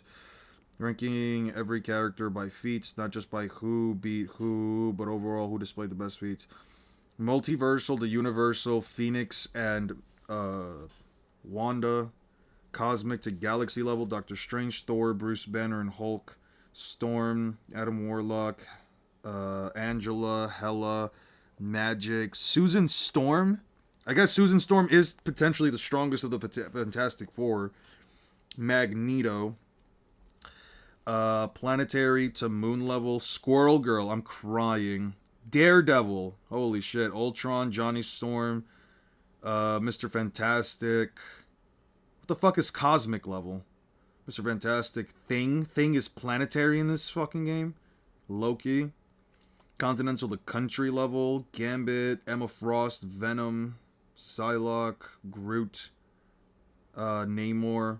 Small Island to Mount level, Iron Man, Wolverine, Black Panther, Spider-Man, Iron Fist, Captain America is Small Island level, Winter Bitch-Ass, and Blade. And then City to Street level, Penny Parker, Rocket Raccoon, Moon Knight, Black Widow, Luna Snow, Mantis, Rocket, Jeff the Land Shark, Star-Lord, Hawkeye, Punisher. Sure.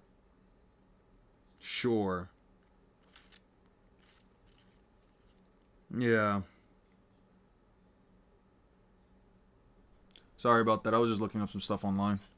I feel like Kubo really should have kept Bleach's Soul Society to when anyone living in Japan dies. They would make more sense given its politics. I guess. Then the Golden Order have some pretty brutal traditions, a few genocides, and a state of undeath where the Civil War is very bad in the land betweens after the Shattering. Isn't America as much of a liar as any Soul Society authority figure? She's probably worse, I'm not gonna lie. I mean, she literally performed an entire genocide. Granted, I guess Yamamoto also performing a potential genocide against the Quincy's kind of does make it bad. They're just terrible people. They're all fucking terrible, dude. There's a piece of world building is that when you get a number, cardinal directions. Now, not to go into not to spoil one of my now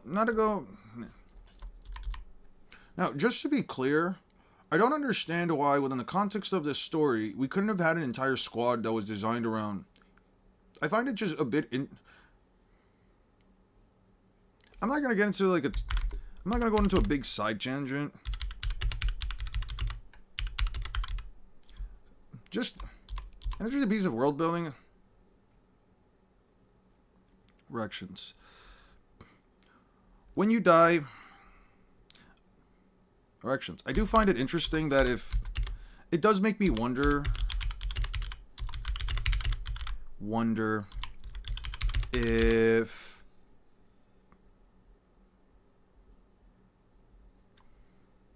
some event that happened. Just a small question. How would a One Piece character deal with Edo Tensei? Just wait for the jutsu to wear off? I mean, it wouldn't wear off. The jutsu doesn't wear off. There's no matchup there. It's just either the One Piece character runs out of stamina or the Edo Tensei beats him just out of sheer infinite chakra. I don't think it's ever been implied that they have infinite chakra. I don't recall it, at least when I was reading through Naruto, but given the context of the series, there's no win condition there. It's like most Naruto characters not having an answer for Logias. It's just not a matchup to even remotely have. Used one of her sons for her petty need for revenge. Stabbed him in the back after she got her divinity and atrocity, and cast him and with his entire army out of her kingdom. Didn't she obtain her divinity after before Mesmer was born? Isn't that like why her children were born with like a bunch of deformities, like Mesmer, Millennia, and Mikola? It was something weird like that, right? Edo Tensei versus Dami Reversi? Probably Dami Reversi. The Dami Reversi, I would argue, is pretty powerful. Because an Edo Tensei is always going to be weaker than their alive selves to an unquantifiable extent. The Dami Reversi seems to make the characters seemingly more powerful. Okay. It does make me wonder if a family dying together, if a family alongside an entire, if a family dying together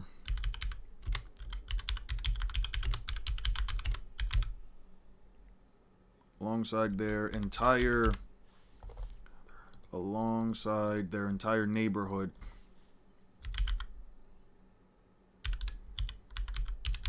would result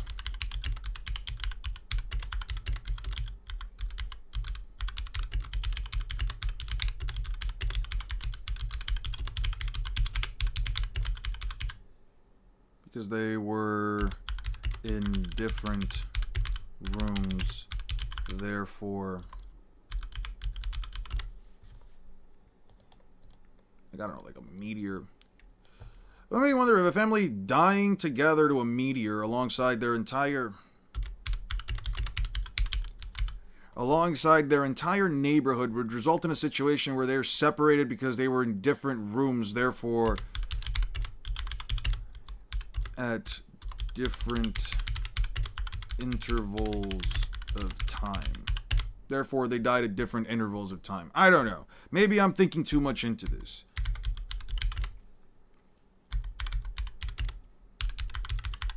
I don't know. Maybe I'm thinking too much into this. Maybe I'm thinking too much about it.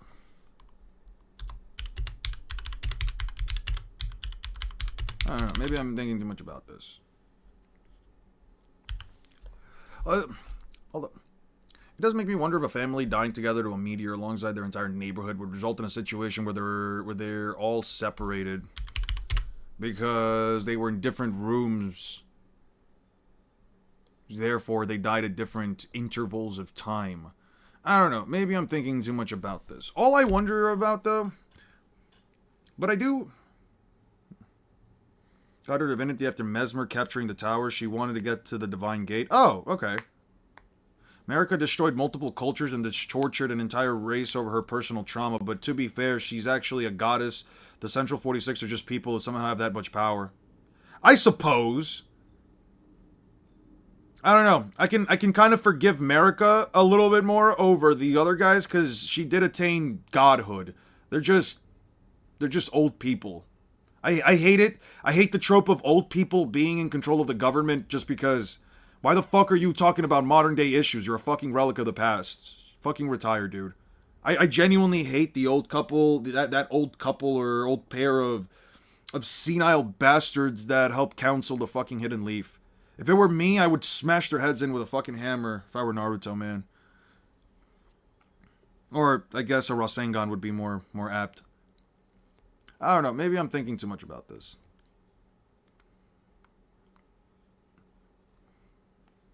But I do find it a bit weird that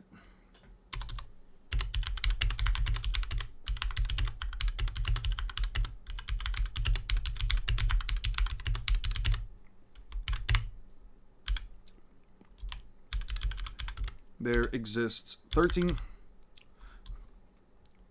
that within the soul there exists a ton of Shinigami squads that don't actually have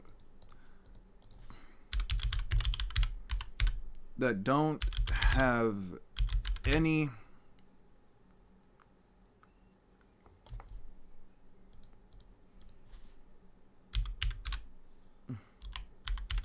active role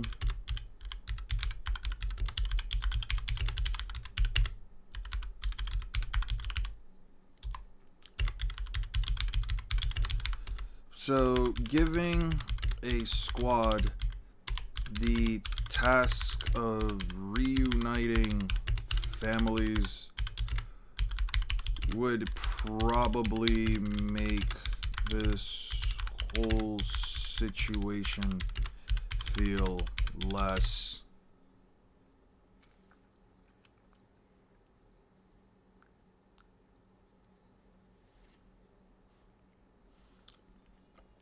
heartless. As I read through the Soul Society for the first time, yada yada yada, as soon as the Konpaku crew get kicked out of the Serite, they find themselves surrounded by Konpaku that live nearby. There's a cute little meeting between Chad and the soul of the boy that was trapped in a parrot from the previous arc. We learn that the people of the nearby district consider the Shinigami strutting brutes, and that Jidanbo is actually their friend. I just have to be honest here and say that dying in Bleach is seemingly awful. Like, becoming a spirit within the context of an interesting piece of world building is that when you die, you get a number in the order that you died, and you get a number in the order that you died in, and are then sent to a different district in one of the 4 cardinal directions. It does make me wonder if a family dying together to a meteor alongside their entire neighborhood would result in a situation where they're all separated because they were in different rooms therefore they died at different intervals of time. I don't know, maybe I'm thinking too much about this, but I do find it a bit weird that within the Soul Society there exists a ton of Shinigami squads that don't have any active role or function besides being potential combatants, so giving a squad the task of reuniting families would probably make the whole situation feel a lot more wholesome. Especially considering these people are going to be poor for the rest of their... These souls are gonna, once again, have to live in poverty.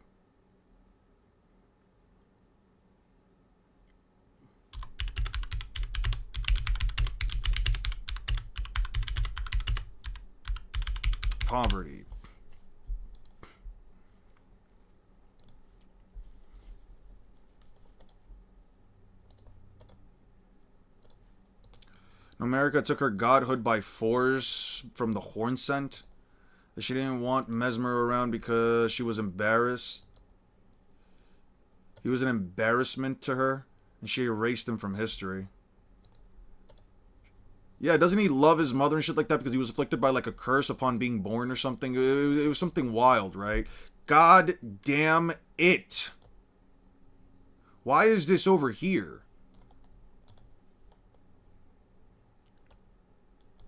Why did this save over here? What the fuck? Soul Society. Everybody Supersonic Race Dance. Why do I have this song stuck in my head? God damn.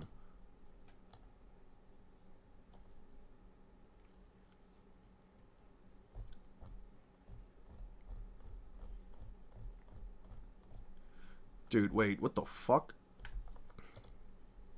Hold on. Where the fuck are all these chapters? God damn it, I did it again. Fuck me, man. Alright.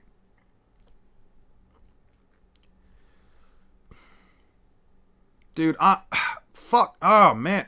Alright, whatever. Dude, I hate it when I do this. Not you.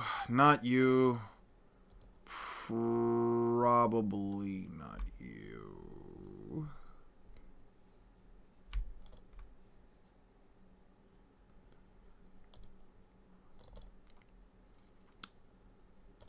Dude, I really want to play... I don't even know if I want to play Elden Ring Night Rain. I didn't like it. I didn't like it. I'm sorry. It just wasn't that fun to play. I don't like having to resort to other people and having to hope that the person that I'm playing with can lock in well enough to where that they can help clutch out a fight or whatever, or having my teammates run into completely opposite or different directions. Just for them to also have trash builds. It's like, I don't know, man. Because like Elden Ring Night Rain just feels like one of those games that like I just have to know where everything is at, and I have to look up YouTube videos to figure out where all the good shit is, because otherwise my character is going to be completely unoptimized, and having to run through this bullshit every single goddamn time, having to run through the same fucking 5 minutes every single time just to then get to the same point. I don't know. It's not for me. Elden Ring Night Rain, I wanted to like it. It's just not for me.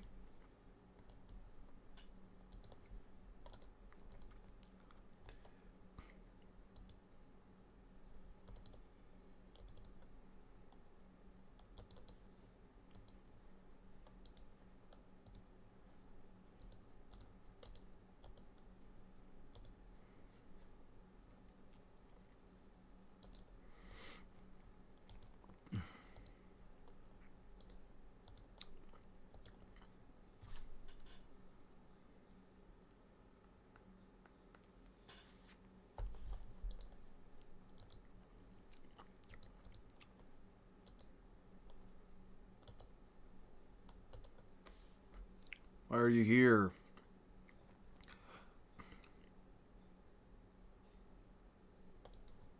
A Soul Reaper. Anyway, alright, see you later, Aster. By the way, the learner said that the Night Lord's powers passively causes multiple parallel universes to converge and spill into one another. That's insane.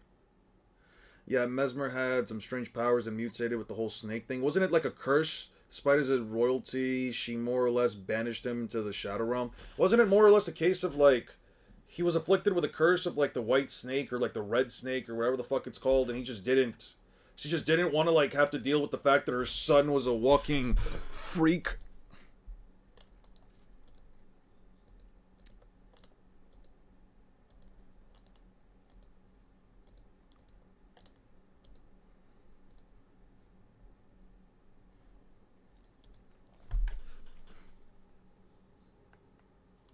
A self-proclaimed but universally acknowledged boss of Western voted #1 14 years in a row. Self-proclaimed Soul Reaper hater of the West Coast. Self-proclaimed.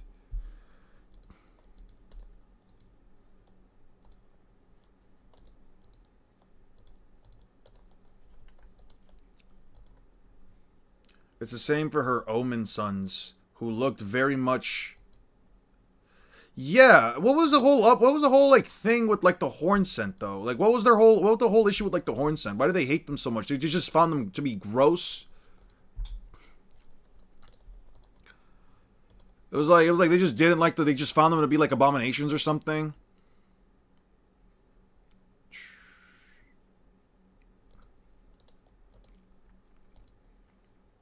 The ground's turning into quicksand. Kick, man, that's some weird technique.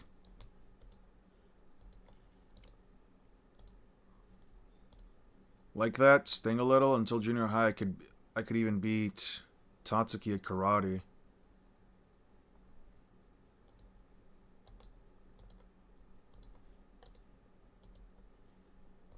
I hit him with everything I had. He's tough. Okay, punk.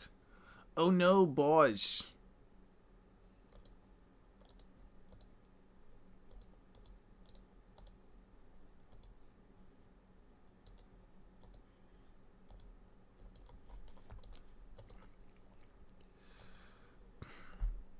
It's called the Abyssal Serpent, an outer god. Oh, Jesus. Once again, I have to leave in poverty. Anyway.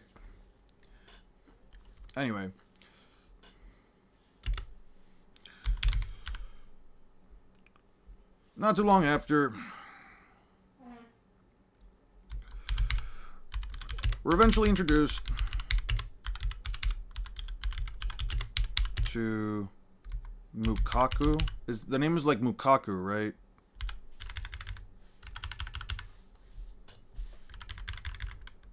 Ganju Kukaku. It's to Kukaku.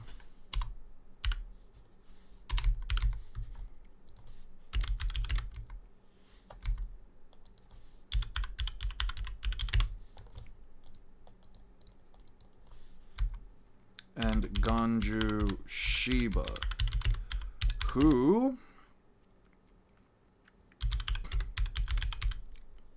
are never stated to be, but are heavily implied, were never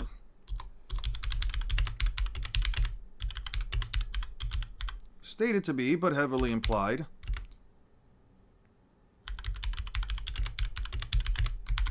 Ichigo's cousins. The story never makes a point of this. Cousins.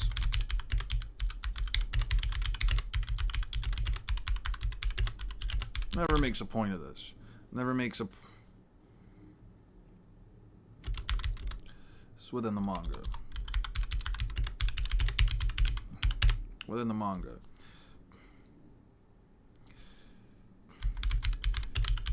Were members of one of the noble families of the Soul Society. Why would the afterlife need noble families? I don't know. Why the Soul Society has the need for royal families.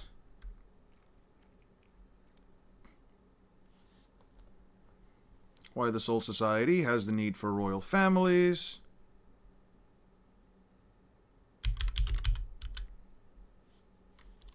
I don't.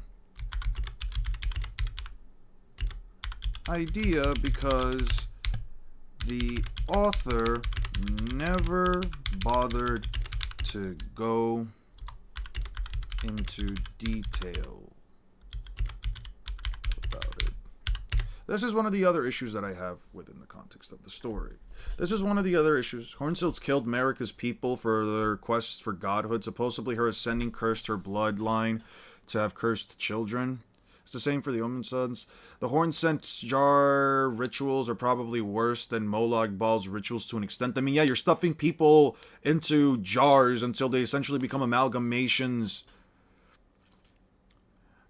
Hey, what's up, One Smart? If you fell asleep, man, maybe get some rest. Where are we with the script? I'm on like page 8, dude. I've talked about the introduction to the Rukongai district. I talked about the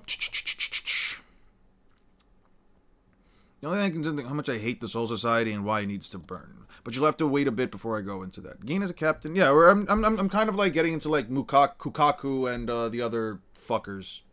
I don't know. By the way, the Hornset created the jar creatures, or at least the prototype one, just made out of Marika's people, but they were stuffed into jars while alive and mending together for god experiments. Jesus Christ. Yeah, it's just all fucked, dude. Yeah, no, Elden Ring is fucked as a story. The Souls-like games are usually fucked, dude. Who you calling an idiot has so much blood rush to your head you've forgotten the reason why we're here?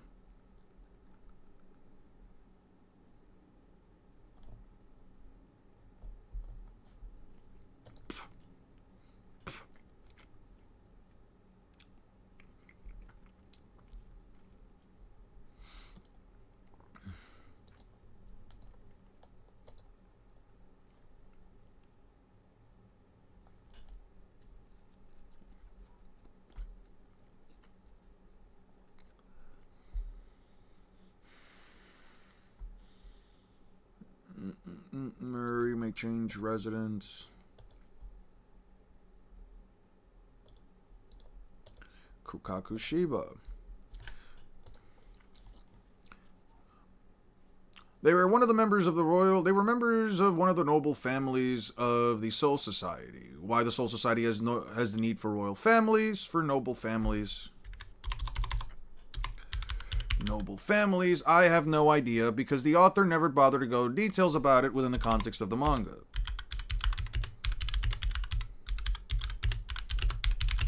Manga. This is...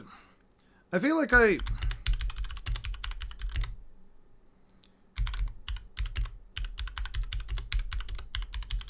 upset a couple of people. But Bleach does not have good world building within the context of the manga. Bleach, as far as the manga goes, has terrible world building. You'll see examples of this.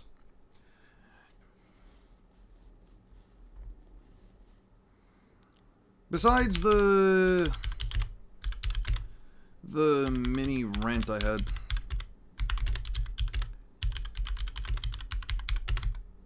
the inconsistent origins of Fullbringers.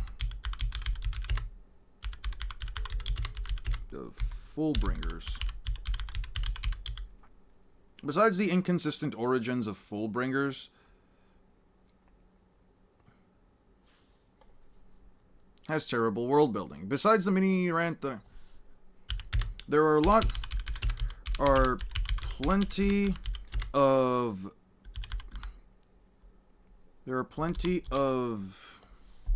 besides the mini rant I had before about the inconsistent origins of Fullbringers, there are plenty of examples of Bleach's world building not being fully fleshed out within the context of its source material.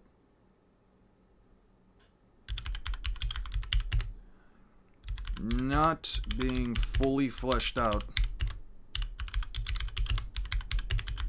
within the context of its source material.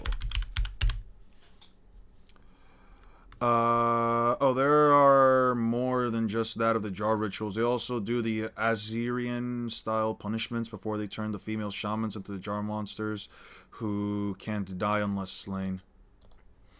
I remember them. Weren't they the ladies that like were right outside the Golden City? They were like to like the west of like the Golden City. You have to like go up like a large hill or whatever. Also, next summer, Total Warhammer 3 will get Nagash, the first necromancer who was so powerful he invaded the underworld and killed its death god to take his place. The chaos gods got nervous of him.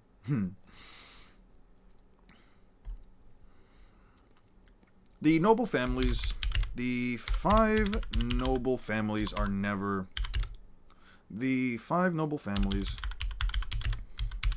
are never... There's next to no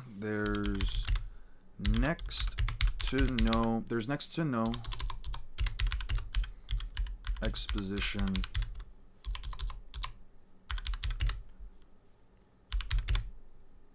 on the 5 noble families. Would fill with cream.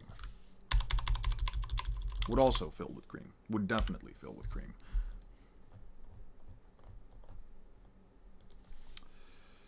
Noble houses.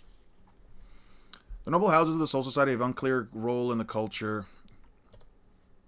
There is next to no exposition of the five noble families. Even the fan wiki says that they're, and even the fan wiki says that they have an unclear roles within the culture of the Soul Society. Cultural, social, and governmental aspects of that dimensions of existing. The 4 noble families carry the most weight and appear to have the most influence over the government institution, i.e. Central 46 Chambers, and even institutions outside of the government, the Shino Academy. The military have no authority to act against the noble family without evidence to their actions. Or the Chewing Clan, the Kuchiki Clan.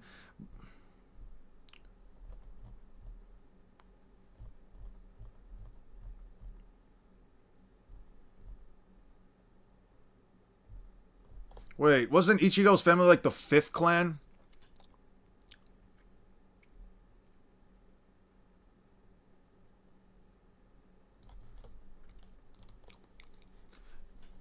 There is no exposition on the 5 noble families, and even the fan wiki says that they have no clear role in the culture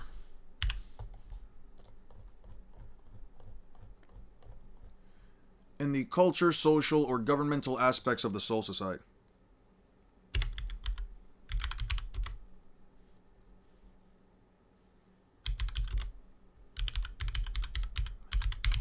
Governmental aspects of the Soul Society. This makes me wonder what the point. This makes me wonder what the point of adding something like this even was. What the point even was. Point even was for why this concept exists within the verse. It makes me wonder why the concept exists within the verse. It's like I won't be surprised if someone will argue, yes, they were explained in X book. Fact, the Van Wikis and sure shows how bad they are explained. Nagash and Molag Bal from Elder Scrolls would be interesting fighting between two creators of vampires. They creators of vampires. Dude, vampires are like one of those. Easiest way to lowball the mesosphere speed is talking about is the shortest distance between the border of the land of fire and the land of snow is a diameter. Except that goes into calcs, and I could give 2 fiddly fucks and 2 tears in a bucket about calcs. There's no exposition of the 5 noble families, and even then... Now, some of you may be confused. Some of you may be confused because throughout the story, the characters specifically talk about the 4 noble clans. Specifically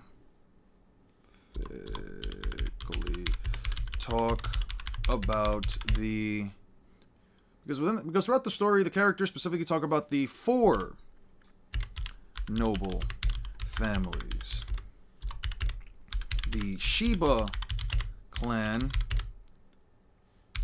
that Ichigo's father, Rukia's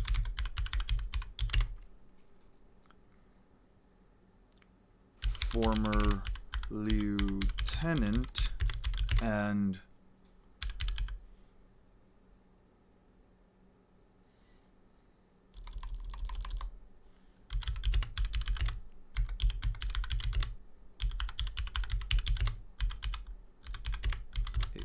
part of was removed from nobility. By the way, I'm just gonna print screen. There we go.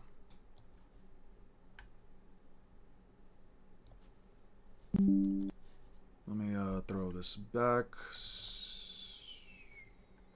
Save. Okay. Let's go to Bleach, covers, data books, noble families.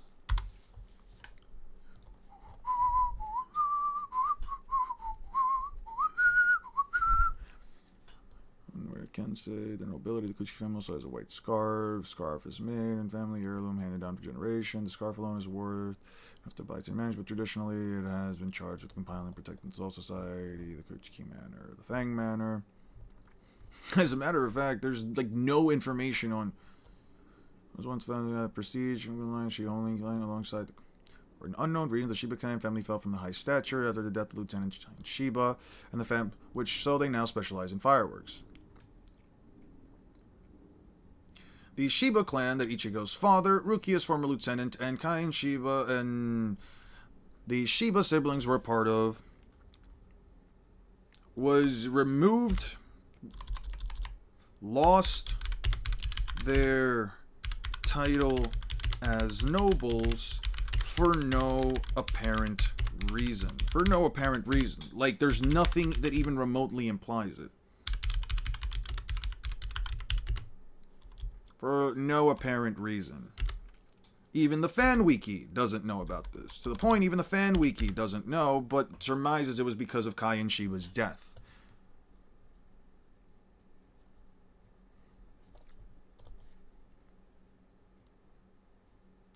For unknown reasons.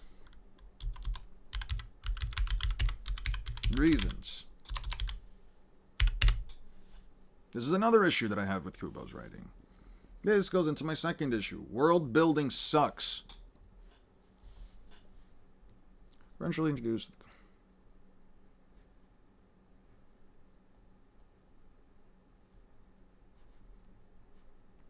We're eventually introduced to the siblings Kukaku and Ganju Shiba, who are never stated but to be, but heavily, who are never stated but heavily implied, never stated or never directly.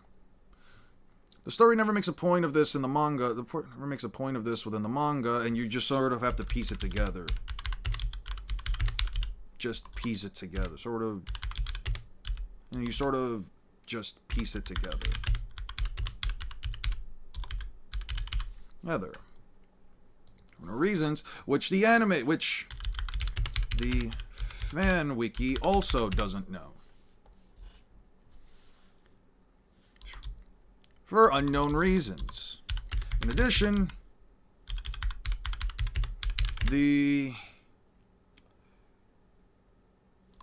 we only really know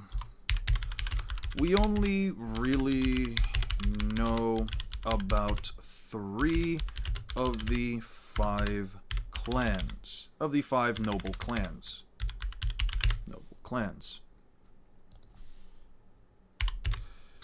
The Shihoin,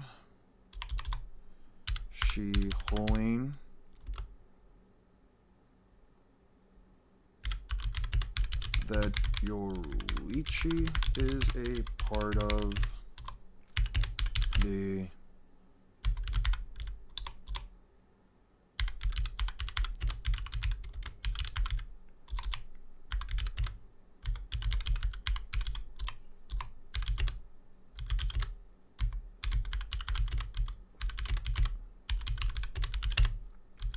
and the Shiba clan. Am I the only one who finds it weird that finds it frustrating to have a detail like this go completely unexplored throughout the entire source material, to the point we don't even know who the other 2 clans know, what the name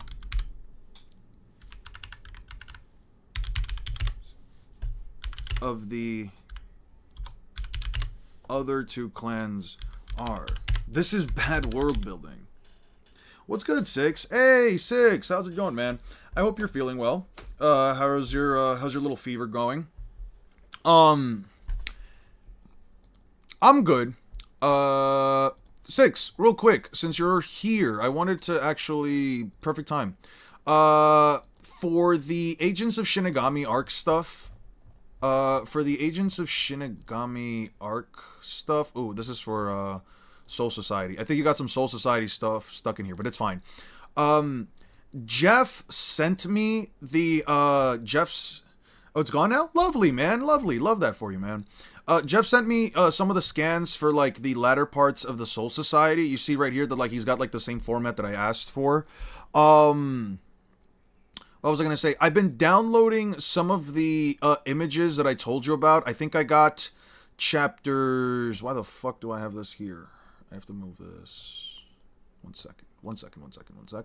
Downloads. No, not downloads. Documents. I got 69 through 90.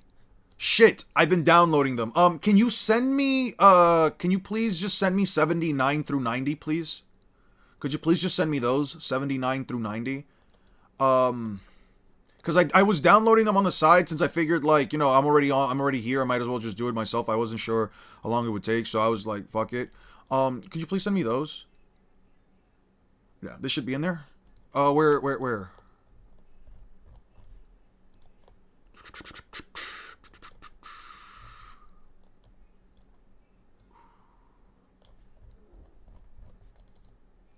Oh, fuck, dude. Dude. It's not in the... Oh, this sucks. I'm gonna have to like reformat them. Oh shit. It's fine. I appreciate it, man. Thank you. Okay, got it. I'll reformat it when I get the chance then. This is bad world. I don't know how other way to say it. I don't know any other way to say that this is kind of bad world building. If you and I don't know what to call this other than bad world building. I don't know what to call this other than bad world building. I don't understand what the point, which is a bad world building. The point in adding specific points of information like this, if the I don't understand the point of an author. I don't understand the point of an author adding specific points of information like this if they aren't going to flesh them out in any way. My bad, I didn't know I needed to put it in a specific format. For the format, it's really just like leave it like this. You see how like when I download the image, it just says 0078-010. It's just like chapter 78, page 10. If you download them specifically from Weeb Central, they'll come in this specific format. You see? So when I get it in this format, it'll all already be like set up properly. Because if we do it in this format, then it's not only do I have to like reconstitute it, I have to like rewrite it myself. It's fine though. Actually, wait. This might be also a little bit out of order. That might be an issue because this might be a little bit out of order too. But I appreciate the effort nonetheless. I appreciate the effort nonetheless, dude. I'm good. I spent my day yesterday hanging out with a friend. I was explaining to them like the script. I was just showing them like what the build up for it was. They are a fan of Bleach, so when we sat down to discuss it, I kind of just wanted to see like if them as a viewer or reader of the series, you know, if they could like see and understand where my points were coming from. Does that make sense? I think we're good. I'm just gonna delete these. They enjoyed it. They like a couple of the points that I had, but besides that, it's nothing crazy. I appreciate you though, Six. My day's fine though. How have you been though? Soul Society and Nagash Horror. I got like 143, so probably tomorrow I'll be done most likely. Hey, don't worry about it, Jeff. I'm not there yet in terms of like the script. I'll probably just start skimming through a lot of like what happens within the Soul Society. I'm just kind of talking about right now like why the world building I feel like is kind of terrible. So far I've got, let me just read for you guys so far what I've got. Let me know if you guys have any points that you guys think I should focus on or if I should try to like reword anything. I'm in the busy season again. Oh, all right. I'm happy to hear that you guys are doing great. Listen, as long as I've always felt that like, you know, as long as we as a collective or even as like separate individuals, as long as like, you know, life is treating you well, you're doing you know, life is going pretty well, you know, you're healthy, your family's fine, you're not going through like any type of anguish physically or mentally. I think that, you know, that's the like the better portions of. I think like those are the moments where you're like, you know what, man, I'm kind of happy to be alive. You know what I mean? It makes me happy to hear that people are doing that well too. I know that we all have like our highs and lows. There are definitely going to be moments in time where like everybody has their highs and lows. So I just like hearing that like, you know, people are going through a good time. And if you're going through a bad time, I hope it always goes by swiftly. You know, it's never permanent. Is what I'm trying to say. Both the good and the bad, honestly. So let me know if you guys have any like tidbits of information that like, or you guys have like any issues with anything, any of the stuff that I've written so far. Let me know. So, okay. Overall, the first arc is fine. I definitely had a better experience this time around since it ends rather quickly after Renji and Byakuya show up. The Shinigami take Rukia back to the Soul Society to have her pay for a crime of giving a human her powers, which I will focus on a little bit later. It's interesting to see the Ichigo running around Karakura Town slaying hollows and getting the hang of his powers, but there's honestly not much to talk about considering how much I still have to go through. The arc did a decent job at setting up the cast. Ichigo's friends don't really matter. His family is entertaining at times. Hollows do feel like villains of the week, and I can always talk about Uryu in depth later on. The world building is interesting considering how fragile the cosmology seems to be, and I can honestly say that there are some good building blocks for a story, but they aren't fully fleshed out.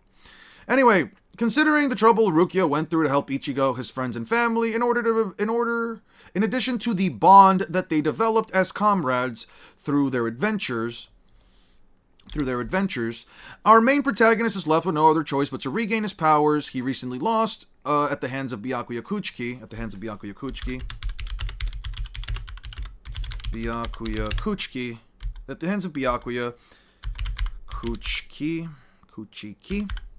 In order to save Rukia from the Soul Society.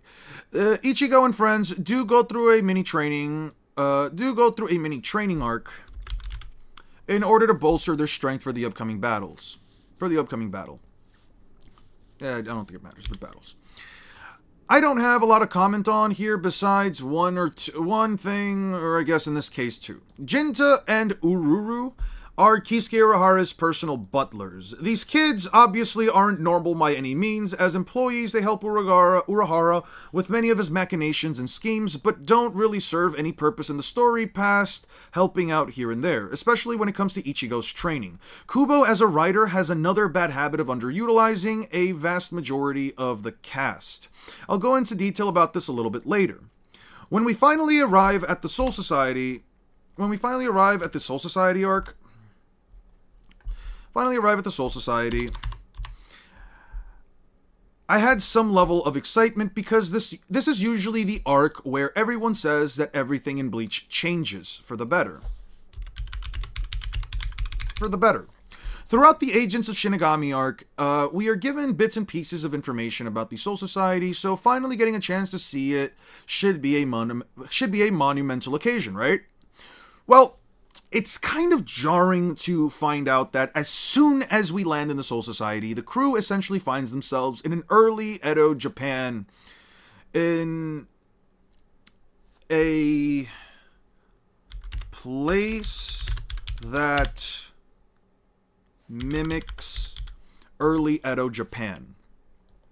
According to Yoruichi, the slum district, or the Rukongai, is where souls live when they come to the Soul Society. Though I'm sure the diagrams presented isn't exactly to scale.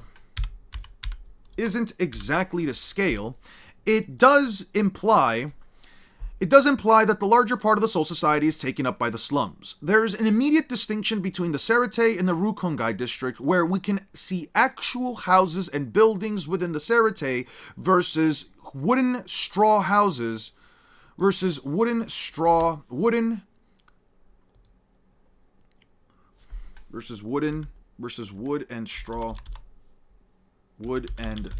versus huts made out of wood and straw versus these huts made of wood and straw of the poorest and freest part of the Soul Society versus these huts made of these huts. I think this is good so far. I'm doing pretty good. These huts, see actual houses and buildings within the Serete versus these huts made of wood and straw for the poorest and freest part, for the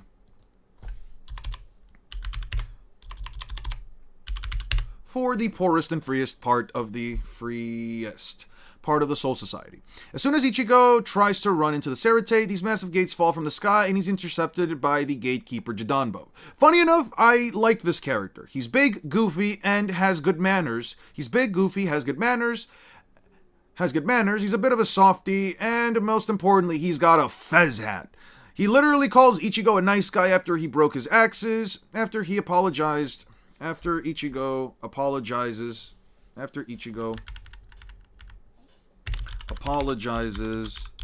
for breaking his axes. After he lifts the gate, our cast is introduced to Captain Gin Ichimaru, who is the most sus motherfucker I have ever seen. This dude doesn't even hide the fact he's got some. This dude doesn't even hide the fact that he's got some ulterior motive. Like, he genuinely cannot be trusted. Doesn't even hide the fact that he can't be trusted under any circumstance.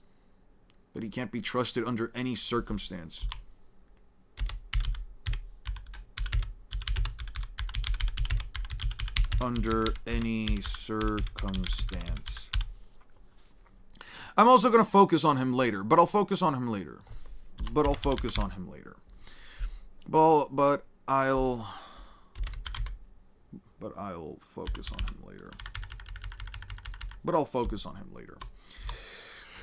As I read through this arc for the first time in like 15 years, the only thing I could consistently think about is how much I hate the Soul Society and why it needs to burn. But you'll have to wait a bit before I go into that.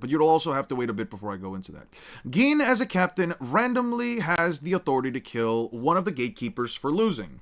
Sure, I suppose a gatekeeper that fails at their job is dispensable, but he literally shows no mercy to a comrade. What kind of a place... As soon as the crew gets kicked out of the Serite, they find themselves surrounded by Konpaku that live nearby. There's this little cute meeting between Chad and the soul of the boy that was trapped in a parrot from the previous arc. We learn that the people of the nearby district consider the Shinigami strutting brutes to be strutting brutes, and that Jidanbo is actually their friend. I just have to be honest here when I say that dying in Bleach is seemingly awful. Becoming a spirit within the context of the story leaves you with only a few options. You either float around in the human realm until a Shinigami finds you and sends you to the Soul Society, where you live your afterlife in an impoverished district that's so big you may never find your family, thus leaving you with the only option of making family with strangers, or your family... Or your soul becomes hollow, thus becoming a monster hell-bent on killing your living family until you're stopped by a Shinigami, or you have your soul destroyed by... Thus becoming a monster hell-bent on killing your living family until you're stopped by a Shinigami, or have your soul destroyed by a Quincy, or you get dragged down to the pits of hell if you're either despicably evil or a powerful Shinigami. An interesting piece of world building is that when you die, you get a number in the order that you die. You get a number in the order that you die in, and you are sent to a different district in one of the 4 cardinal directions. To a different district. I don't even think I need that. I'm just gonna leave it like this. It does make me wonder if a family dying together to a meteor alongside... If a family dying to a meteor alongside their neighborhood would result in a situation where they're all separated because they were in different rooms, therefore they died at different intervals of time.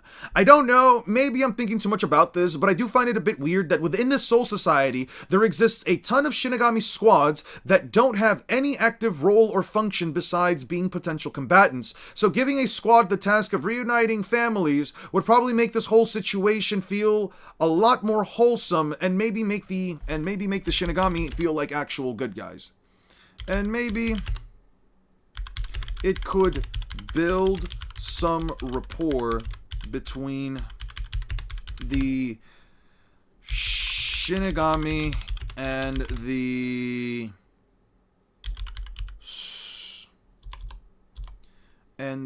souls.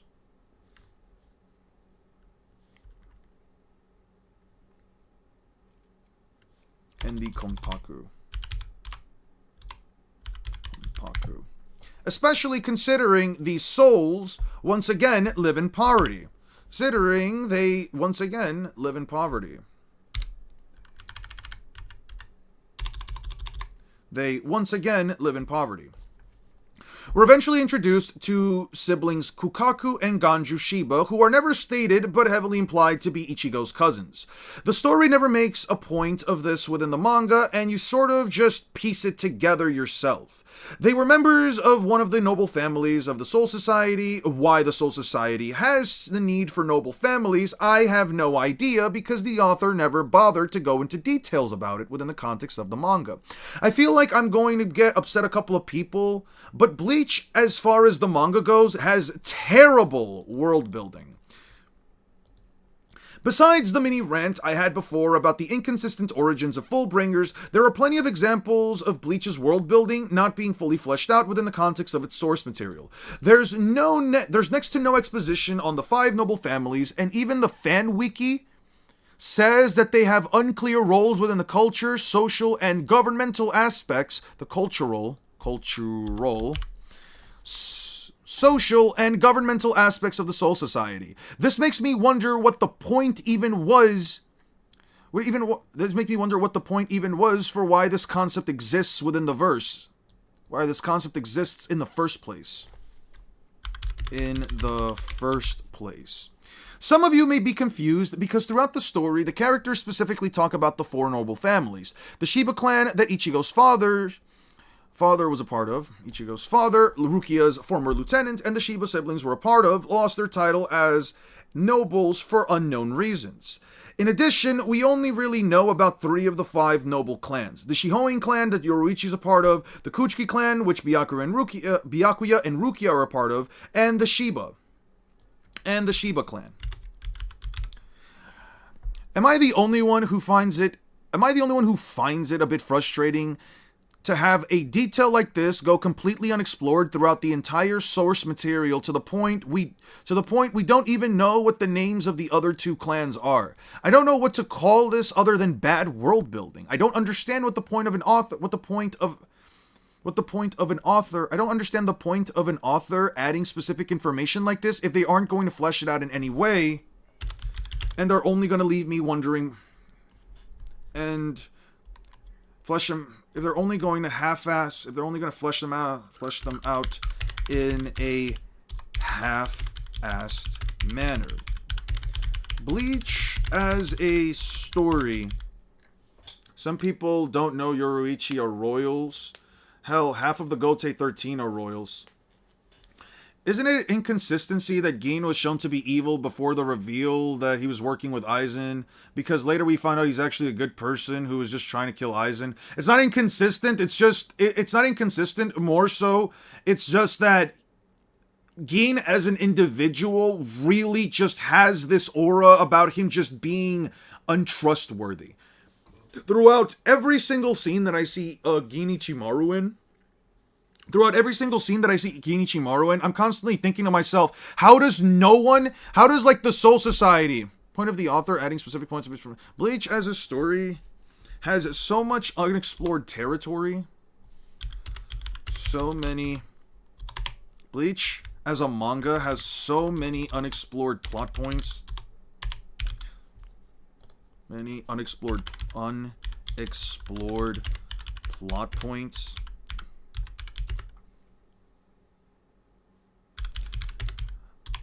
That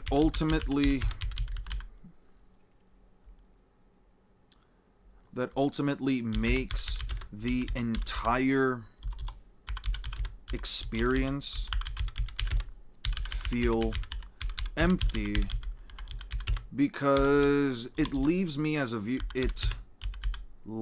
me as a reader, because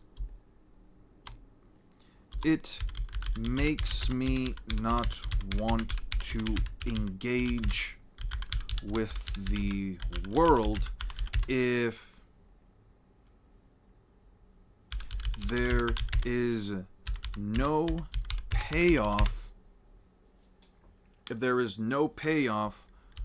For any of the information the author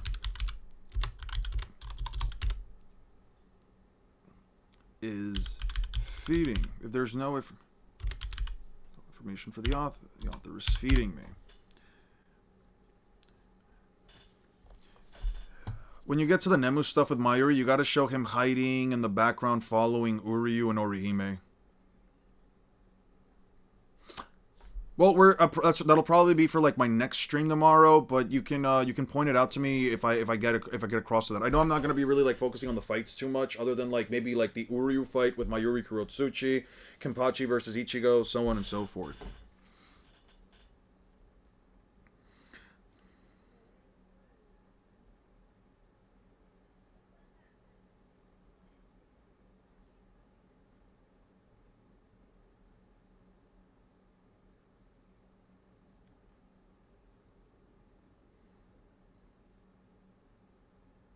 Oh, that's so funny. That's so funny.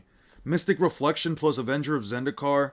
Yeah, this is really stupid. Choose a non-legendary creature. The next time one or more creatures or planeswalkers enters the battlefield, this turn they enter as copies of the chosen creature. With Avenger of Zendikar, you just get a metric fuck ton of plant tokens. Dude, I might cook a little bit tonight. Maybe. I don't know.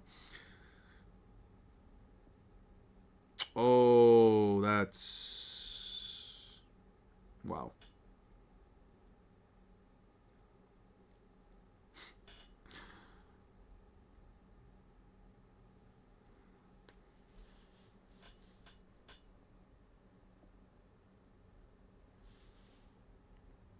Explain.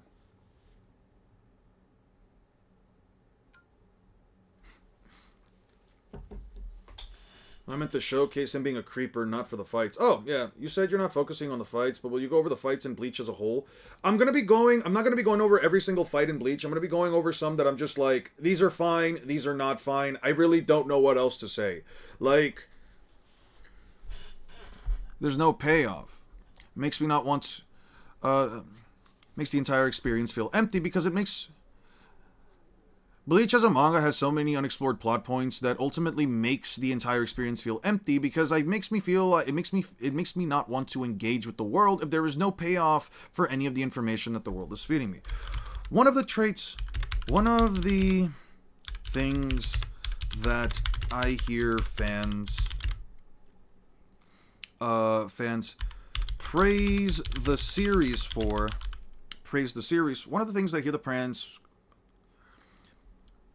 is Kubo's ability to drip feed information so that we as readers can go back and so that we as readers can go back and find these interesting... I'm not going to throw this in yet. Feeding me. It makes me feel like the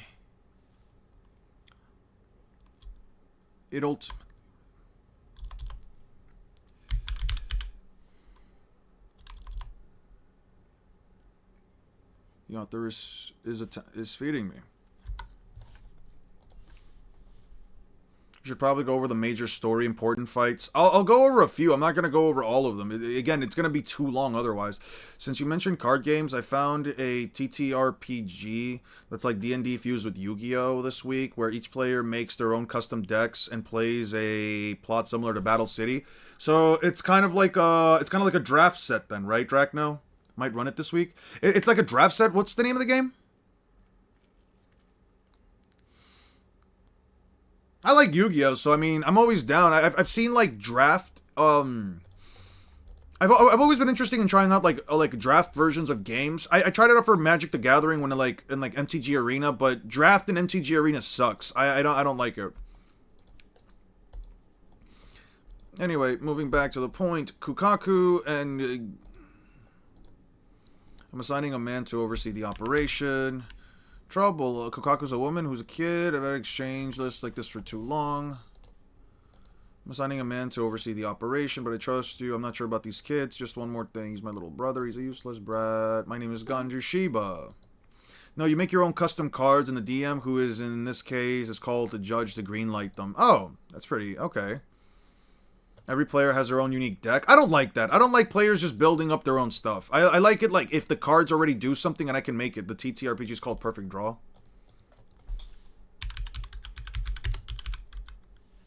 TTTRPG. Tabletop RPG.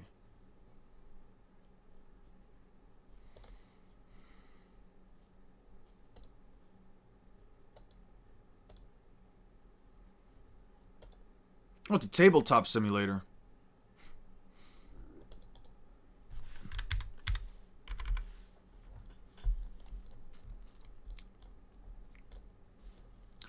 Pen and Paper Fighter. When this card is played, strengthen all your warriors you control for the turn. When this card dies, return it to the hand.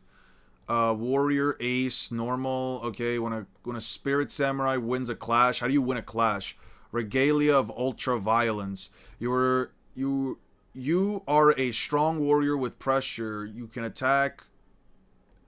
You can clash with the enemies that attacks you, and if you were a warrior before you take damage, you take 1 damage, and if you were destroyed in a clash by an effect, the effect targeting you doesn't make sense. It targets the item instead. What the fuck are we talking about? There's literally a gimmick about drawing a card that doesn't exist in the perfect moment for more drama. Clash is whenever you defeat another warrior. Okay, but how do you defeat warriors? So what, like weak, strong, normal? What the fuck? If you focus... I don't like this. I don't like this. Maybe I'd have to, like, see it be played. Okay. Opponent moves, crib sheet. Play a normal warrior or a strong item that pays off a central play pattern or strategy of the deck. Create an impenetrable threat. Play a warrior with up to 3 protections or power increasing effects. Use a simple card move. You summon warriors. Warriors are monsters. You summon... I get that. What's the name of the card game? It's called... I got you right now. It's called Perfect Draw. This is Magic the Gathering? It doesn't feel like it. Doesn't feel like it. Could be. Card combat moves. Jesus. Alright, you know what? I'm not looking into how to fucking play a card game while I'm trying to write a script, dude. That is for the NPCs. Ah, okay. Okay. Feeding me. I think little Mo. In less than 14 days, you will be executed.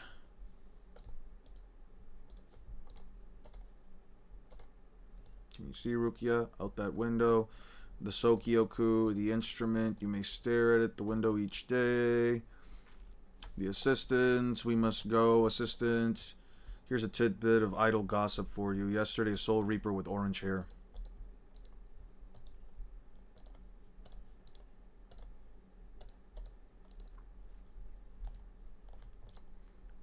You're in the 6th company now, aren't you? That's right. Does Rukia deserve to die? Yeah. Yeah.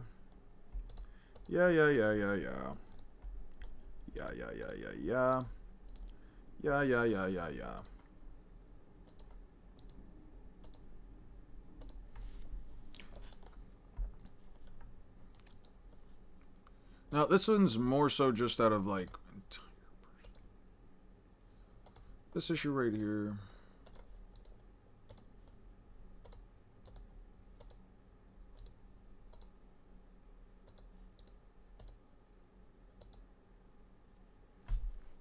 From the Inuzuri Rukongai 78 district, the 4 quarters of Rukongai are each divided into 80 districts. The higher number, the more dangerous. The district, the 266 term graduate, the Central Spiritual Arts Academy, also known as the Soul Reaper Academy, assigned to the 5th company. Upon graduating his combat, he recognized and transferred to the 11th. He was transferred to the 11th, promoted to assistant captain of 6 months ago, of the 6th company 6 months ago. Strange eyebrows are tattoos. Likes taiyaki, yeah. Wears a kinpaku, a scarf worn by generational. Likes balloon flowers, moonlight walks, and spicy food. Yeah.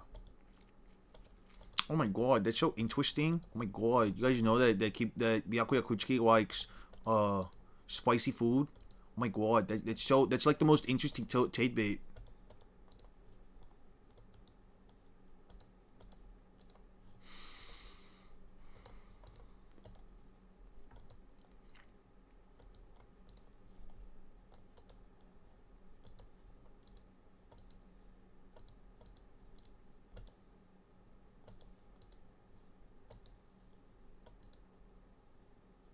Mm-hmm.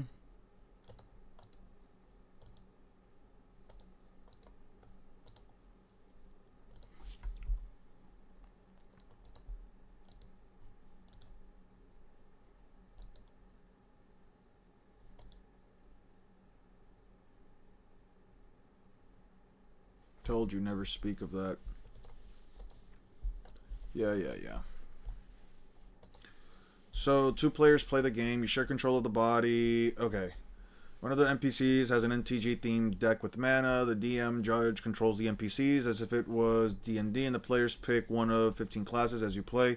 Classes are inspired from duelist tropes. One class is literally called Other Me and is a spirit. You share control of the body of another player, and you can swap mid-fight. So 2 players play the same guy. Okay.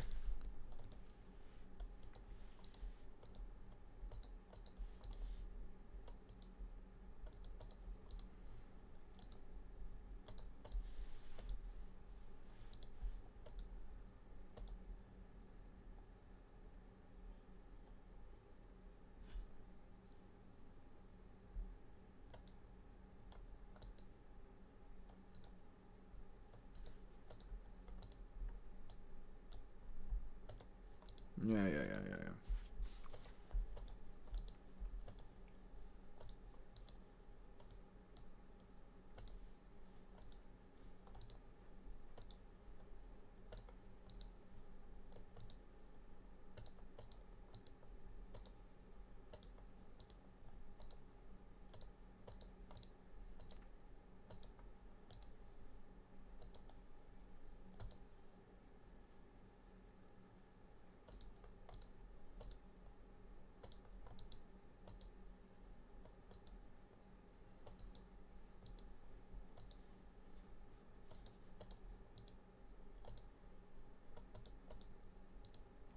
Okay.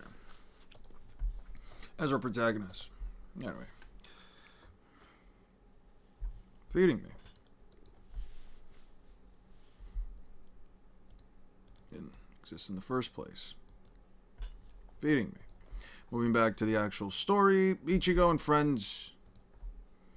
Are you going to discuss Uryu as a character? I'm going to focus on Uryu more towards the 1,000-Year Blood War.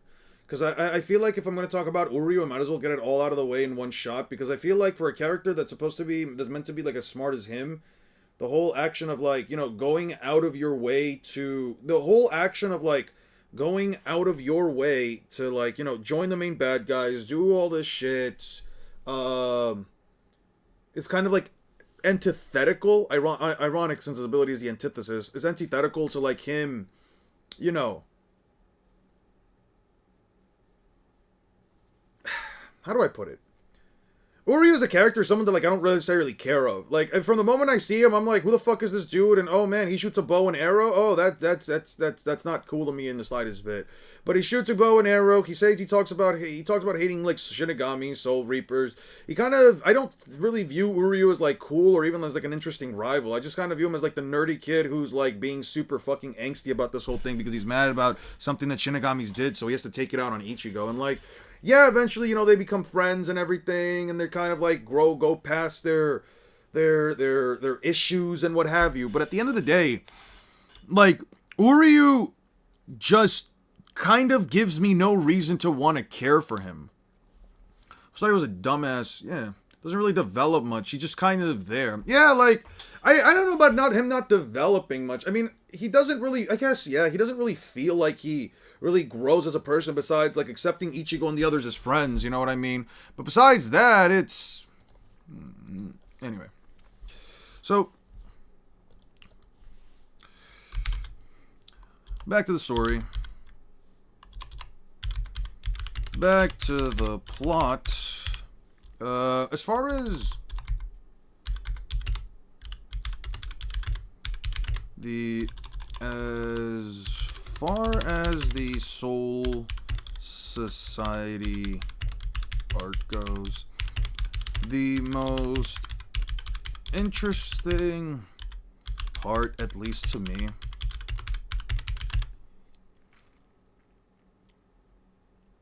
is the concept of the Gotei 13. Of the Gotei 13. Or the 13 Court Guard Squad. Of the Gotei. Seeing the captains for the first time does feel nostalgic.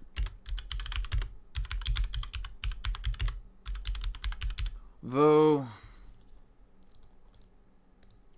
at least to me, is the concept of the Gotei 13. Seeing the captains for the first time, though, definitely say they seem a bit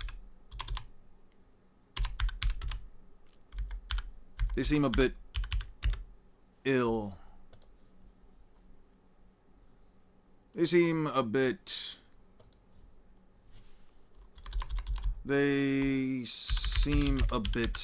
strange at first glance. Although I can say they seem a bit strange at first glance, given Kubo's early art style. Each of these characters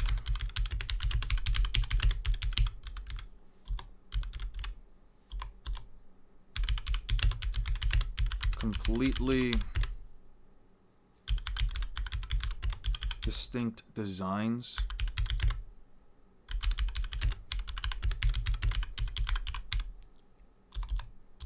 Easily tell who is who based on their silhouette.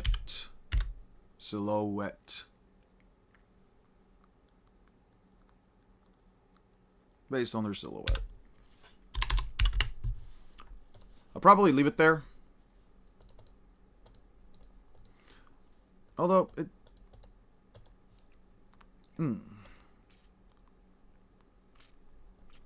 I'll just leave it there. Shit chopped or just dropped. Guys, I'm gonna leave it here. I'm tired. I'll be around tomorrow. We'll sit around and we'll write through more. I'm gonna try to focus more on like writing, because tomorrow I really do want to get through as much of this as possible. I think 2 pages a day is probably gonna take me too long. I'll try to see if I can get through the Soul Society arc at least tomorrow. I would really appreciate it. Like, anybody here, the only reason Kubo gave Antithesis is because he realized Uri was so unimportant with no payoff, and he was so weak in the Bleachers that he thought he should give him a random power up. It does feel that way. I can't even fight you on that. It does feel that way. It doesn't say to accept Yuhabog into the Stern Ritter in the first place. How many pages have you finished? I've got 8 pages so far. We're almost at 9 pages. We're almost at 9 pages. I'm only in Soul Society arc. I'm telling you, this video is going to be at least over an hour long.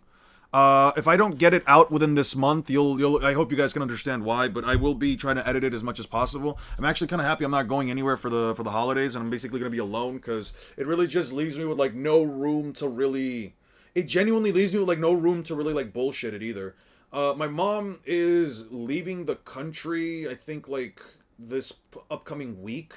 So, once she's gone...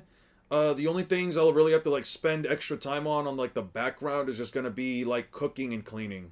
But besides that, I'll just basically either be working or... Yeah, I'll just basically be working. I'm not gonna have, like, any more... We're already done with Great British Baking, too, so... There's kind of nothing more for us to do together. You were here for a while. You were here for You were here for almost an hour, Six. What do you mean? Either way, I'm happy to have you here, man. Happy to see you're feeling better, too. Guys, thank you so much for joining up. I'll catch you guys all in the next one. Please drink some water. Please take care of yourselves. Please treat other people kindly. And, yeah, peace out. Good stream.